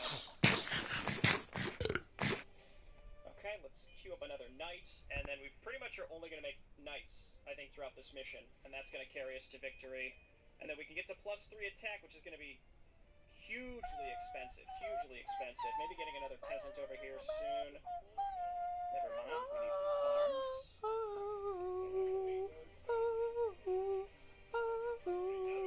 Okay, and then a gnomish inventor, again, to scout, and to provide vision so we can turn our guard towers into... Our scout towers into guard towers. There's the spies. Was he killed, or did he sabotage my tower? I don't know if that's how that works. But that attack was very light. Let's read about the spies. Oh, they're still attacking. Okay, spy. Spies are what the Bleeding Hollow clan compensates for its lack of excellence in warfare. They are permanently invisible. Also, I recall the Bleeding Hollow clan was pretty hardy against ranged attacks, so we just want to stick with mostly knights, I think. They're permanently invisible. They can sabotage any structure they attack, halting their production of units or research progress. Sentinel structures cannot be repaired, train units, upgrade, perform research, detect invisible units, or attack for 5 minutes. My goodness. Train units, upgrade, perform researches. Okay, so if they hit guard towers, then no, that's fine. That's acceptable. Okay, this is fine. I'm curious. 3,000. I'm just gonna make knights for now. What? These guys aren't bad with the lifesteal, I gotta say. They're not bad at all. This ballista's gonna end up killing my own dudes, I think. It's not as drastic as the OG catapult. You know what I'm talking about. You know what I'm referencing again. Let's get another peasant. I swear it. And then we can take these knights over and go to the right. Do we want to save up for +3? Uh-oh, catapults. Don't clump up too much. Yeah, there you go. Again, they're not as horrifying. They don't one-shot every unit anymore. I don't know if they just have like a really high damage roll. That might be it. Let's just, again, we're just going to make normal knights, and we're going to send them over to the right. I'd like to expand. The sooner that we can pop off and get 2 barracks worth of knights, then the enemy reinforcements do not really concern me at all. Maybe they should. How much gold? Still plenty of gold. Again, we don't want to harvest through all these trees. I might just want to transfer these dudes up north. I also have plenty of lumber now. I don't think I'm going to need much more, so that's not true. I'm always going to need more lumber, I think, in the long run. But for now, it's feeling okay. Make another knight. Knights are 100 lumber. That's we knew we'd 4 cry. minutes. Let's maybe get one more knight after this and then go to the left. Ow. Yeah, I can't deal these guys. That makes this pretty tricky.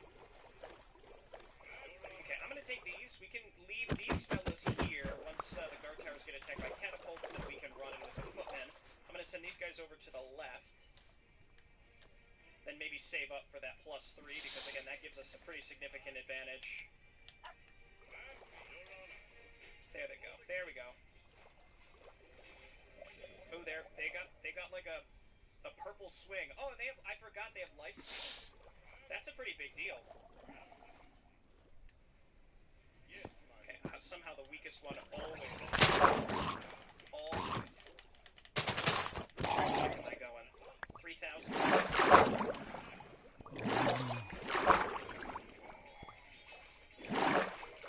Okay, you'll love to see it.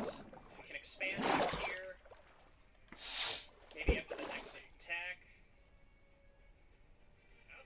Just look all around here. And honestly, I think just knights is it.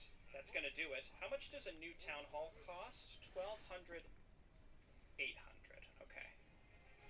That's reasonable. So we have to set up a base over here. I don't know what is buildable and what is, if the dark is buildable and the light is not, or vice versa. Okay, 2.5 minutes. Our gold income is pogging off. If I take this now, then we have to defend it separately. Oh man, this is gross. I think we have to set it up over here, which actually makes it a little more well defended. We might be able to have to harvest around the trees. You fucking lying bitch. Yeah, that exposes the other side too to attacks. That's pretty rough. Knight over here. Guess what? Another knight. I think we need to expand now, though. It's what has to happen. Everything at the blacksmith is good. I don't think we need to upgrade ballistas just yet. It probably is worth upgrading arrows. Sight range of nah. Let's get that gnomish inventor instead.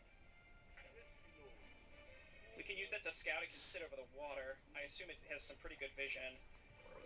I'm going to quick save when we hit a minute, so that way we can reposition units if we have to reload. I prefer not to reload too much in this playthrough, but, you know. Again, it's a little more forgiving than... I just have... Oh my gosh, I have like, waking nightmares of that Warcraft 1 playthrough. It's really good. Let me be very clear. It's very, very good, but also incredibly difficult. At least on hard difficulty. I got a flying machine. so I think it's worth building this now. Though actually, no. I think we just build another knight, and then because we're about to get attacked. Let's quick save now. Let's get a knight. I unless there are cannon towers, I honestly don't even think that we need. I already have enough money for a flying machine. I honestly don't think that we need catapults. At this point, we could just mass paladin / knights. I think we're probably going to have to... Let's leave some knights over here. And build a tower here. Get the fuck over there, idiot. The fuck? I don't want to oversaturate. That wasn't even me. We could actually move our lumber harvesters over to the left. 21. Okay. Flying machine, why don't we bring you over here? Because I want to see if we're going to get attacked down in this direction. Let's go guard tower. Okay, I don't think we need more peasants. We can transfer from this gold mine once it's out. Let's go 2 farms. Other upgrades. Again, ballista we don't need right now. Here they come, so let's get arrows. And then another knight. Again, this is a mission where I think we just stack knights. That's going to be fine. I actually think our normal footmen are pretty good in this circumstance.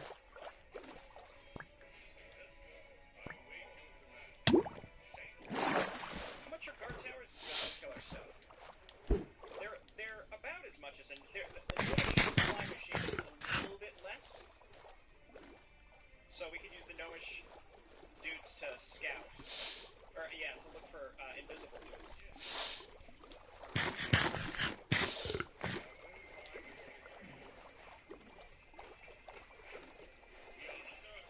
Oh, dude. Actually, not out. That really wasn't that much damage at all. I could just, yeah, they boom. my upper base pretty much completely. Tear so them all up, and then... shape. Let's get another barracks, and then I'm gonna start. And then I'm gonna make my move.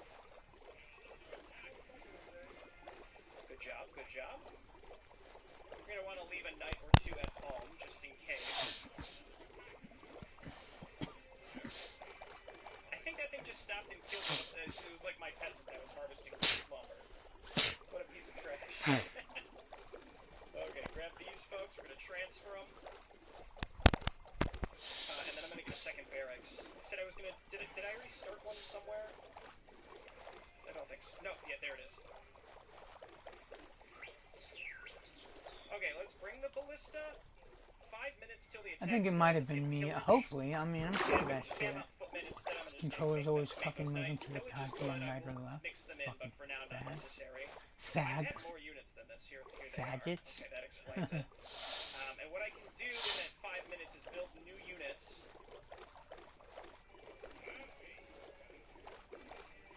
Is just build new units to leave at home as time goes on. Okay, this is oversaturated, but honestly that's fine. You guys get on this gold mine.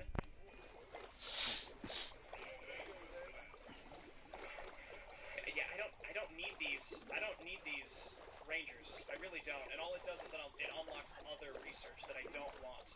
So let's quick save because I don't know how this is gonna go. Hopefully it's okay. Ballista, slowly make your way down.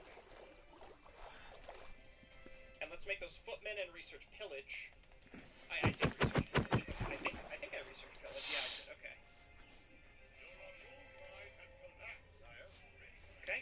Random barracks down here. That's fine. I don't know if we can win in 4 minutes before they spawn again, but frankly, I think it'll be fine. Oh wow. Okay. Never mind. Those gold mines are all running out, so we got to spend our money pretty wisely. I'm gonna take a wild guess and say that their base is to the right, I guess?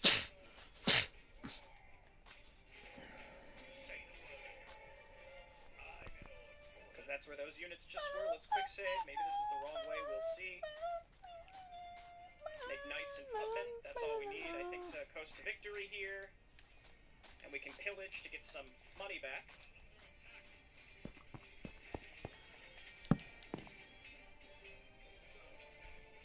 Good work, Strom Guardian Footman. You don't have a ton of defense, but neither does the Bleeding Hollow. Where the base was, as far as I can tell. Do peasants have an attack in this game? Can I just pull the boys and have them attack? They do have an attack. Let's go. Oh, peasants have pillage. Oh, let's go. Okay. Pulling the boys. No mission. You know what? We probably could have scouted where the enemy base is. I think there's probably enough knights if I had to guess. I know it's probably pretty good. I'm quick saving a lot. Look, again, I have scary memories from hard difficulty Warcraft 1 remake, but this is not nearly as difficult. And it's fun. I love that. I think this is very well made. It recaptures Warcraft. Again, I have scary memories from hard difficulty Warcraft 1 remake, but this is not nearly as difficult, and it's also very fun. I think this is very well made.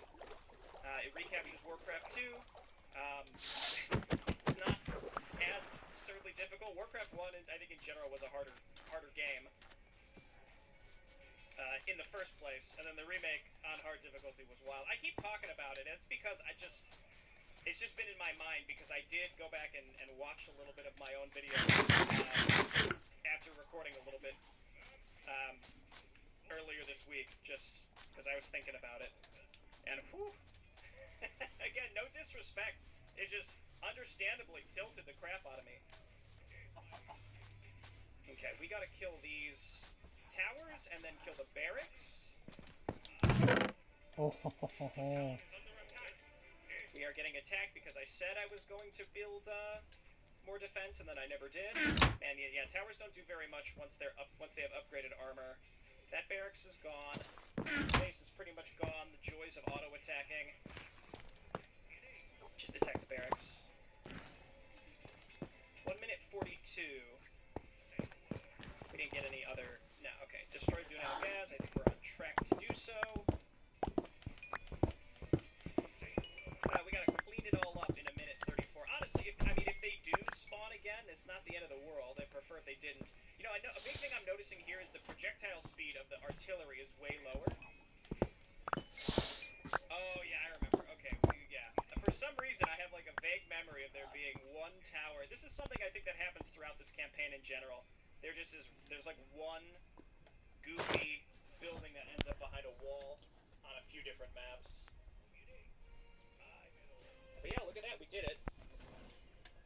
MeMac rode well. I mean, I took a gamble at the beginning. I didn't know what the enemy attacks were going to be like, and it wasn't dramatically difficult or anything like that. So let's move on in. But I mean, yeah, the creator of this, I mean, once again, for the last time, I'll bring up the...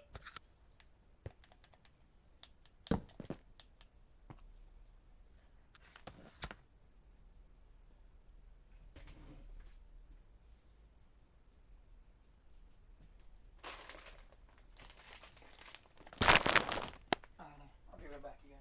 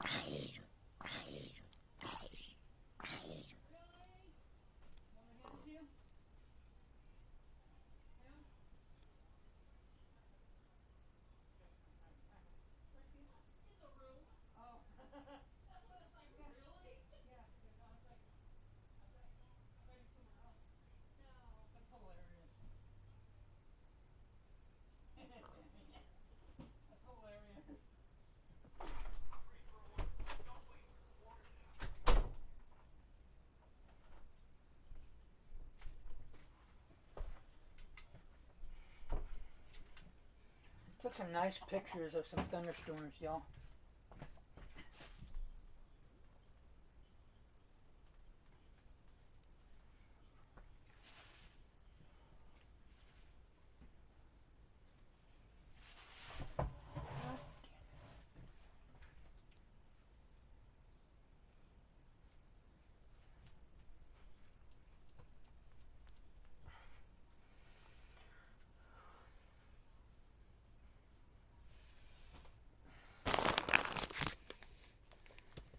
The Warcraft 1 remake, because they're so accurately recapturing the feeling of the original games. Some of it was BS, but that's how they were. That's how the games were. Where the heck? Oh, is it really just these units? It says destroy Dunalgaz, not just like, you know, kill every single unit. But that must be the situation here. Some stuff's gonna spawn. I don't have that much money left. I could just build some frantic knights. Can build 3 knights, which honestly might be enough, plus the towers to survive whatever spawned attack happens. Unless it's gonna end here. It's also possible the enemy reinforcements will count towards kill the map, like the map actually ending.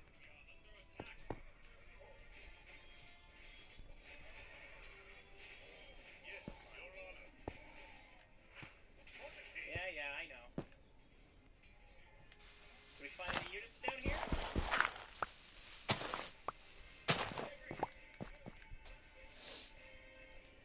I destroyed that one goofy tower. Approaching the sound barrier. The town is under attack. Where? Okay, just casual, random stuff over here too. So it's kill everything. I mean, the original game, this was what it was. You had to kill everything. But now, especially in the enhanced edition, it says destroy Dunalgaz. So I would think that that's the real objective. There's really nowhere else to explore except this land bridge. I don't think there'd be anything there. I like how much HP the flying machines have too. You can just fly them all around the enemy base and scout as much as you want. I'll double check that bottom left. Ogres have 90, 21 armor. We have less armor. Oh yeah, I mean these are Stromgarde Knights. They don't have the survivability. That is still... Is it really gonna be this guy? Is there... What am I missing? There's nothing down here. Their faction colors sort of... There we go. It was just that one guy. Their faction colors sort of blends into the terrain in places. Like I was straining my eyes to see on the minimap. Cool. Alright, well that's an interesting map. It's different from the original in that it adds sort of a time constraint, though honestly, I feel like even without the spawning enemy waves, you shouldn't be taking that long on a map like this, because you don't have to use transport boats or anything like that. Anytime you have to drop in Warcraft 2, it does extend the timer quite a bit. Well anyway, thanks for watching this retrospective on the Warcraft 1 remake, apparently. But I'll try not to bring it up too much in the future. It's just, again, I was just watching some of my old videos, but it got in my mind, so I started watching a little bit, and now I'm like, oh my gosh, man, I accomplished a lot though with that. Like I got my mind set on you. I got my mind set on you. But I mean, it But it's gonna take money. talking about that project. We're on this project now, which is equally good in a very different way. We'll see you next time. Bye-bye.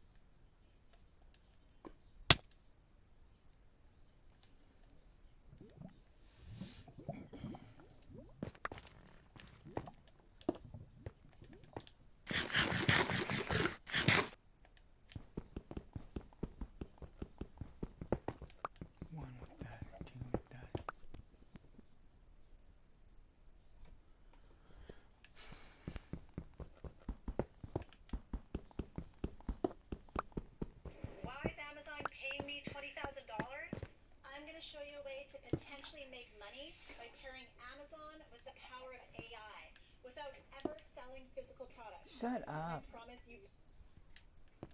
Hey everybody, James here. Welcome back to Warcraft 2 Tides of Darkness remake for Warcraft 3, and we're on to Act 2, Chapter 3, Grim Batol. We've been playing Stromgarde recently, which is very damage focused. Last mission was fine. Actually, it's been a couple weeks since I played that. I had to take a bit of a break. I've been very busy. That was the one with like it was like semi-holdout, like they attacked the base and ran out. Advanced scouts report that they have located Grim Batol, the primary base of the Horde's refinery operations in Cosmodon. Seeing a chance to strike a decisive blow against the Horde, Lord Lothar has ordered that you infiltrate Grim Batol and put an end to all orcish activity there. Once Grim Batol has been destroyed, Lothar believes that the orcs will have no further use for Cosmodon, thus pulling their forces back to the mainland of Azeroth. Victory could secure the shores of Lordaeron and greatly impede the Horde offensive.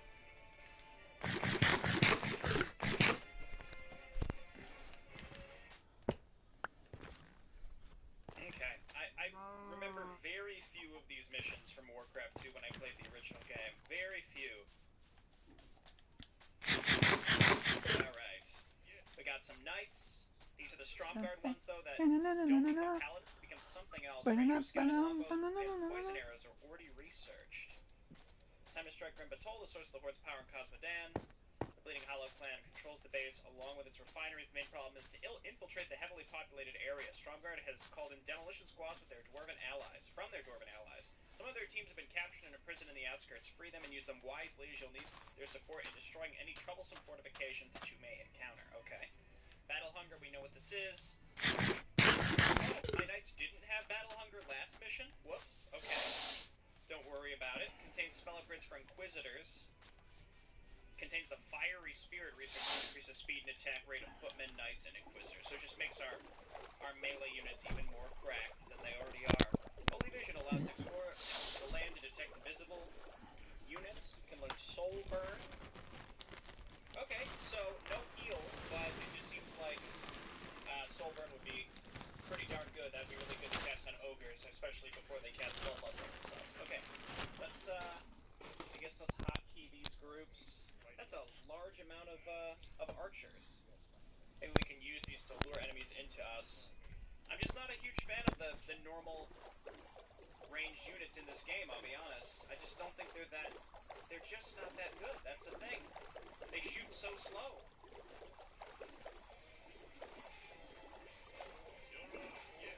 Okay, back up. Okay, that went fine. Again, we don't have any healing, and we won't have any healing unless we have Azeroth reinforcements, which I'm not expecting. Let's keep going. I don't know, maybe we could, if we focus fire these dudes enough, we take them out quickly, or we get path blocked by our own guns and then lose people. That's cool.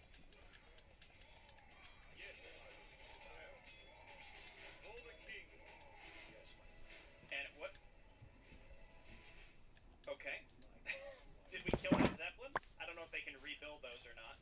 I have transport ships up here too, and it's unclear how I'm supposed to use those, but perhaps that will become clear as time goes on. We're probably going to use our demolition squads here.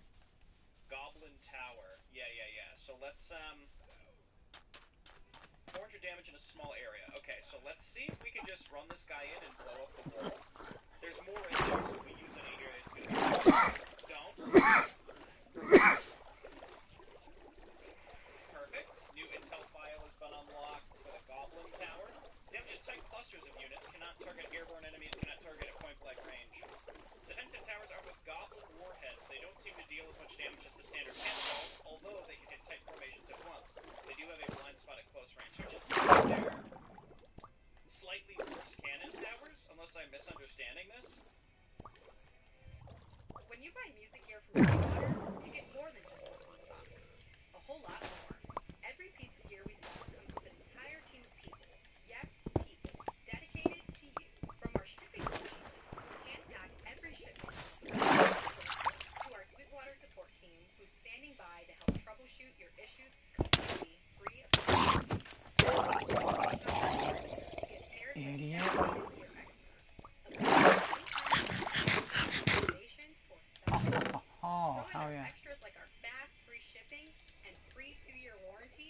You can see Continue. why more music makers choose Sweetwater.com.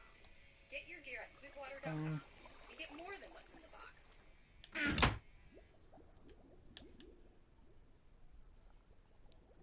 You fucking idiot. I don't know. Once we can use the orbs, we might be able to test that out and see how exactly they work.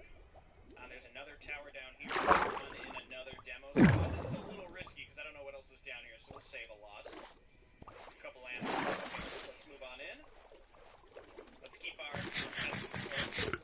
Okay, so we're going. and let's let these fellas out. Yeah, we don't need the demo squad to destroy the walls here, thankfully. That would be a big problem.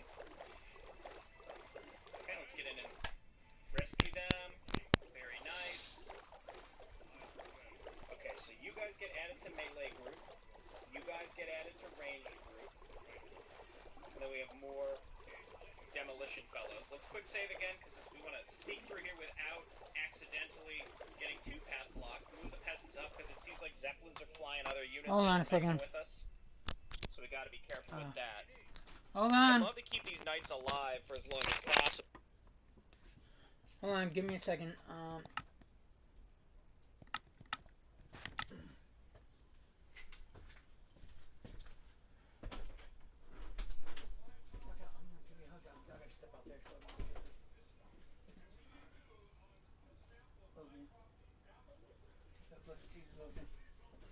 Kill Sora or what?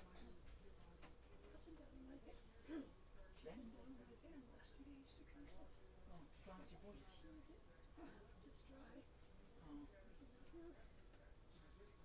Oh wow. Love you. Good night. God bless you. Love you.